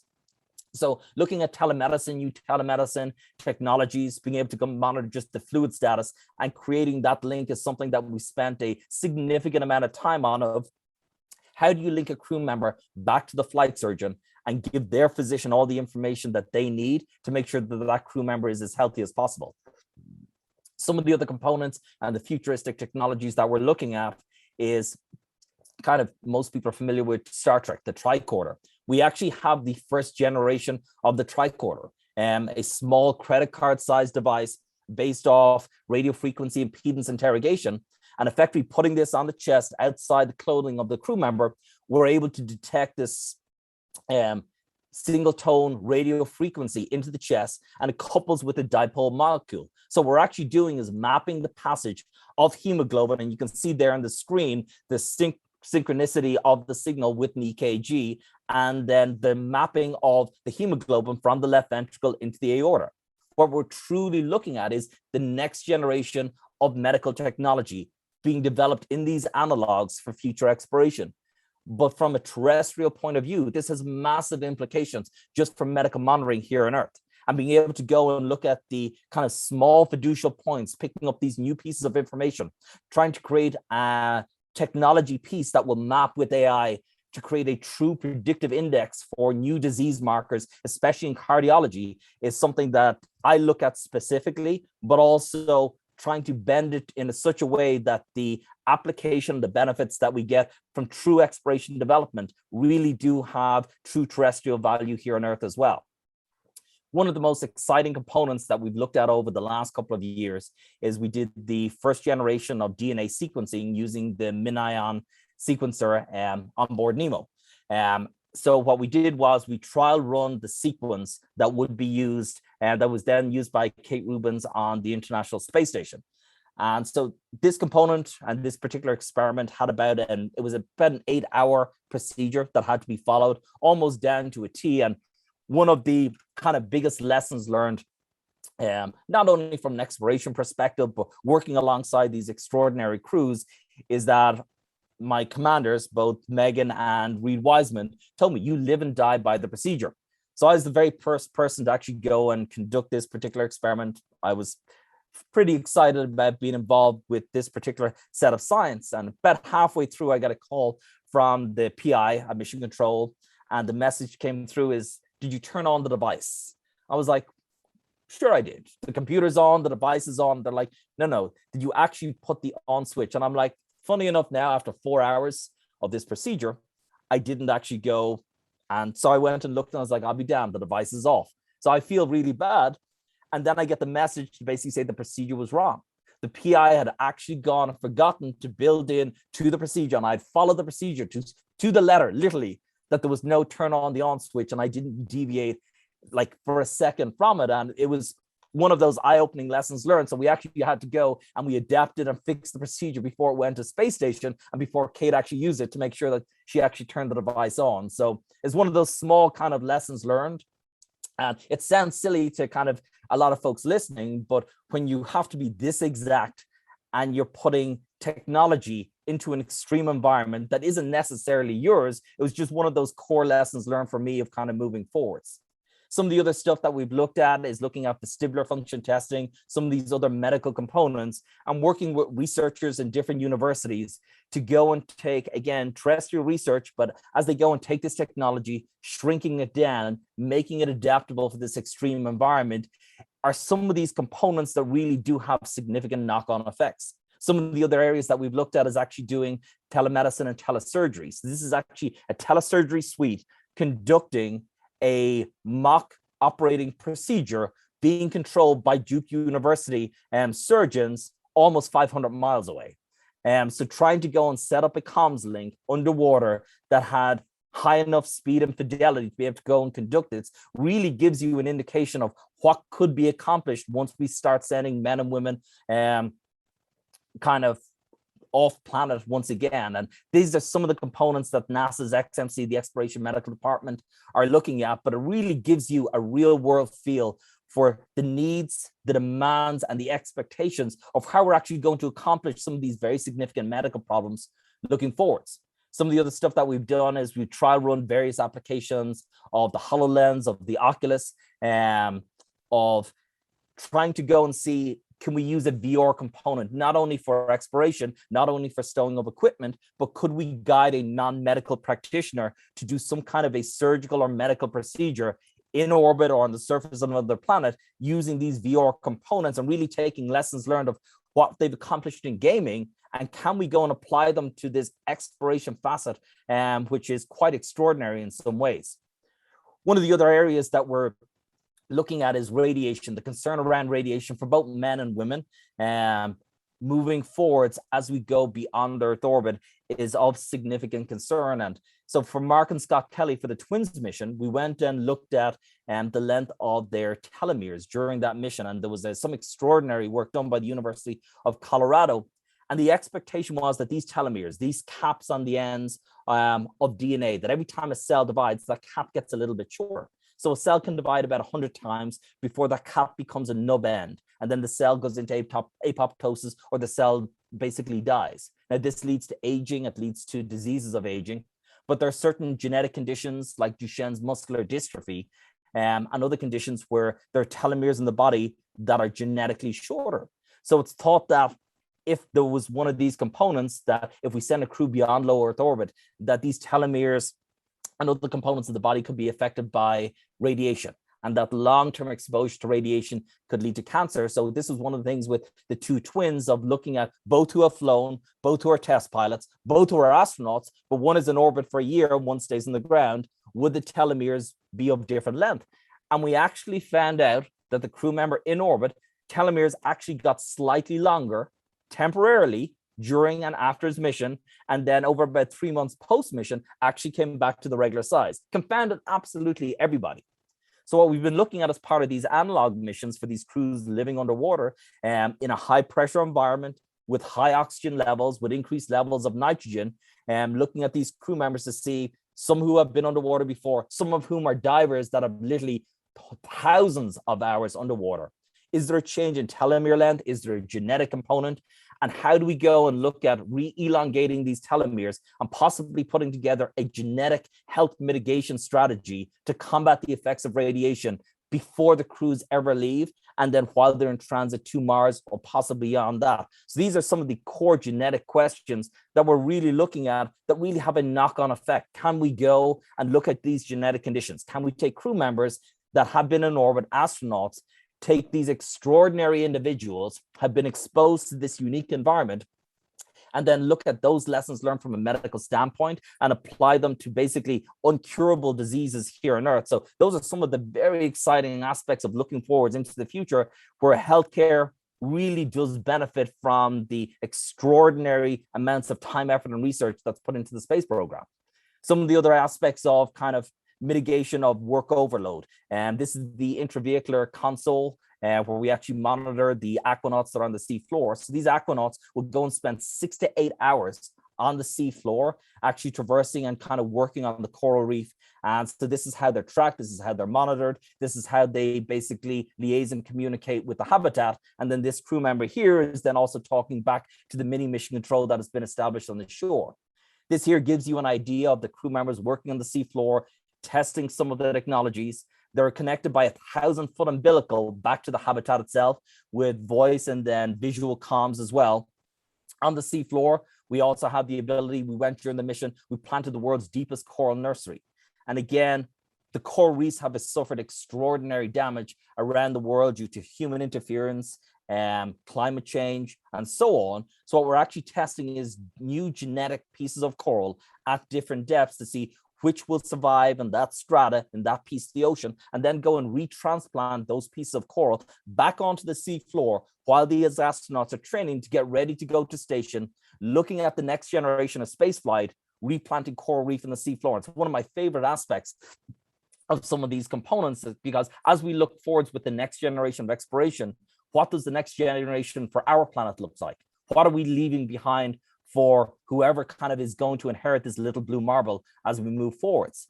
So going and tagging these different pieces of coral, using these expertise, getting these crew members trained, was one of the most exciting pieces of what we've done and we continue to do with these missions.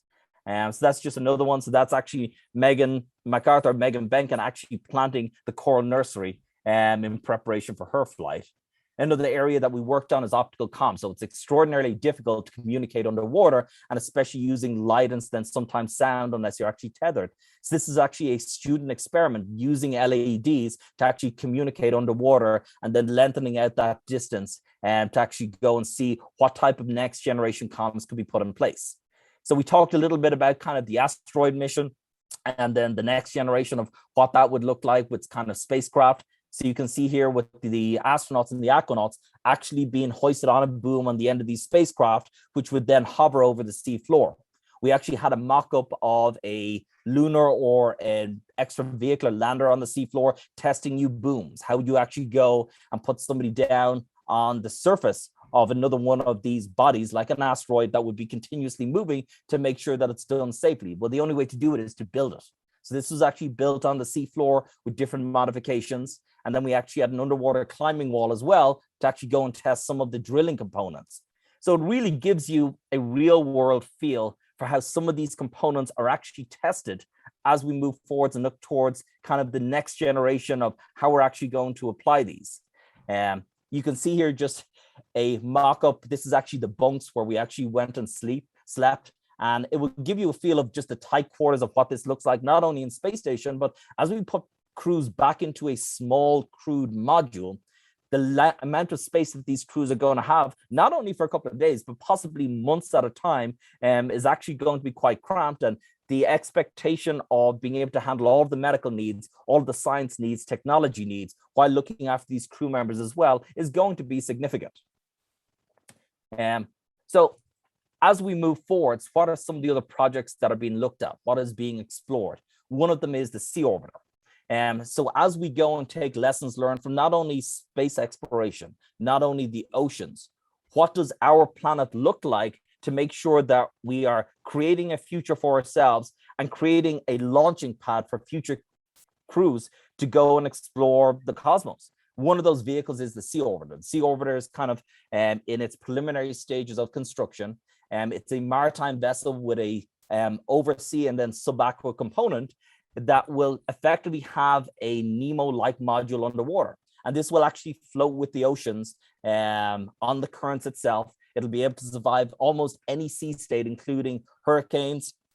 And it will have the ability to go and map out not only for climates, but to collect new ingredients and new resources for pharmaceuticals, to look at changes in the tides, to look at changes in marine life, but also to be able to go and train the next generation of crews, no matter what planet, no matter what body that we're training them to go, and actually be able to give men and women this opportunity to train for long periods of time before we actually send them on their way.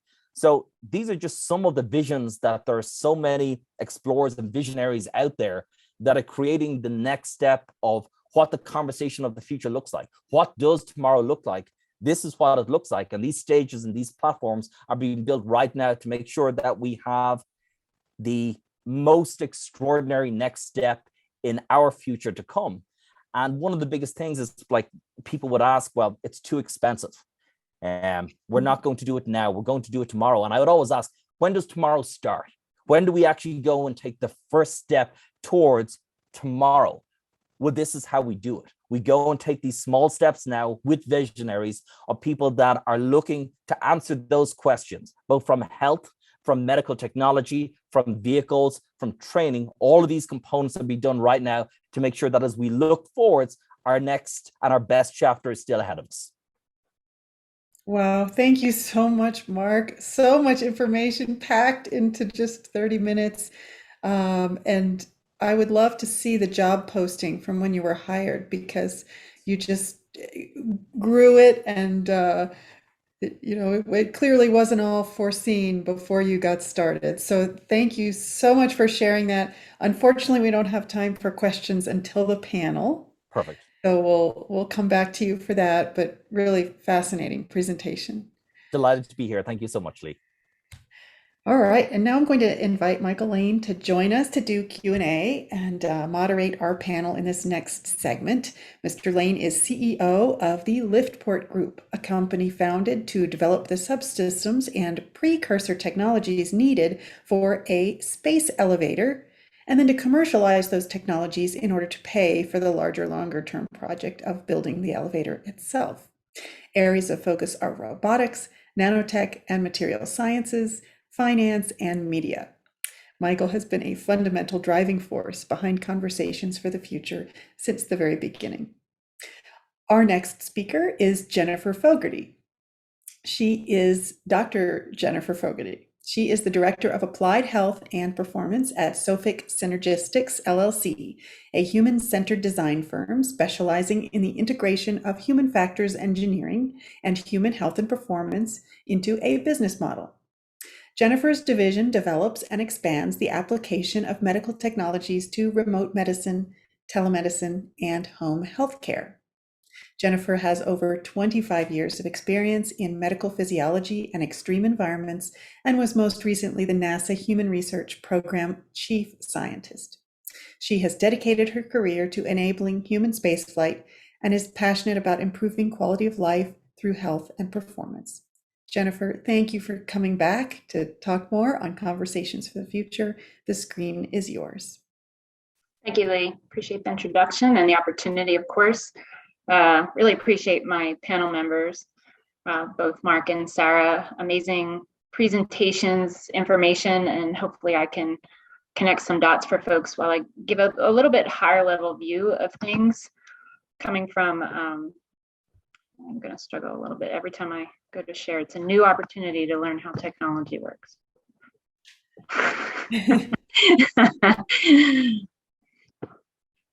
We've all been there. All of us have been there over the last year and a half.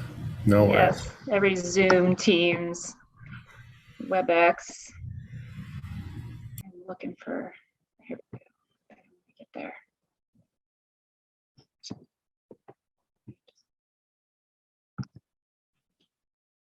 I was bemoaning home IT management this morning myself.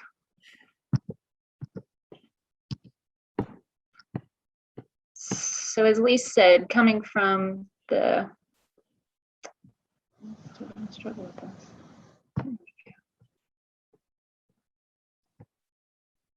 Chief scientist position, I had a unique view for 5 or 6 years, and my prior work before that was in space medicine and medical operations. So early on, I had created this bridge between the two communities, and a lot of that, I think, is a parallel effort between moving technology into space for application under constrained resources, and then really working to understand how to translate it back to Earth.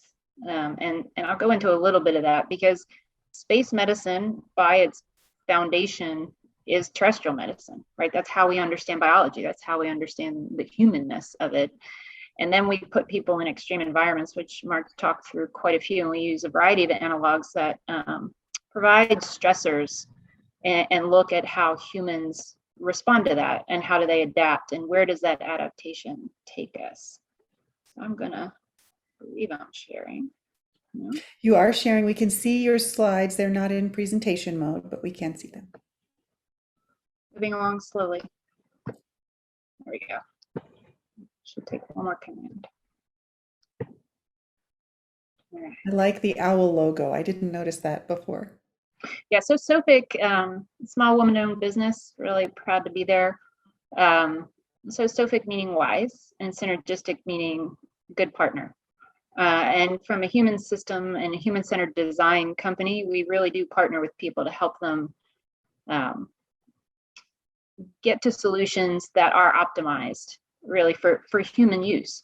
And sometimes that seems intuitive, but in spaceflight in particular, the push and pull of what you need to do and how you need to do it, Mark was commenting on procedures, it can be very easy to overlook what a human needs, especially when they're in a critical environment and how fast they need it. And sometimes things need to be done, and the choice of terminology being automated or autonomous. Automating meaning it does it itself.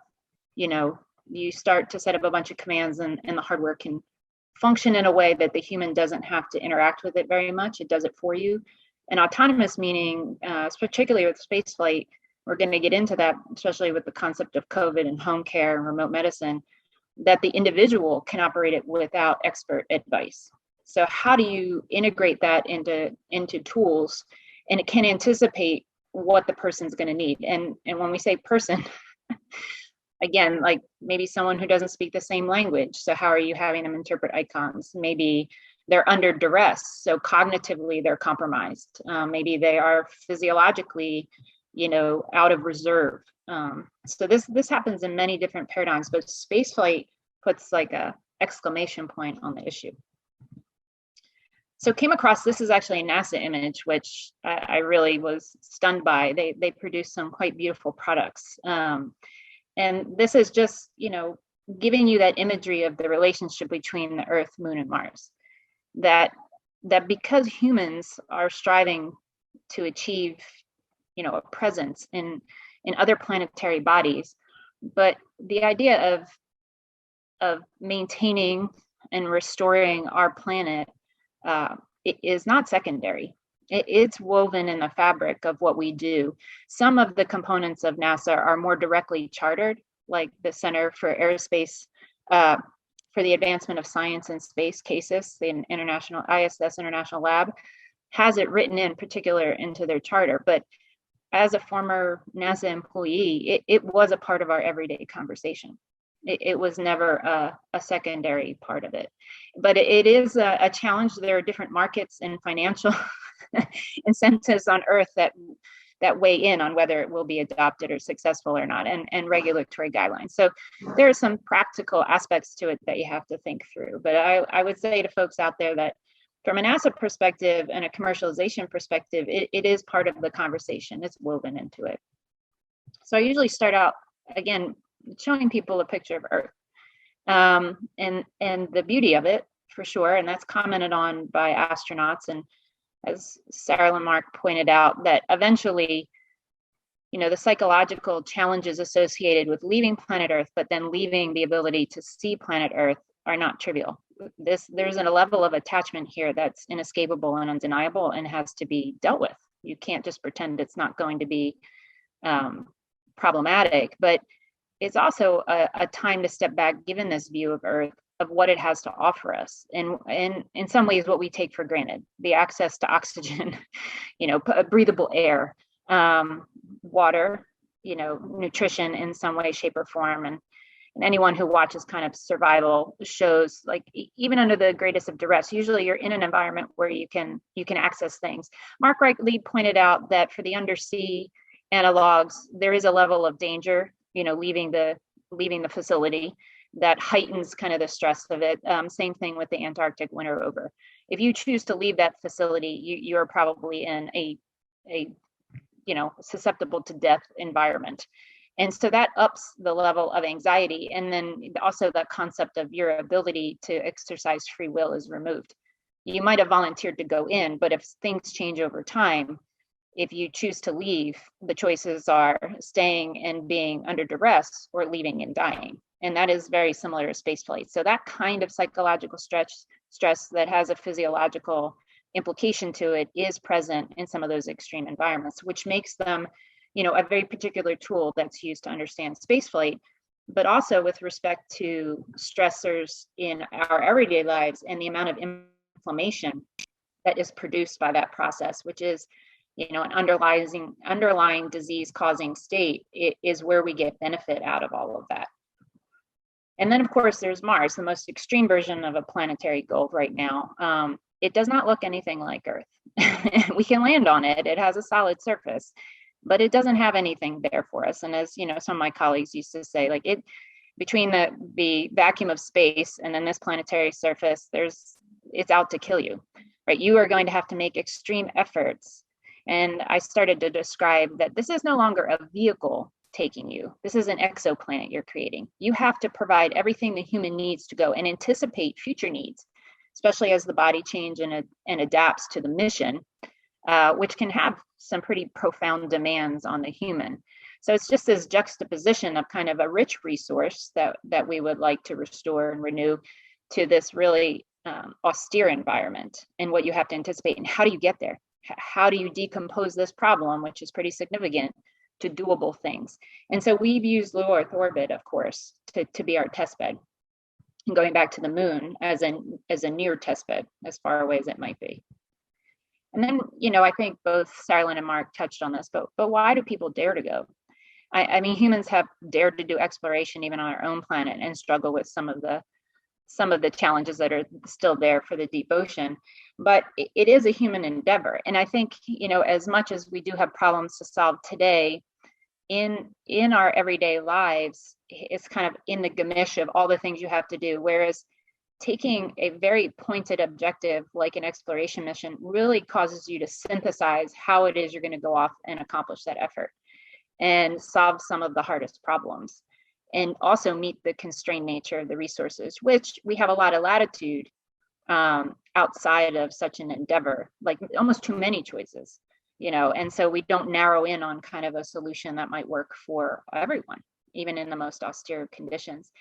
And it is inspiring. It's a galvanizing activity across cultural, geographical boundaries that actually has even superseded politics. A couple of years ago, I was in Moscow at a press conference because we had 6 people going into the Mars 5, the NEK, which was used for Mars 520 for another isolation mission that was partnered with NASA and IBMP. And one of the issues came up was about the politics at the time. It was not a friendly environment between the US and Russia from a political standpoint, but the space program and even now the analog research programs to support space could supersede that. And we still were working quite well together. So it allows us diplomatically to maintain these lines of communication and find areas of cooperation that sometimes don't seem as clear on the political front when things are very contentious between countries. So it definitely has this very galvanizing human component to it. So I think most of these have been touched on in some way, but these are the poignant challenges. These are the hazards we're going to run into in spaceflight. And, I've given many lectures, and I know a lot of my colleagues have. Of course, radiation was mentioned. And we understand here on Earth the dangers of radiation, but the particular kind that you're going to experience in spaceflight has a lot of unknowns about it. But it offers both an opportunity to study biology in a way we've never been able to look at it before, but it also opens up this opportunity for different solutions that I think could be brought back to Earth, both from the prevention standpoint. And I think Mark's comments kind of leaned on this, and we can talk particulars in the panel, but prevention is really a key. And even on Earth, we talk about preventive medicine. I would say it maybe 10% exists in practice. The way the medical system is really geared toward, justification of things is about symptomology. When you become symptomatic, is when people really start to engage and mitigate risk.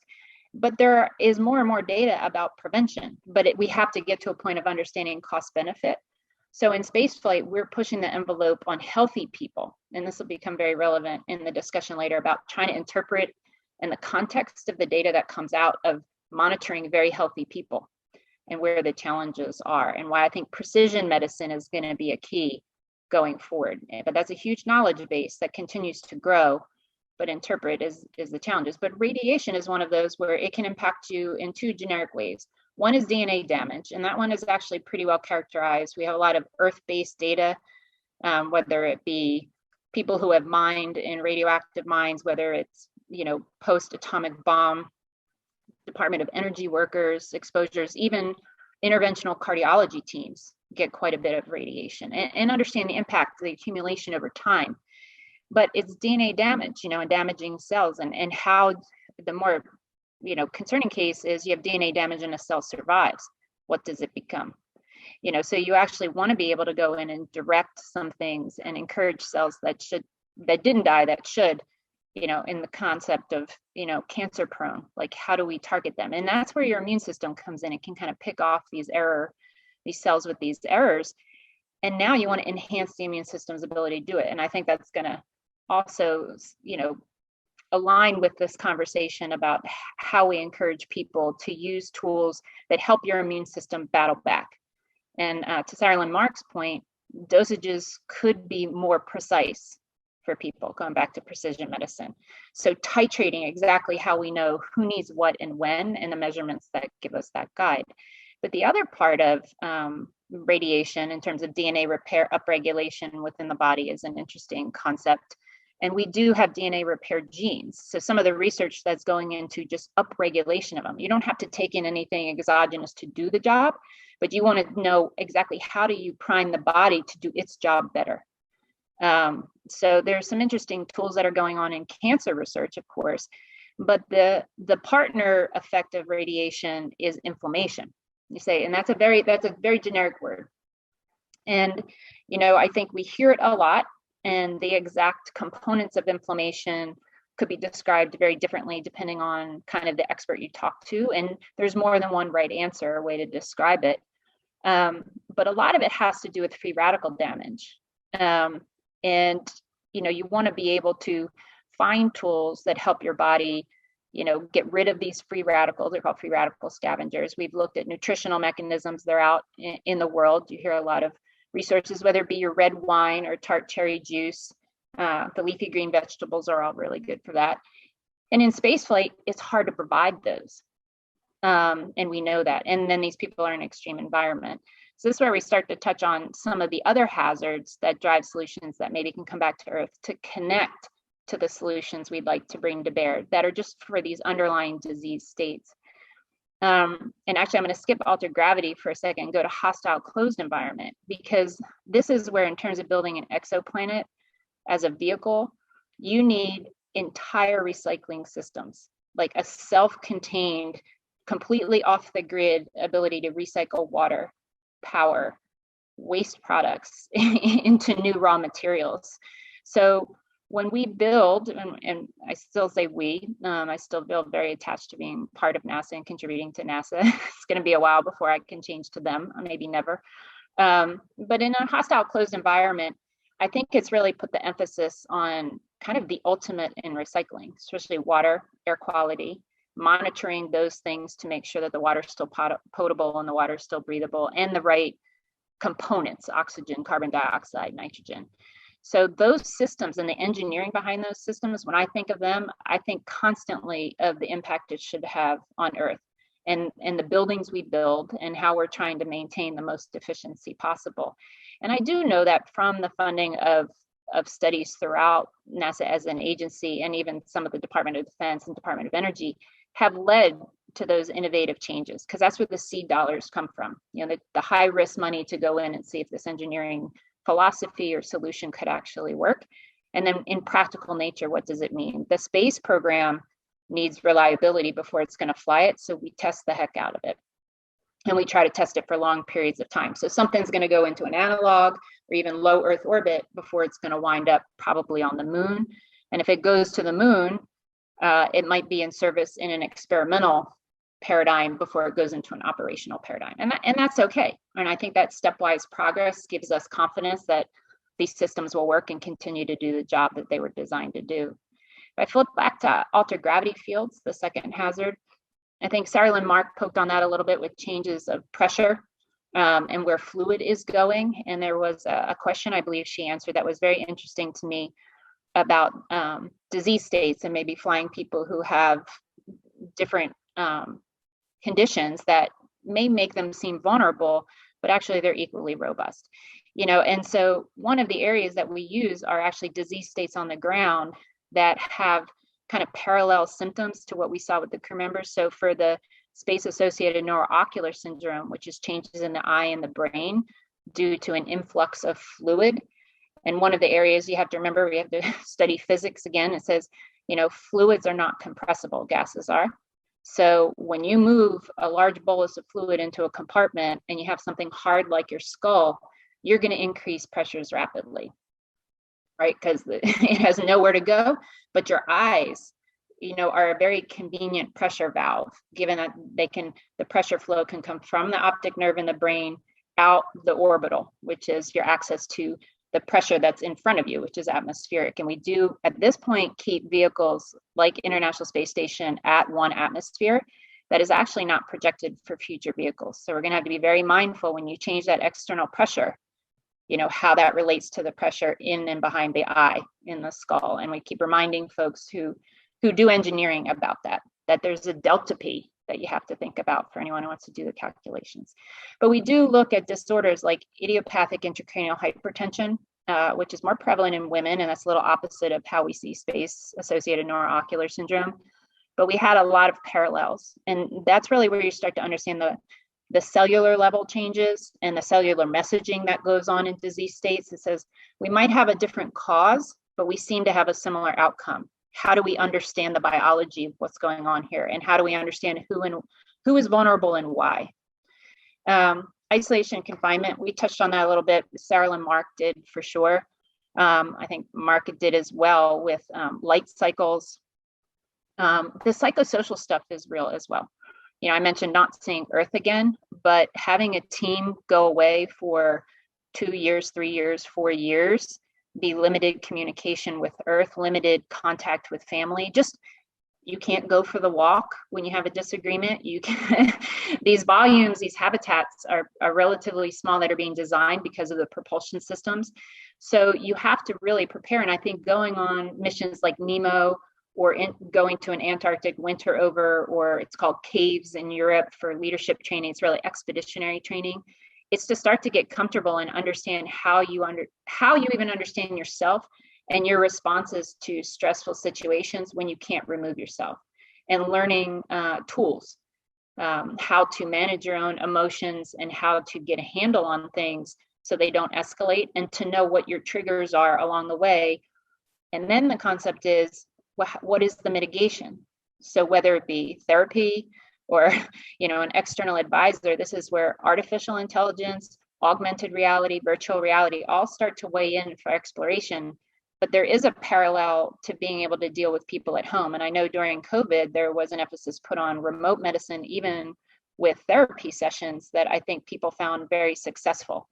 And this was a little trial by fire during COVID on Earth, because before you could go to an office. Well, and to be honest, there was a little delay especially in the United States, with doctors being reimbursed for telemedicine visits that kind of held up its adoption. And it got pushed and changed very quickly because they realized you could accomplish a full visit without hands on a patient concept. That was the kind of the rule of thumb for full reimbursement. And that even went over into the psychological domain. So with the concept of there being economics behind medical care here on Earth, but I think that was very successful. But in spaceflight, as Sarah and Mark said, we've known this for a long time because we were forced by the paradigm to have to do telemedicine and have the person talk to you and get video, if we were lucky enough to see you, to be able to do diagnosis and manage care over time. So distance from Earth is one of those hazards we put on there, because the further you get away, at some point we can't get you back. No matter what happens, you're on your own. The best we could do is delayed telemedicine. And that is one of those that's a complete paradigm shifter for spaceflight, and going to force that autonomy and automated systems to be more robust than we're driven here, because we've got the luxury and latitude most of the time to have a plan B or a plan C. Up there, especially with the Mars-driven projections for how you would get there, very quickly when you leave Earth's orbit, you're on a one-way trip to Mars, and it's going to take you several months, if not years, to get back, depending on the orbital mechanics of it and the design of the mission. So you will be on your own, and all we can do from the background is upload more data to tell you, and drag back more data out of sync with what you're doing.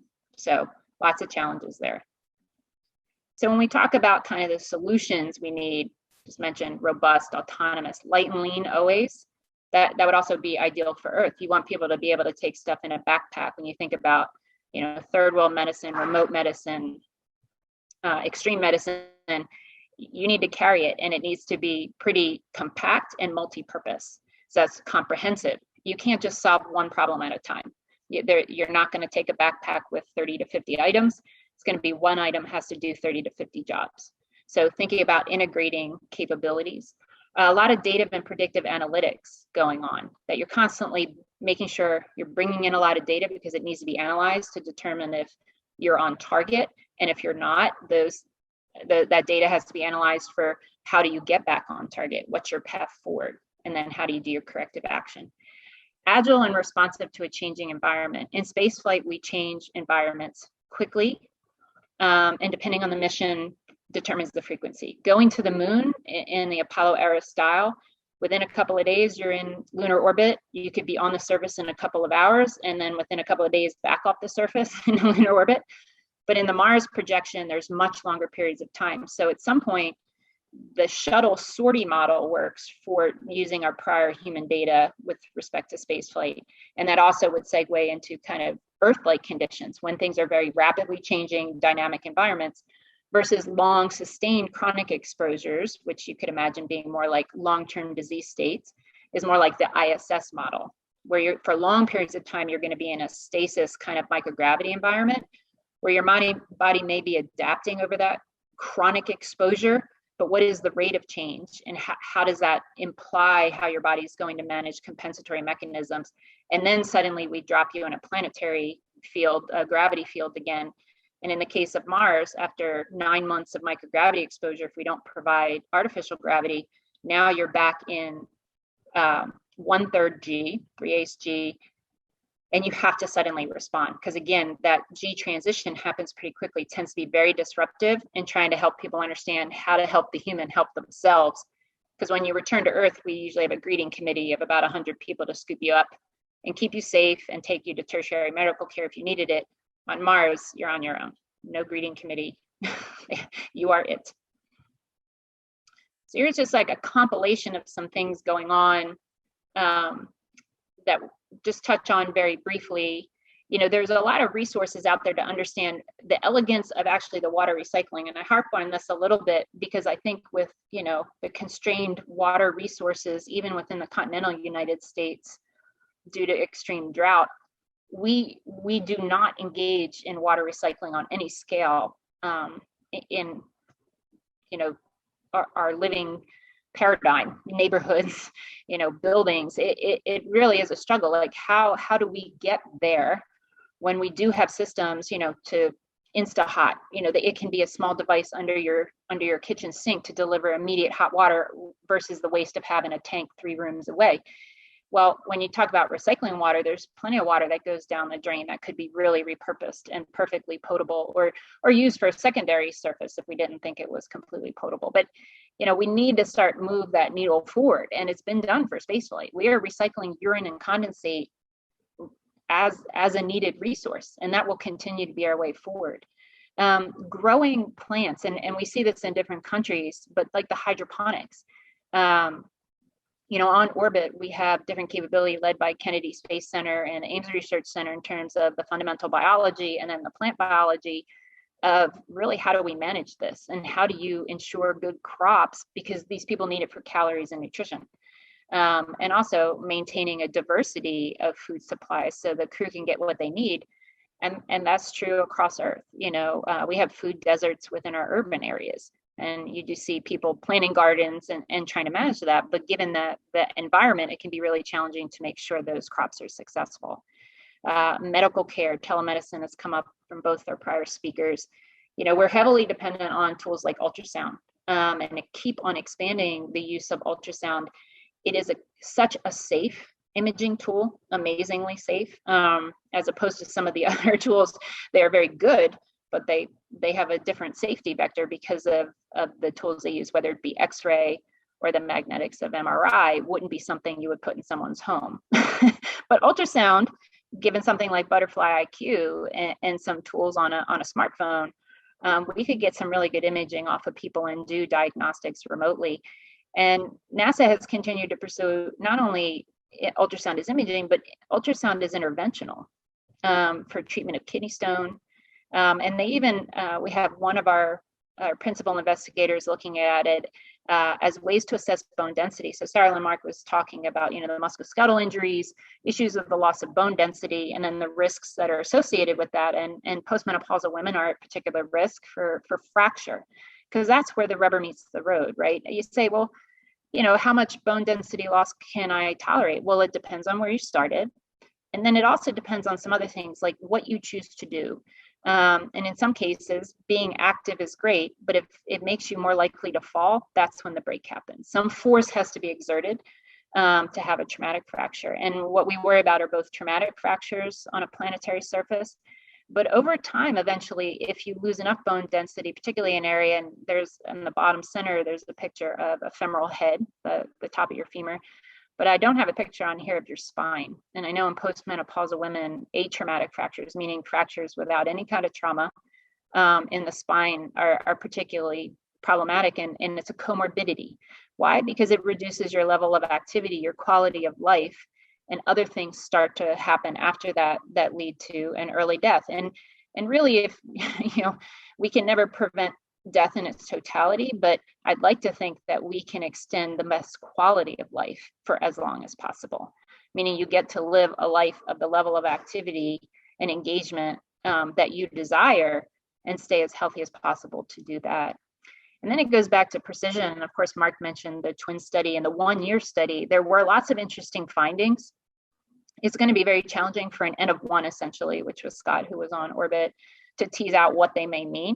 But what I think it really showed us in the example of the telomeres is they're not usually measured on that time scale that frequently in a human, right? So when you think about how telomeres were understood before this, to me, relative example is the stock market.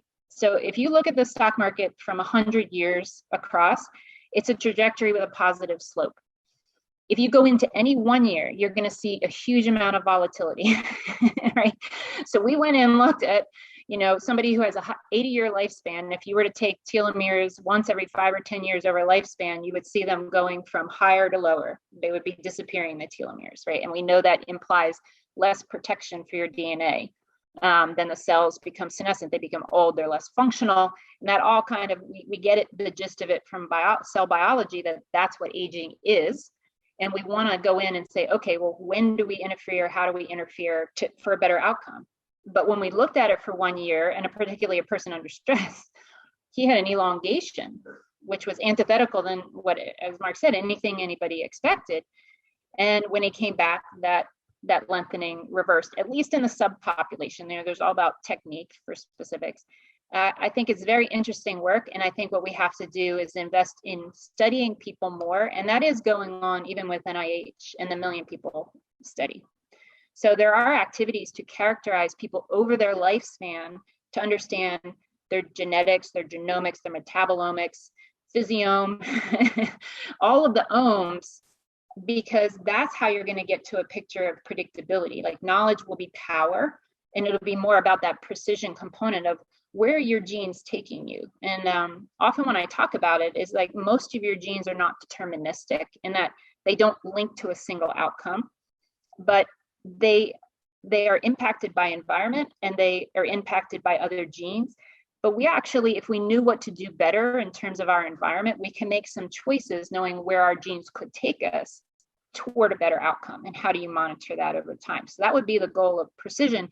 And that would be a goal of precision for space flight, for sure. And we can concentrate on the couple hundred people who might go, which I agree that we would even take advantage of commercial space flight flyers, because they're a different baseline. But that doesn't mean that there's no good or better. It's just is, like, measure it, and we're going to figure it out over time. I think they provide more diversity, which is healthy. As always, they might have some advantages we could have never anticipated. So it'll be interesting to see. And there was some work to talk about through a center of excellence, like how could all commercial space providers who have commercial astronauts, be offered up the ability to engage in something like standard measures. What would the set of standard measures be? And most of these people, even though they're buying seats, are very altruistic in nature. They want to make a difference. They want to make a difference for humanity, for the planet. And so I find them very willing to engage if you offer them up, an opportunity with good rationale. Like, what is this feeding into overall? And then they do have their areas of particular interest where they often have science or activities they want to engage in particular. So when you think about where we're going to go with this in such an austere environment, like conjure up the idea of with very little resources around you, how are you going to build a medical care, really a health and performance system? And if you could imagine, and I use this obviously for talking about spaceflight exploration, but you could think about this in your own home so that you could reduce the idea of, well, why is it I have to drive 10, 20 miles, for some people 50, 100 miles away, or maybe you can't get to tertiary or primary medical care, that why couldn't access, given the smartphones we have, the very powerful computers we use at our fingertips every day, have resources with some very unobtrusive monitoring capability? Again, like offering these tools up so that you can get something back. And it's always about value added, over the cost of whatever it is you're doing. How much time does it take? How complex is it? And in my new position, we work on medical technology that, say, wants to be employed in senior citizens. And one of the areas is to be very cognizant of, generationally, where are they? Like, how comfortable are they working with technology? And then even very functional things that become problematic is that if your hands are riddled with osteoarthritis, putting on a very convoluted strap of a watch become a deal breaker. So even in the astronaut world, Velcro is your friend. Velcro straps, things that are easy to slap on, slap off, clothing that has embedded sensors, things, even the camera in your phone or on your computer that can look at your eye movement, and your dilation of your eyes. There are fascinating things that could be put in place in everyday technology used for the right purpose. And I say that because I know there's always lots of concern about misuse, and of course you'd have to protect for that. But at least if we start bringing some of these solutions to bear and integrating them and testing them with people and putting them in paradigms where people see value, we can work through the other problems. So it's International Space Station was mentioned, and it is, of course, the National Lab is a world-class laboratory. And at this point, you can look at things from the human organ, tissue, cell, and molecular level. They keep on refining the capabilities they have up there. And a lot of the tools that we've sent up, we've pushed on companies who have had, it's called commercial off the shelf, and then we modify them. What's interesting is those modifications often bring to bear improvements on Earth.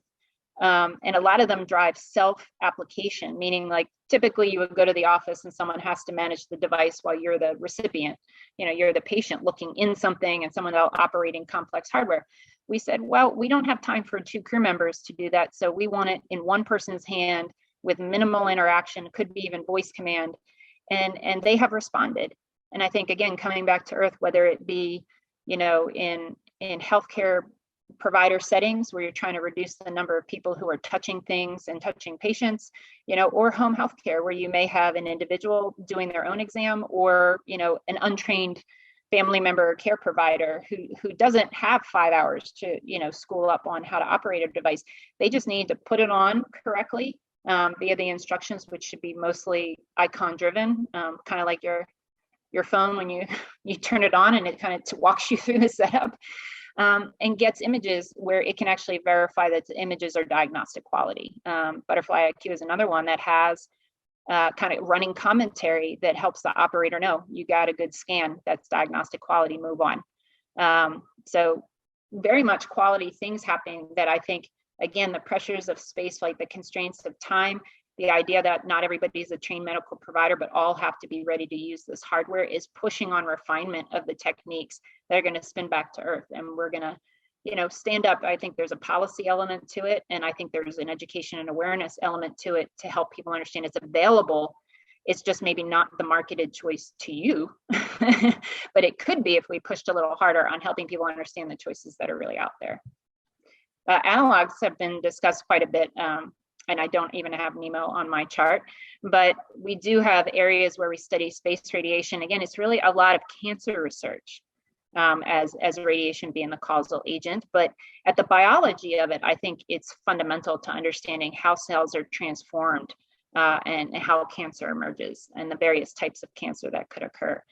We use isolation and confinement in controlled settings as well as uncontrolled settings. The Antarctic is being the uncontrolled one. It's field research, and what happens. Altered gravity and the MVHAB, which is where we did head down bed rest. I heard Sarah Lynn mention that. That is a very interesting opportunity. It's another one where we can understand various disease states as well as space flight. So it's definitely a multi-purpose opportunity.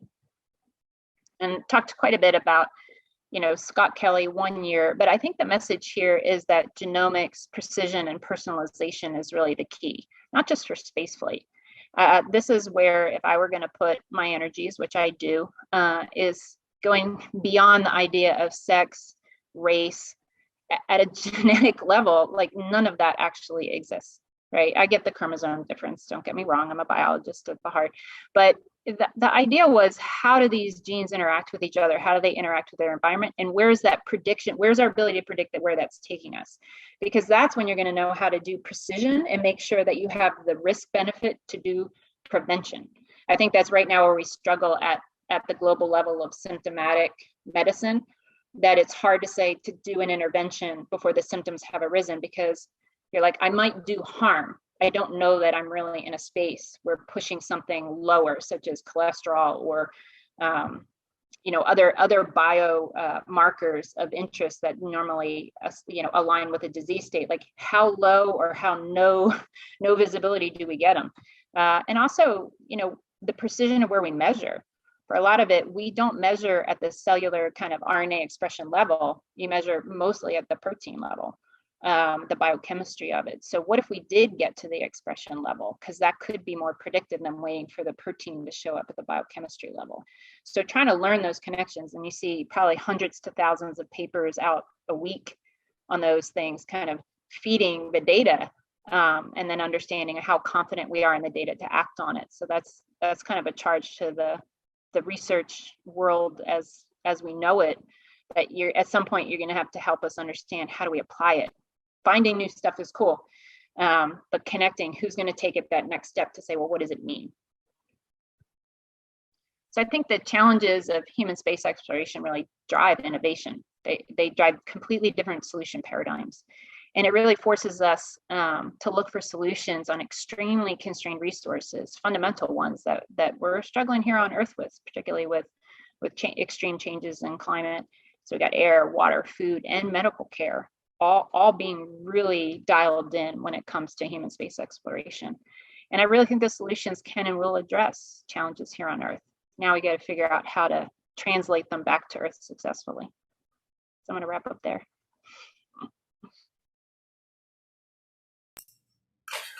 Thank you so much, Dr. Fogarty. And if we could bring on Dr. Mark and Dr. Ografta. That was fascinating. This whole conversation is fascinating. I don't really have a great handle on bioscience to begin with, so I was learning an awful lot during this session. So I appreciate all three of you. We only have a few minutes to go into the kind of Q&A and the panel, but the thing that I wanted, each of you talked a little bit or a lot about spacesuits, but a few days ago, NASA decided that they were going to issue an RFP to create, to have commercial groups focus on building a spacesuit. And in keeping with, this is part of World Space Week and, a focus on women in space, there are an awful lot of complications around building kind of this next generation of spacesuits, right? So when we first went to the moon, it was all about the guys, and I use that term on purpose, the guys with the right stuff, right? They were often military qualified, fighter jet qualified folks. It's a different game now. It's a different environment. So I would like y'all to talk a bit about your own experiences, keeping in mind that we're going to need a new kind of spacesuit. So I'm going to jump in, or I'm going to let anybody jump in with that, but that's kind of the marker. And I'm going to post a link to the chat so people can kind of see this new RFP that just came out. I'll jump in here at the very start, and I know Sarah Lynn has kind of an awful lot to say on this. Yeah. But when you start looking at teams working in extreme environments where the margin for error is so small, and if you don't address the needs in the technology development component for both men and women, like two different sets of crew members with two different sets of physiology and the needs, you are artificially creating a weak link within the team. And as we look at the paradigm, especially for high-performing teams, a team is only as strong as its weak link. So in the development process, as we look at these spacesuits, like there's numerous examples of what we have in the past, be it from female jet pilots for the Thunderbirds, for Army Rangers, like some of the women that we talked to, especially when we looked at extreme environments that were active duty, the pants that they wore literally up until a couple of years ago were literally designed for men. You had these women who literally the crotch was sagging down around their knees that they had to go and retrofit some of those components. And it sounds silly, but you look at even some of the current EVA suits, you look at the torso, you look at the hard shoulder joints, the way that they have been designed, that they actually create an impingement syndrome for some of our female astronauts.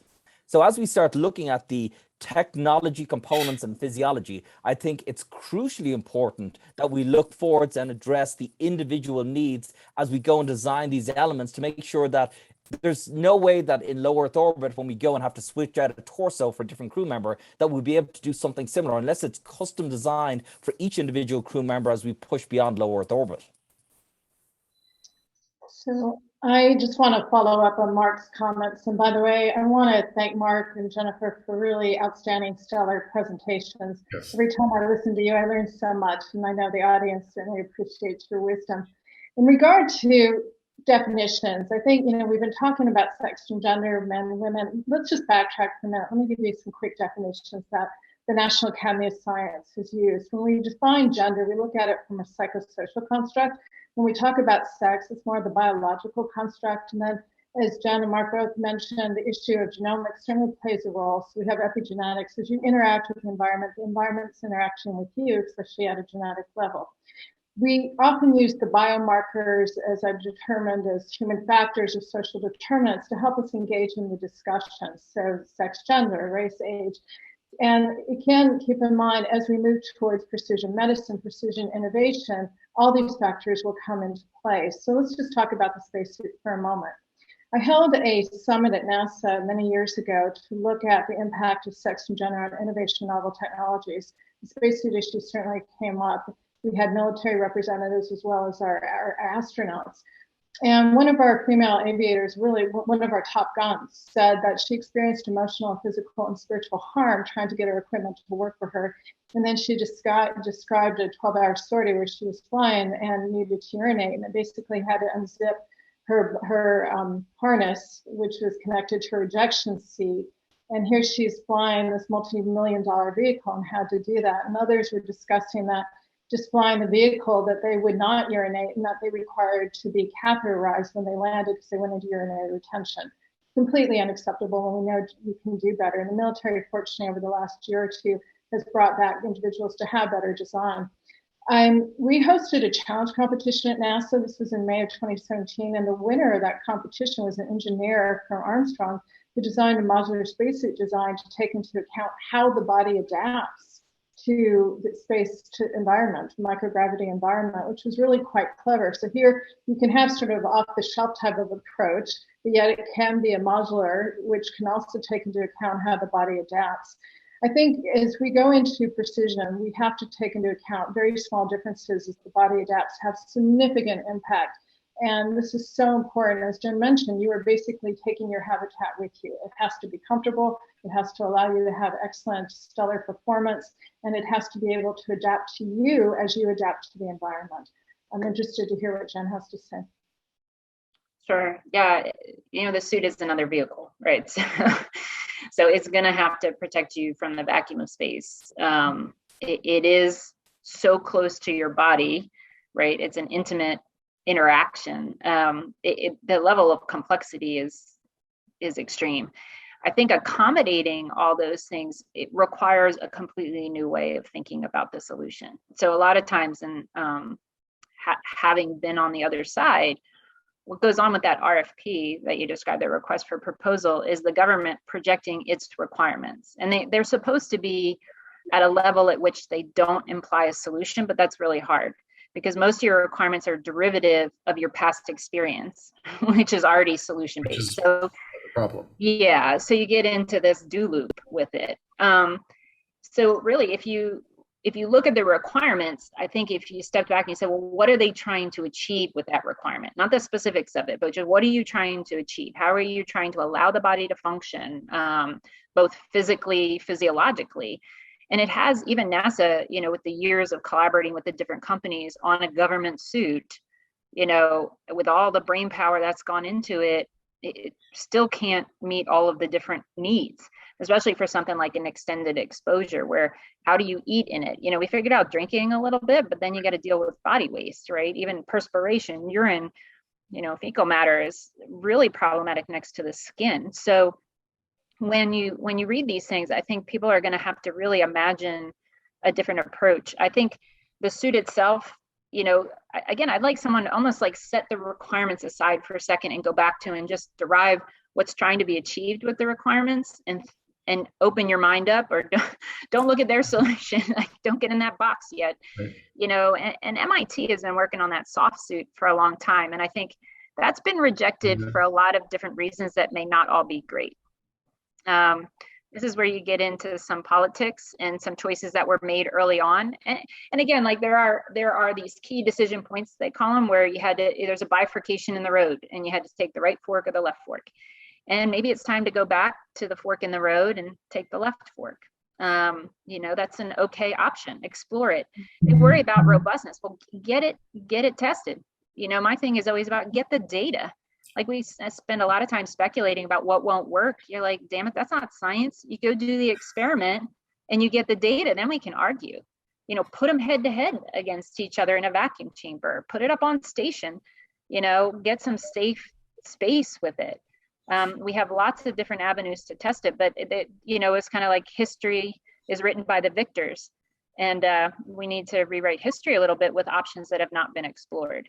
And the RFP may or may not be designed. I haven't read it thoroughly. I know it's out there. But I think that is an opportunity for a novel group to come in and at least stake their claim on a new idea and get it out there. The commercial opportunities, I think, have opened the door because providers are providing their own suit. They didn't wait for the RFP. Right. So SpaceX has it, even though they're considered IVA suit, internal vehicle activity suits, they're still got to be, rated to help you survive a rapid decompression, which is a vacuum of space. So I think the commercial providers have found another avenue to explore suit development that isn't going to be bogged down in the other requirements. Now, does that mean that you're not going to have to meet some factors of safety and, the reality of the harshness of spaceflight? No, but you could go in with a completely different perspective. So I think the door is open. I think the time is now to explore it. I think the challenges are somewhat financial, like who's going to back it and for how long. The government dollars are very powerful in that area because a lot of industry just can't, isn't in a position to accept the risk to do that sort of development. Except now I see these billionaire funded commercial spaceflight companies going that way. So this is where they do kind of that public-private partnership. That could be one that survives the competition. And I think that would be very healthy to change the paradigm. I think it would be fascinating to take a hard look at the various trade spaces that that the decisions that were made in the 70s clearly don't apply to the space shuttle. The space shuttle suits were vastly different, right? And so I think the trade studies, just to say, do we go left, do we go right, and what are the metrics for those decisions? I feel like I don't think we have a good handle on from being on the outside. I don't feel like we have a good handle. Whereas the three of y'all have really unique experiences in trying to understand this problem. I think that's something that maybe does warrant a new, fresh look. I like how you describe that. Yeah, I Well, love trade studies. I'm one of the sorry, I'm gonna have to leave for another meeting, but trade studies, yes, get the data to do them. I appreciate all that. All right. Thanks Thank a you so lot, much for the Dr. Fogarty. opportunity. Appreciate it. Thank you. Thank you, Dr. Fogarty. If you've got a few more moments, we're supposed to swap gears here for a second, but one of the things I was curious about was a little bit about your path to how you got here in the first place. And we don't really talk about that very much, and it wasn't really part of the conversation. But Sarah Lynn, I think you mentioned that you have a twin brother. Yeah. I do. Yeah, I have a twin brother. Just real quickly, because I know our time is short. Yeah. He's actually an electrical, chemical, and computer engineer, and had worked in the space shuttle program. So we see the world differently. He has the engineer mind, where binary ones and zeros, and I see sort of a kaleidoscope, as you can see from the painting of the photograph, by the way, which is a photograph from the Hubble telescope that Carolyn Casera painted after she painted Sally Ride's flight many years later. So just quickly for me, I just always loved medicine. And then as I was in training, I was an endocrinologist in training and seeing a lot of patients in the microgravity environment. And so I began to do my research and saw how similar it was to spaceflight, to what we were seeing. And that just ignited that love. I have a book called Stellar Medicine, A Journey Through the Universe to Women's Health. And it really sort of tells you my genesis and journey into the space program. I think all of us had a love as children, and it just evolved. And became an astronaut finalist, had a chance to work for NASA as an advisor. And, I see all of us will have an opportunity to go into space one day, because after all, we're all just made of stardust, celestial dust from the beginning of time. So we're going home. Thanks a lot, Dr. Mark. Dr. Agrafa? You're on mute, by the way. And while you unmute yourself, I just want to comment that both of your backgrounds are great. I really like the the continents over with the moonscape on top of it. That's pretty clever. Well, I didn't design it, but I did buy it. I said so. Yeah, I needed something a little bit different. So my background was a little bit different. I did medicine back in Ireland. But I was the PI for the first Irish experiment that flew on board Shetland Station, that flew through the European Space Agency. So I had an experiment that was being flown by a European astronaut who was occupying a cosmonaut slot flying on a US vehicle. So you can imagine just how kind of convoluted that was. No complications there, sure. Well, so the Russians at the time needed a second full experiment with a full translation of Russian accompanying it, just to have a backup, and it never reappeared after we provided that. I was like, so the entire deal got sealed actually over Irish whiskey and Russian vodka, which to anybody that has tried to do kind of that deal in the background will know exactly what I'm talking about. Yeah. And then I was lucky enough, I ended up at KSC for about 3 years as part of the aerospace medicine program, an office there. So I worked on shuttle as part of the kind of the aerospace medicine and biomedical engineering offices there. And then I was lucky enough at the same time that I got a doctorate in engineering for the same research that we actually flew on station. So we actually went and took the same research, sent it to Nemo, sent it up to Devon Island, sent it out to some of these other analogs for kind of the development of new biomedical technology. And then from there, it was either when Space Shuttle ended, go back home to Ireland, or try and continue some of the work that I've been doing here. So I actually ended up moving out to Vegas and actually became the chief medical and technology officer for a small biomedical company that I'd done work with NASA, was doing work for the Department of Defense. And then I also teach and train combat medicine for special forces units. So we take SEAL teams, Green Berets, Ranger teams, teach them to combine their medicine with their tactics, and then stayed involved with NASA through the NEMO program as both a PI, a researcher, a diver, and so on. And basically, they couldn't get rid of me. So that was, people want to talk about kind of career advice and be like, just keep asking until it gets easier to say yes than it is to keep saying no. Seems to be the proverbial answer.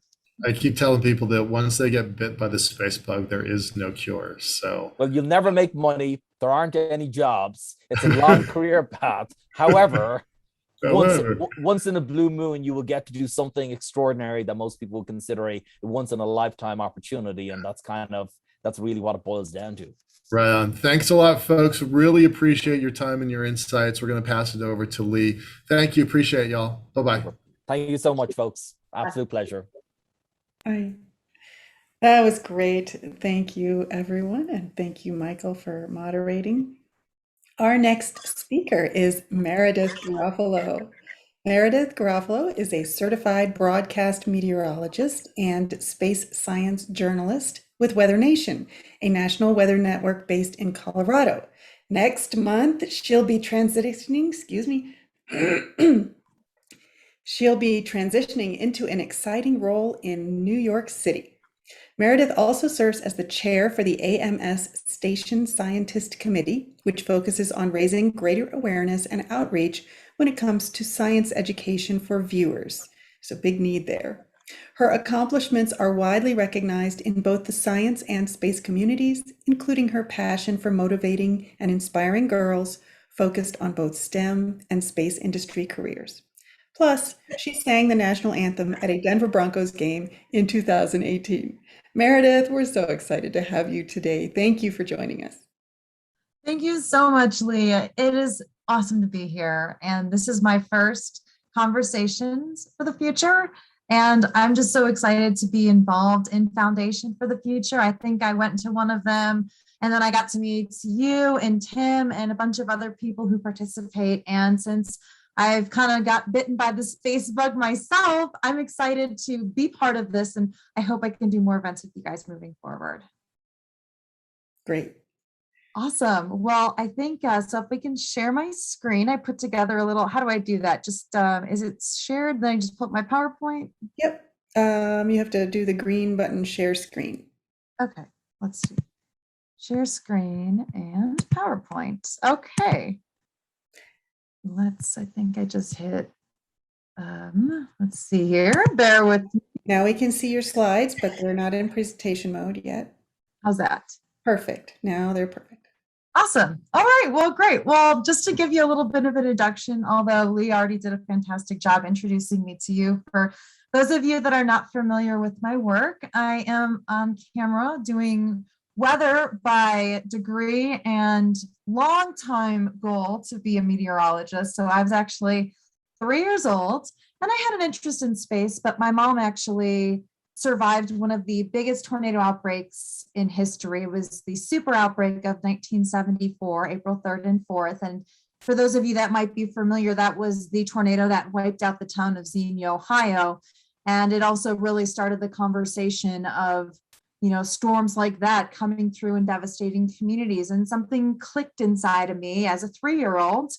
And I really got excited about learning about tornadoes and severe weather. And I really wanted to push forward and go into more of a career where I could help save lives and I could make a difference. And if you knew the 3-year-old Meredith, she was the one that would not stop talking, singing and dancing around the house. And so I had the show bug in me too. And so why not go into being on the news and presenting the weather in a way that could save lives, but that could also be fun and informational. So I guess comparing this generation, it would be like I was making Facebook Lives on my Fisher-Price tape recorder, which was something a lot of kids had back in the 80s and 90s. And I started making my little forecasts and I got really into it. And I know I was being silly and talking about, well, if you need to be safe, you can jump in the toilet and shut the lid. And now I know as an adult, that's not something you can do to stay safe.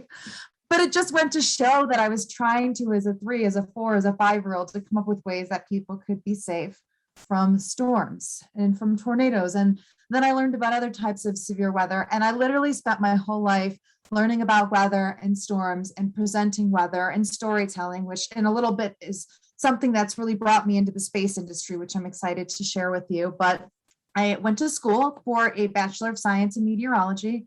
I went to Valparaiso University in Northwest Indiana. And after that, I did an internship with Tom Skelly in Chicago, and I started my television career a few weeks out of college. And since then, I've really also developed myself as a reporter and a journalist. And I've covered a lot of different stories, but I really don't think it was until the last 5 years that I really found the need and the passion for talking about space and specifically weather satellites and how those are changing the world for us here. And it's how it's protecting us with lives and property. And so over the years, in addition to my normal on-air duties, as Lee mentioned, I spend a lot of time on my off time doing school talks. And whether it's virtual or actually going out to schools or doing career talks or meeting with career-minded college students that want to go into the science community or weather or space, it's been something I've dedicated a lot of my off time to because I know there's a need for mentors. And so I've done a lot of podcasts. The Space for Women podcast I've been on a few times, some through the American Meteorological Society, any way that I can get out there and help communicate the importance of STEM education, and now even the education of space and learning more about how we can forecast better for space, whether it's space forecasting or taking the weather satellites that are up there and using those to put our forecasts together to really help better our lives here on Earth. And there's going to be so much more in decades and decades to come. We are just at the forefront of what we're going to be able to do with weather forecasting. And a lot of mine has been working with the government, with NOAA, with NASA, with the GOES and the JPSS programs, and even working with the Jet Propulsion Lab now on a few things. And so now there's also companies like Tomorrow.io, which was on a panel with me at the satellite conference, talking about how there's going to be more private sector satellites in space, which is just so exciting to think about that this is the generation that we are going. So I think I'm going to start off with my forecasting and my topics. And I've got my little clock here because I don't want to go over because I could talk for hours about this stuff. This is how passionate I am about what I do and what I live every single day. So when we go and we focus in on weather satellites, I mean, we think back to the 1960s when the first weather satellites were created. And they were good. I mean, they were something that we could use, and it was starting to give us data from a completely different angle, and combining that with radar data and being able to put those two together to make weather forecasts. We were helping give people lead time, but the thing was a lot of the observations that we were getting, they weren't coming in real time. And they weren't giving us that picture to see if a storm was starting to strengthen, or maybe we should issue a warning because this line of storms that's about to go through Dallas is really starting to grow and to look a very classic pattern of a breaking severe weather event. And so over the last 4, 5, 6 decades, all the brilliant minds at NASA, at NOAA, at Lockheed Martin, Ball Aerospace, they all came together, and I'm sure I'm missing a few, L3 Harris, they've all worked on putting together these tools and these satellites and these programs that are going to put these satellites above the Earth and study the Earth from every single different angle, and in ways that we can focus in on the whole Earth if we're looking at using data to go into climate patterns and whatnot, or getting that data down to 30-minute increments. Or if there is a severe thunderstorm or a hurricane, we can get it down to 10 minutes and even just minutes at times when we're doing a mesoscale or a more and more focused analysis on storms. And I think 2 great examples of satellites that I have used in my career with my forecasting has been the GOES R series as well as the JPSS series. And again, there are so many brilliant minds out there that are trying to think of new ways and new technology that we can study the Earth, but in a way where, as a storyteller such as myself, every time I do a weather broadcast or a weather story, I'm able to take that data and take that science and take everything that we geek out about as space enthusiasts and weather and science enthusiasts, but bring it home to the viewers in a way that they can understand and know how these satellites are going to be impacting their lives. And so one of the things over the last 4 years I've been doing here at Weather Nation is really get involved in the GOES R series. So just to give you an idea, you have the JPSS, which is a polar orbiting, so that it orbits the poles and it takes pictures twice a day of the entire Earth. But then you have the stationary satellites, and those stay on the same area as the Earth rotates. And so if there's a storm that's moving and changing, it's staying on that and rotating at the same speed as the Earth. So we can actually get a crisp picture. And it's like you see these incredible pictures coming in from space and from the telescopes and everything like that. Well, for GOES, these new pictures we've been able to get with this new series. So we've got 2 GOES series satellites up there right now. There's a 4 satellite series. We have 2. We have GOES R and GOES S. So GOES R watches over the Eastern Hemisphere and GOES S watches over the Western Hemisphere. And the way these satellites are crafted is they are giving us 3 times more imagery coming back, 4 times the better resolution, and 5 times faster.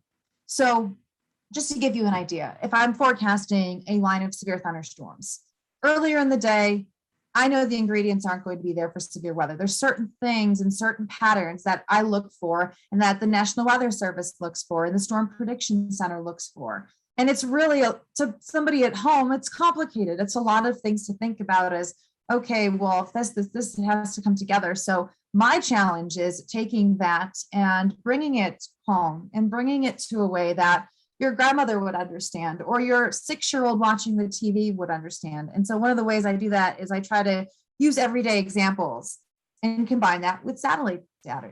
So if you think of seeing the most crisp image ever in front of you, and it's pointing out all the details, you can see, for example, for artists, the colors, and you can just see the strokes of the different brushes and the colors and the fine detail. I mean, that's the kind of imagery we're getting back from these next generation satellites. And you can notice if one's starting to show what we call a bubble, then we're thinking, uh-oh, an hour ago this wasn't there. This is the updraft of the storm that I can see from space through this high resolution data. And then comparing it to the radar data and what we're starting to see, the increase in lightning. The geostationary lightning mapper is a tool on the GOES satellites. And that actually can pick up the lightning in real time of what's happening.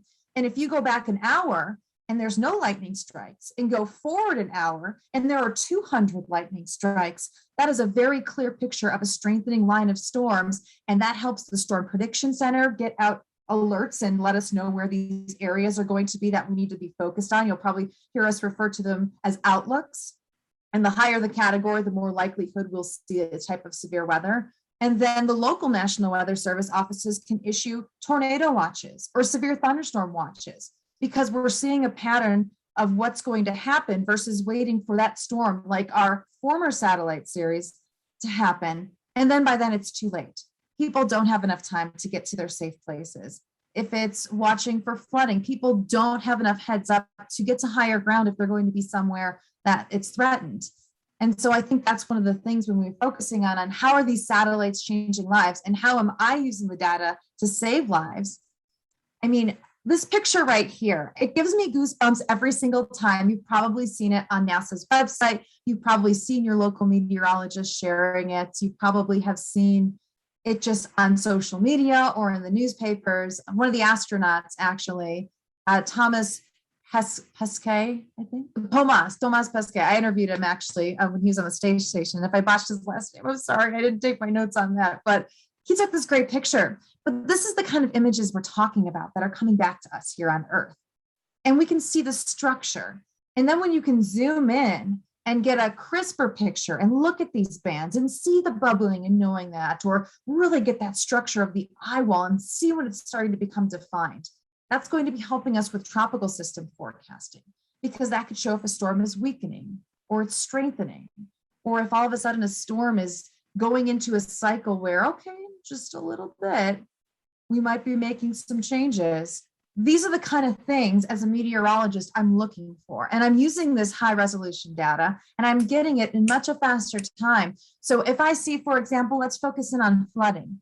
These satellites are providing data where I can see a storm is stationary. And in 1 hour, we've already seen 1 to 2 inches of rain. Or one, the National Weather Service offices are going to issue those flash flood warnings. And we're going to be getting that to help with our storytelling. But then I can use this data. I can take that satellite data and show it on the radar and combine it with the radars and say, look, this storm isn't moving. And I'm very highly confident that this is going to lead to some flash flooding. And it gives people that extra time to get out or to get somewhere safe. Or maybe they're supposed to drive home from work in an area that typically floods. They can get out of the office a little bit earlier. The same thing goes for severe weather outbreaks. When your kids are in school, you want to know, is it going to be safe for them to take the bus home from school? Or is there the potential for severe weather where maybe the teachers let them out of school an hour early? That hour may be precautionary, and maybe those lines don't produce tornado warnings.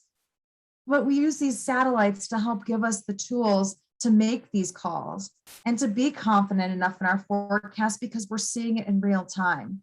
And it's tough. I'll be honest, as a meteorologist, I have covered in the last decade plus every type of weather you can imagine. I have been live on the air with tornado outbreaks, large tornadoes going through communities.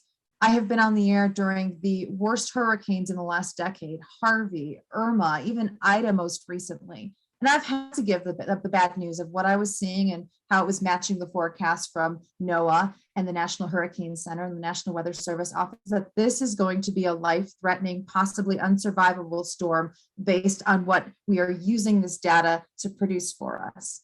And then you go to the wildfires. I used to work in California for 3.5 years. And this new satellite data was actually being introduced from the first of the series to the National Weather Service office in Los Angeles. And I was doing a whole behind the scenes story with them. It was all preliminary. It wasn't official like it is now, but it was very interesting for me to watch them and their warning coordinators look at the data and be able to make these decisions a lot faster. And they were very confident. And even something as we go into aviation, because I know aviation plays so much of a big role with space, you can see if that fog's going to come in or if it's going to be safe for pilots to take off. And for the bigger scales, rocket launches. I mean, we think back to the Landsat launch that we just had out of Vandenberg Air Force Base. If you are familiar with the Central Coast weather, fog in the marine layer plays a huge limiting factor sometimes if a launch has to be scrubbed or not. And I did a story on that too. And I was there with those meteorologists the day that there was supposed to be a launch. This was about 3 or 4, actually now it's like 7 years ago, but I got to sit there with them and look at what they were looking at and how they could see that marine layer wasn't going to budge and it wasn't going to be safe for a rocket launch. They had to scrub the launch. But this is the kind of thing where, as a broadcast meteorologist, I'm using data from space to help tell my weather story and also to move forward into my forecasting and to strengthen my forecasting abilities, because as we know, it's not possible without the story behind it. And so I think one of the really important things that I'll wrap up my part of my session with is, why is storytelling important? I think we have to focus on the why. Because yes, I'm a meteorologist. I go up there, I give the weather forecasts. But I like to say that I'm different. And I'm hoping to push more broadcast meteorologists in the direction of really enhancing their station scientist skills. Now, that's something that I'm the chair for right now for the AMS. I have a fantastic committee, and we're doing great things to work with meteorologists across the entire country to now add into, in addition to weather and climate, the space factor. Because as we know, space weather is going to be critical down the road, not just for us here on Earth and for our communications, but for the space station, for the potential of people living and working in space. There are so many things that are going to be impacting astronauts and all of us that could be up there someday. And so to take our broadcasting and the privilege that we get every single day being on air to tell these stories, we need to take it to the next level. We need to wonder what the people want to know that are sitting at home watching us, what the people are looking for, not just on an app, but when they go to their website every morning or they have their coffee. They need stories that they can understand. Because yes, to all of us that are in the science and space communities, we know our trade. We know all the nitty gritty, and we all geek out together over the same things. But at the same time, we as communicators in the television business and even the radio business, we have a responsibility to become that station scientist, to become people can trust. And we all know that we've had problems with trust with the media over the last decade. But I'm hoping through my involvement in the space community, what I'm doing through the AMS and what I'm doing through my outreach, actually attending space conferences, such as the Space Symposium and the Satellite Conference, and speaking at events like this to say, we need to get more of us that are scientists in the media, in the broadcasting communities, out there and focusing and studying on space, but taking that storytelling to people at home, just like we tell stories so people can understand how weather is going to impact their life. We need to make sure that people know how space is going to impact their life. And that's something as to them that might be little as, oh, it's a nice day. Well, we're using the weather satellites in space. And things that our scientists and astronauts in space, all the research that they are doing to bring here back to Earth. It's really cool and it's really easy to understand. It's like conducting science experiments in your students' classes. I mean, we're all doing these different ways and these different things to make a difference, but we need to have a voice and become more than just the station scientist, but also become a trusted journalist as a scientist. And I know there are a lot of great journalists out there that are scientists, and I know there's a big focus on climate right now, but I do think that we need to start focusing on space and space exploration and how space is helping us here at Earth. And I can say, I think one of the things that really has gotten me excited over the last 3 years is I've been asked to be a judge for the Space Foundation's Technology Hall of Fame.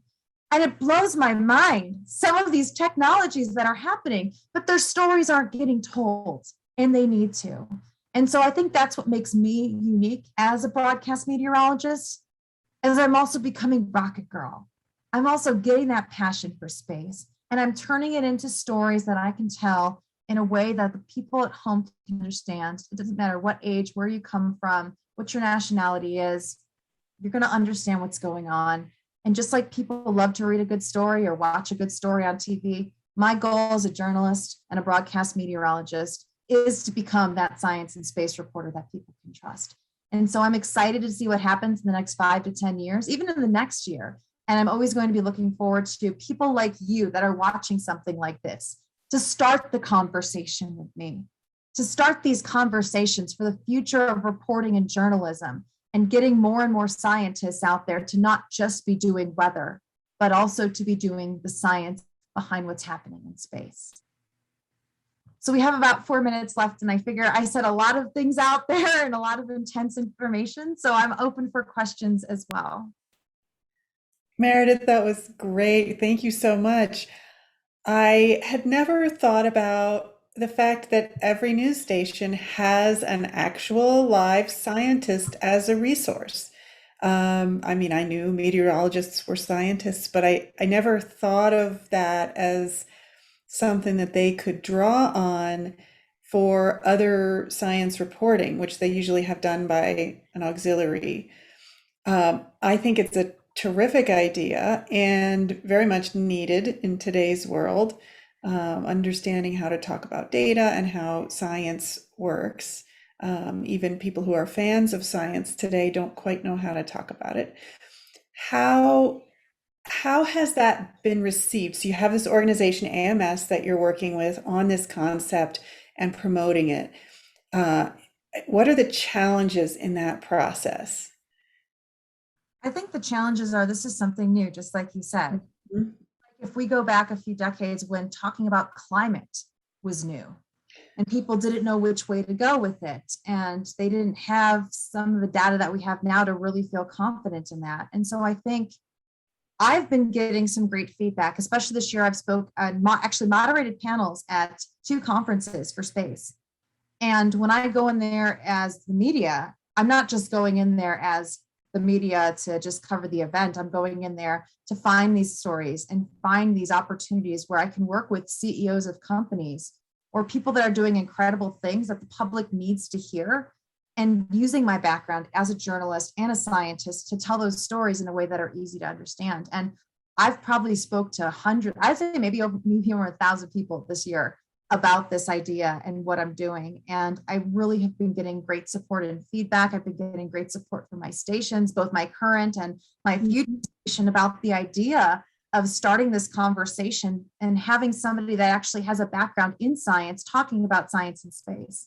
And so I think it's going to take effort and it's going to take time and it's going to take experience in getting these stories and being able to tell these stories and start putting them out there. And more people are seeing the work that I'm doing to inspire other people. I had a meteorologist the other day, was like, how can I get excited about Space Week to my viewers? And she came to me because she knows what I've been doing. So now in her market, her local market in Indiana, now she's finding ways to get excited about Space Week. So I think it's the start of something. I'm so happy to be on the forefront of that.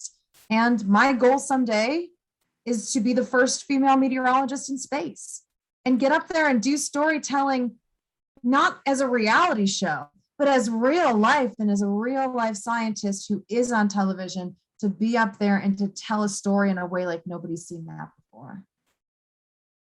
I can't wait to see that. I get a spacesuit, it sounds like. Yeah, you'll have a new spacesuit and apparently some special zipper pants. Thank you so much, Meredith. Really appreciate you joining us today and look forward to hearing about your next gig. Yes, and I look forward to continuing the conversations, just like we mentioned with this. And I hope to do more of these events and continue this conversation and network to the next level. So everybody reach out to me. I'm on LinkedIn. You can connect to Lee. She'll give you my info. Great. Thank you so much. Thanks, Lee.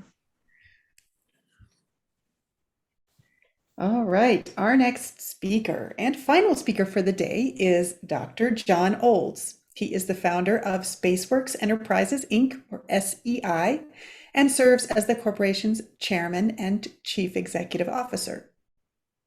As CEO, Dr. Olds is responsible for the strategic growth and overall management of the company, as well as establishing and integrating vision for the company's various operating divisions and technical activities, which are pretty broad. He also has ongoing technical roles within the company and holds a joint title as one of the firm's principal engineers. Dr. Olds has over 30 years of experience in the aerospace sector, including positions in private consulting, large aerospace industry, academia, and small business. John, welcome, and the screen is yours. Okay, thank you, Lee. Thank you so much, and good afternoon, everybody. Happy Space Week. It's good to be celebrating with you. This is my first time on Conversations for the Future. I'm seeing a lot of names that I recognize, or at least a few, but a number of you I don't know, and I look forward to interacting with you either after today's presentation or offline. If you'd like to contact me by email or LinkedIn, I'm happy to make new friends and answer questions.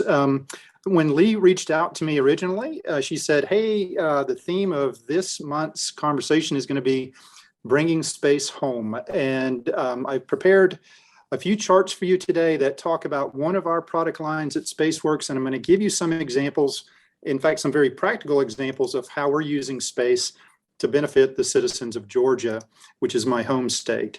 Let me share that and go to presentation mode. And if somebody can confirm that they can see that. It looks great. Okay. All right. Well, I'll go ahead and start. I've got, like I said, about 20 charts or so. To start you off, I am going to subject you to a bit of a commercial. So my apologies. Many of you may or may not be familiar with our company. We are a small business located in Atlanta. We've been in business for about 21 years, and we work on advanced aerospace technologies, a range of them actually, and software as well. My prior career to this, I've been in aerospace about 30 something years myself, but I was a college professor at North Carolina State University in Raleigh, and then I was a college professor at Georgia Tech here in Atlanta, and got the bug to try private industry and try my hand at being an entrepreneur. So I left the confines of tenure and academia to try my hand at being a business person. And I've enjoyed the ride here in the new space industry. It's been fun to watch all of the changes that are happening as companies begin to invest and make progress in space in a private manner. So anyway, this is our group. We're located, like I said, here in Atlanta. We do have, the primary brand is SpaceWorks, but we do have some other brands that we operate that you might be familiar with. And in their way, each of these brands is bringing the benefits of space back home, but I'm only going to mention them at a top level here. Generation Orbit is our line of business studying and working on hypersonics research, including the X-60A and the X-60C flight test beds. Terminal Velocity Aerospace is our line of business working on reentry devices, small capsules that can return payloads, science experiments, materials, pharmaceuticals, biomedicine materials from space back to Earth in a controlled and precise way. And the one I'm going to spend most of my time talking about today is the last one on this list, and that's Blink Astro, which is our small satellite IoT business. And that's the one I'm going to give you a couple of examples on of some of the progress that we've made. Little walk around what we do. I have a fun place to work. I get to go to work every day around aerospace hardware and some very smart people who are part of my team. You can see the kind of things that we get to work on. I will point out in the lower left of this image, we are going to our third high altitude drop test of a space return capsule prototype later this month. So you might look for that. That's being done with NASA sponsorship. We're doing that out in Oregon. And we're also working on hypersonics and hypersonic flight. And you can see some of the examples of our rocket boosted hypersonic system in this image. But that's what we do here. We're a small business and we love aerospace. Let me turn my attention now to talking about Blink Astro. So again, Blink Astro is our line of business focused on IoT and small satellites. So let me tell you what our ambitions are in this area and then talk a little bit about our accomplishments. You are probably familiar with IoT. IoT, the Internet of Things, or machine-to-machine communications. It's in our everyday lives. It's increasing. I'm sure a number of you have smart devices in your home, as I'm showing you here on the left, either smart thermostats or smart air filtration systems or a smart robot or a smart refrigerator if you're lucky. And almost all of us have devices that listen to us all day long. For saying one or another name out loud, gets a response that says, how can I help you? So those devices are very ubiquitous. They're around us, like I said, all the time. You may be less familiar with the IoT progress that's being made in the commercial sector and the industrial sector. I'm showing you some examples here on this chart, starting in the top left from smart farming or precision farming, that is tractors that can drive themselves and conduct very precise routes over a farmer's field. Top right would be automated construction equipment, same way, and tracking. The orange device here on the left center is a robot that's used for pulling inventory out of factories by Amazon to deliver things to our homes. Smart container tracking, and that also has a national security aspect, being able to track what's happening to a container that's being shipped across the ocean or by rail across the continent to make sure it's not tampered with in transit.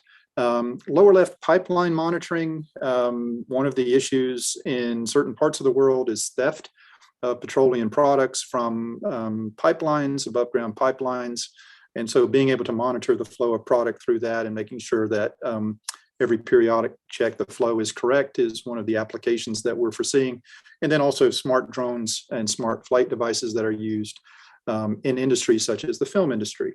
So that is a growing market. IoT is here to stay. I can hit that a little harder on this chart with some data for you.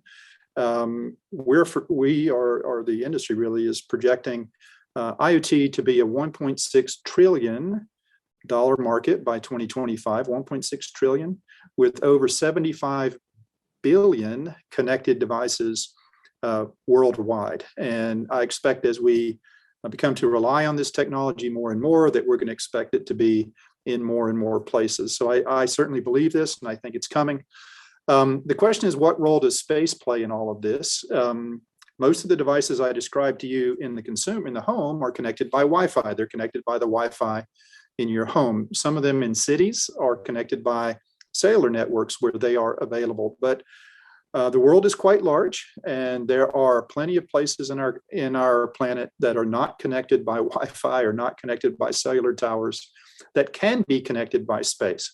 So over the oceans, for example, certain parts of infrastructure poor countries and continents, areas near the poles that are not well covered by ground-based infrastructure are all candidates for space-based IoT and space-based communications. The existing satellite networks that are up that really were voice optimized for telephony and other applications such as Iridium and Orbcomm. There are others. Tend to be expensive for IoT communications. I'll give you a notional number. It's about 40 or 50 cents per communications for each IoT device to check in with the satellite networks such as Iridium or Orbcomm. Depending on how many devices you might have and how many uploads you need per day to the satellite, that could cost you $100 or more per month for a particular device. And that's in a time when we are used to having unlimited cellular data. Text messages on our phone are practically zero when amortized over the cost of your data subscription. So paying a few $100s to connect a device seems a bit expensive. So what's happened that generates a disruptive opportunity? One is launch costs have come down tremendously. SpaceX and others have significantly affected the cost of launching satellites into space downwardly in a positive way. And so the cost of space access is made space and space-based networks much more attractive and hopefully because of that more affordable. The other disruptive technologies are CubeSats. I don't intend to talk a lot about CubeSats today, but just a little bit. Hopefully most of you have heard that term before, but it's a standard that was created by a couple of academics maybe in the 2000s that has commoditized the production of very small satellites. Satellites that are 10 centimeters by 10 centimeters by 10 centimeters or built from that basic building block, a unit building block of a CubeSat into groups that are 3 or 6 or 12 or 24 units big. And that commoditization has reduced the cost of components and standardized the launch interfaces associated with very small satellites. And so those two things caused us here at SpaceWorks a few years ago to look out and say, this is a chance for CubeSats to come along and play in the IoT market globally at a price point that beats larger satellites in higher orbits. And we took it upon ourselves to chase this down. And this is what we're doing under Blink Astro. Okay, so I'll give you a quick intro here of what we're doing.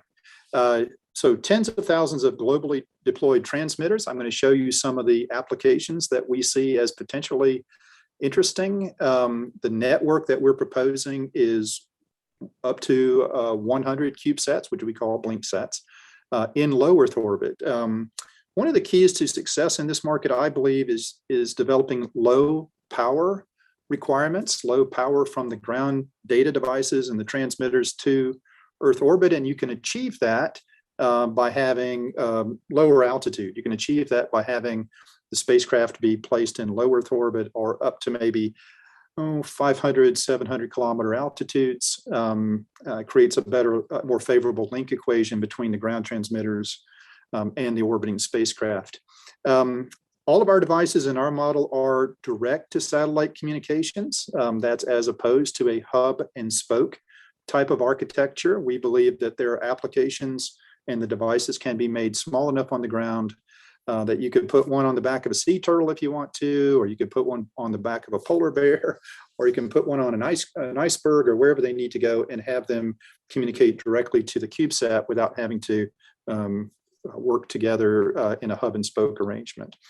And then finally, we believe an end-to-end integrated network provider is key to providing global connectivity.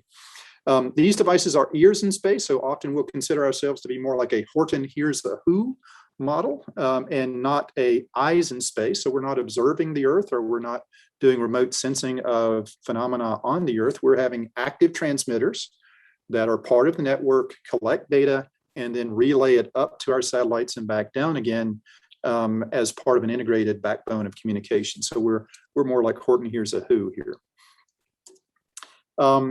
This is our patented approach to low Earth orbit CubeSat-based IoT. Essentially, there are small CubeSats. What you see notionally shown here are 3U CubeSats with deployable wings for solar and also RF antennas. A network of those, I'll show you that more about that in a moment.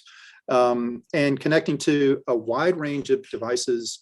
And as they pass over, they would have what I'm going to call many to one M-A-N-Y, many-to-one communication. So at any given pass, an overflying spacecraft would have to communicate with hundreds, if not thousands of IoT devices and manage all of that communications over about a 10-minute pass. So you have a 10-minute pass over a target area on the Earth, and you have to uplink all of the collected data during that time. Variety of sources, I'm showing notionally here agriculture, which I'm going to spend more time talking about, trains or transportation, military applications, cargo shipping, energy applications. So there are a variety of applications that we're targeting. How does it work on the back end? Well, uploading the data to the spacecraft in a store and forward type of architecture is just the beginning. So then we would fly over a downlink station, downlink that day's data to that station for storage on the ground in large data farms for big data applications and data analysis. And then that is distributed to the customers on a variety of devices. And we've been able to show iPads, iPhones, browsers, et cetera, as the way to access each customer's data. So depending on what you're tracking, we can present that to you in graphs or data or table, or form alerts in case anything is out of bounds, a temperature that might be out of bounds, or a container that may have been opened prematurely or something like that. So the end-to-end data flow starts at the data collection point and ends at the end user's portal. What does the spacecraft constellation look like? We have envisioned a Gen 1 and a Gen 2. So these are proposed constellations. As I said, we are a store and forward type of constellation. So we overfly the target ground transmitters. We collect the days or a half a day's worth of data, depending, and then store that to the next opportunity to downlink that. So it's not necessarily real time. It may be delayed by up to a day before you get your data, depending on the constellation. And in this case, I'm showing the first generation just consisting of 8 spacecraft. Shown in mostly a polar orbit around the Earth, 4 satellites per plane, 2 planes, and worst case in this case is around the equator, the farthest distance between the planes, which would get you 1 pass every 6 hours from 1 or more of the spacecraft. So 4 per day is the minimum service for that initial constellation. If you're tracking some of ours or some of our competitors, you know that we are proposing, all of us are proposing more real-time data collection and downlink, and that can be achieved with a larger constellation, up to 100 satellites, depending on sparing.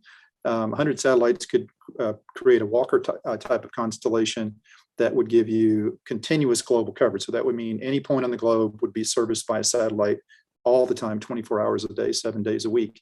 And that's the ambition. That, of course, is a more expensive venture. We are a small business here at SpaceWorks, but that's on the order of tens, if not low, maybe a low $100 million type of thing. The single spacecraft can be achieved for much, much less than that, the Gen 1 constellation for much less than that. So those are our visions of what we intend to do at Blink. So what have we done? Where do we stand now? And that's the part that I think is particularly germane to today's topic, which is bringing space home. I did mention that we're located in Georgia, and so some of the applications I'm going to show you are specific to the state of Georgia. Let me start by discussing one of our more recent accomplishments, and that is the launch of Blink Technology Demonstrator number 1.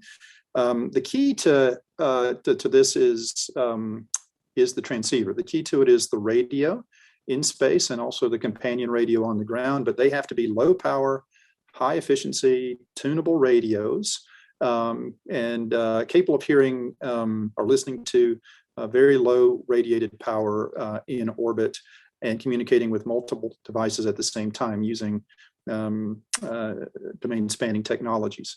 So we built a radio in-house. Our engineering team, shown in the lower right, put together this BlinkSat radio in a few months, and we flew that in space aboard a Nano Avionics host spacecraft in 2019.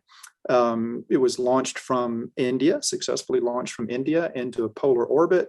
We were one of about 6 hosted payloads on board that particular spacecraft. Our partners at Nano Avionics did a fantastic job. They're located in Lithuania. They offer hosted payload services to small businesses like ours. And so a little company operating in Atlanta, Georgia is able to buy a ride to space, get it launched out of India, and then operate an experiment over a period of time. We operated this experiment for about 90 days.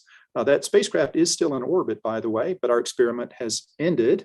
And over that period of time, we had placed 5 blinkers across the continental United States, and some of them with multiple blinkers in the same location, and demonstrated some of our technologies over that mission, did that successfully.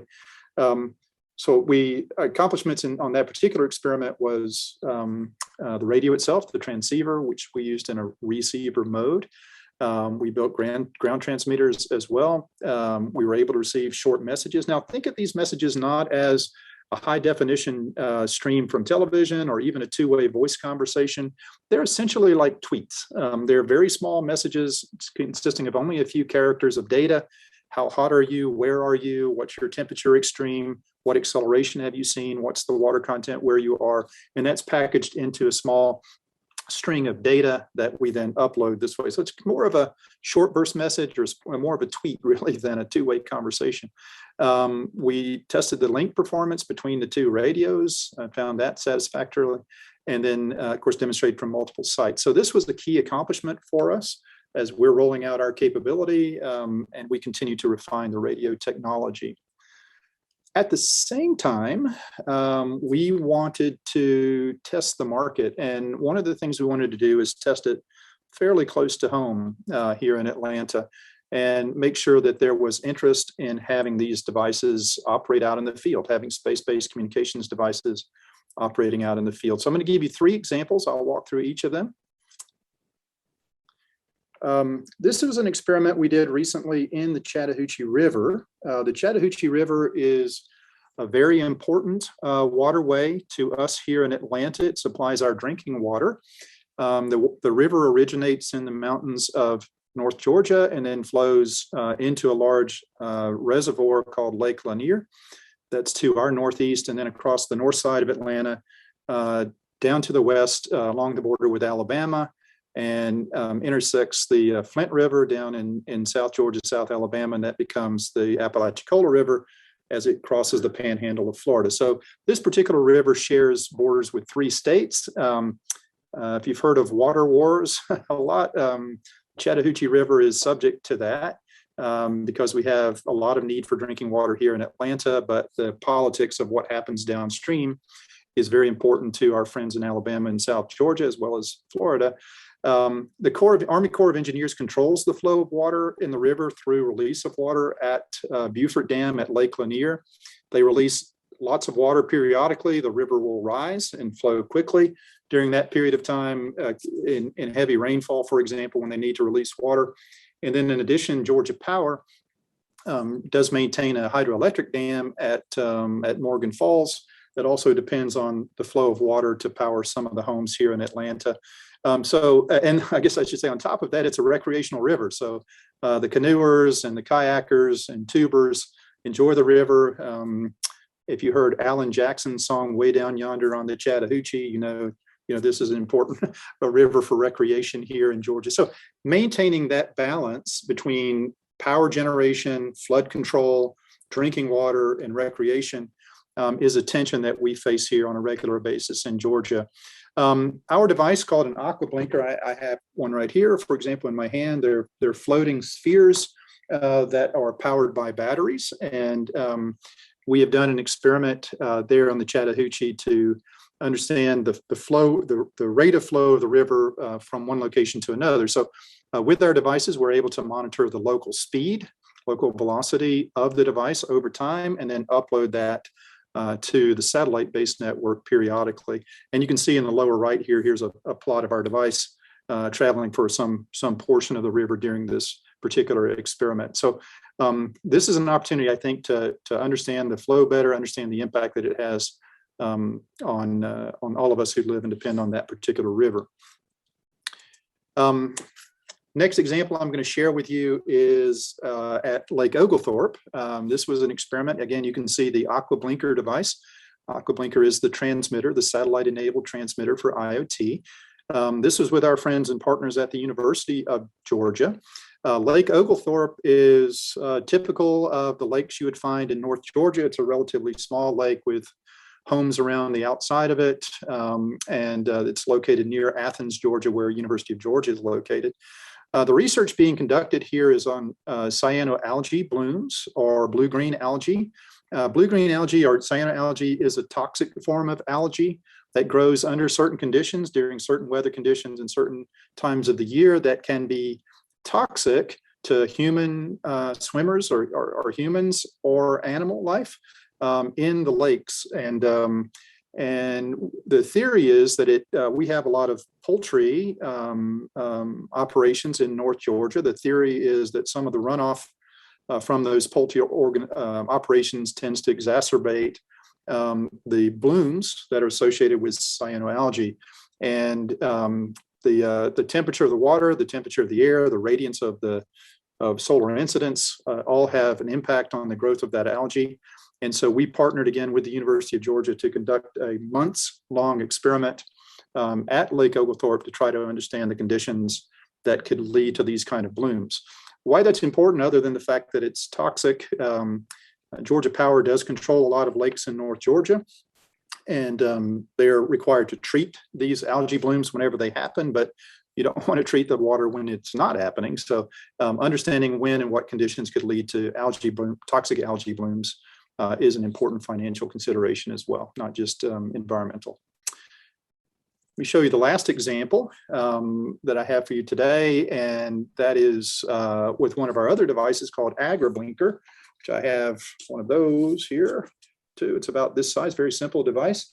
It is used for monitoring soil moisture, and in particular in row crop applications. This particular example was done in Cordele, Georgia, that's South Georgia.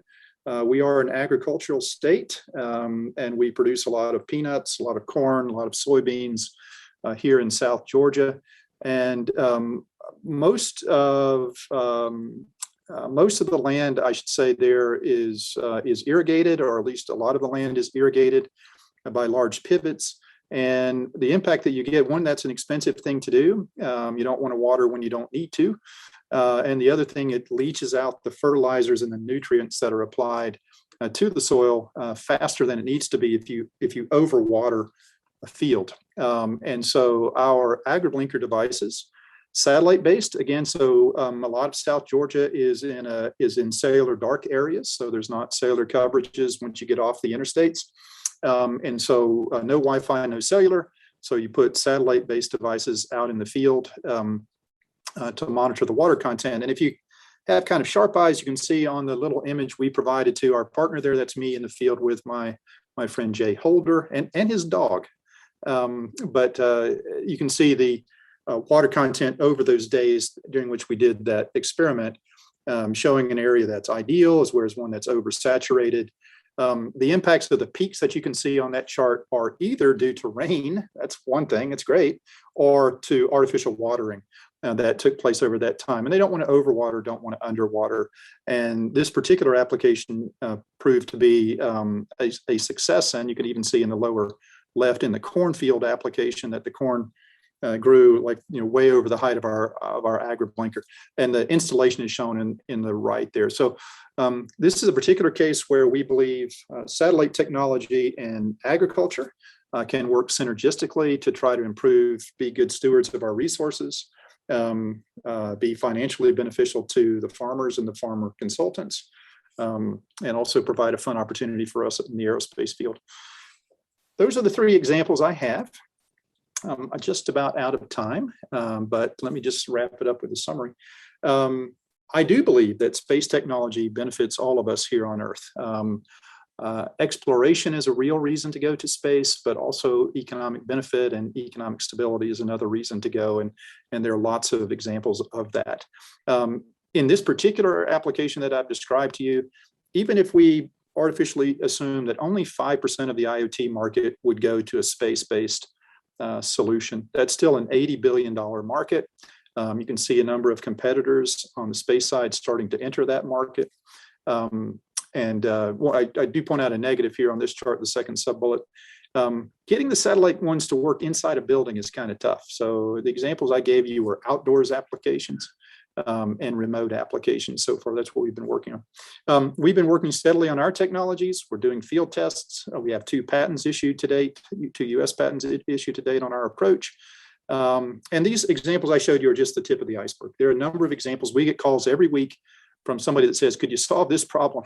You know, I've got this particular problem or that particular problem of tracking machinery or tracking boxes or tracking icebergs that we think are applications for this technology. Well, Lee, with that, I am finished, and I'm happy to take questions if you have any. And again, I'm available just to be contacted directly if you prefer. Thanks. Great talk. Really practical. I loved all the case studies, tests for customers. Can you talked about partnership on your recent launch. Can you talk about why you need your own constellation rather than just putting your transceivers on other people's CubeSats? Right. So putting the satellites in an optimal kind of orbit is important for us. A lot of the CubeSats that go up today are really optimized for Earth observation. You know, let's say Planet, for example. And so they are placed in a particular orbit that's sun synchronized, and also the shadows and the imagery, you know, the 10:30 a.m. orbit is very beneficial to them. So they all kind of hunt for the same place. A constellation optimized for IoT or communications would have to be global the way that I showed it, kind of more like that. And I wish I had a video. I do have a video, but I don't have time to bring it up. So it's a matter of putting them in the right places, I think, compared to what other CubeSats are doing. You correctly said that you know, there are a lot of satellites going up, and from a higher altitude, you can see more of the Earth, but I mentioned that our problem is one of power. Our transmission power, our goal is to get less than 1 watt of radiated power on the surface of the Earth, which turns out to be a billionth of a watt by the time you get into space. So being able to listen to that, we can't be very far away. So we have to be closer. Great. And then you said you've heard from a lot of customers interested in using this technology. It sounds similar to Starlink in the sense that where there are less resources, there are more customers, which isn't a great place for a business to be looking for customers, right? So talk a little bit about the challenge of finding good customers, but also serving those who need these products but can't do as well with paying for them. It is a challenge, but let me give you a particular example, and that would be countries in Africa. Countries in Africa, the ones that we're looking at, sub-Saharan Africa, don't have a lot of wealth. However, it is the objectives of the countries themselves, the sovereign funds, and sometimes world organizations. And as it relates to management of agricultural resources and water resources, that's an important objective for us as world citizens to try to achieve. And so I guess I'm saying there are opportunities to work with foundations as well as world organizations to deploy some of this technology to countries that are infrastructure poor, maybe not as wealthy as our countries. If it's for a purpose like sustainability, and that would be agriculture and water. Country of Niger, for example, struggles some with brackish water and salinization of their water. And then countries like Ethiopia struggle with management of agriculture and being able to predict use of resources there. So I guess there are other partners other than the end customer in some cases. Great. John, really appreciate you joining us today and sharing more about AgriBlinker and AquaBlinker and BlinkSats. Yep, happy to be here. All right, everyone, thank you for joining us today for Conversations for the Future. Tomorrow, we'll continue our discussion on bringing space home. If you enjoyed today's programming, please consider helping us cover the cost of these events. You can sponsor Conversations for the Future like Terry Trevino did, pay the optional registration fee, or become a member of Foundation for the Future. We are a 501c3 that depends on your generosity. And now to close us out, I'll turn it back over to our Executive Director, Tim Chrisman. Tim? And I'm glad I was able to catch John's presentation there, because as I said at the outset, I had no possible way of coming up with questions ahead of time. It's fantastic. And so, yeah, excited to be kicking off this event here as part of World Space Week, where we're highlighting the role of women in space, and we're talking here about, you know, the impact of space here on the ground. And so excited to bring you all back tomorrow for another day. Thanks.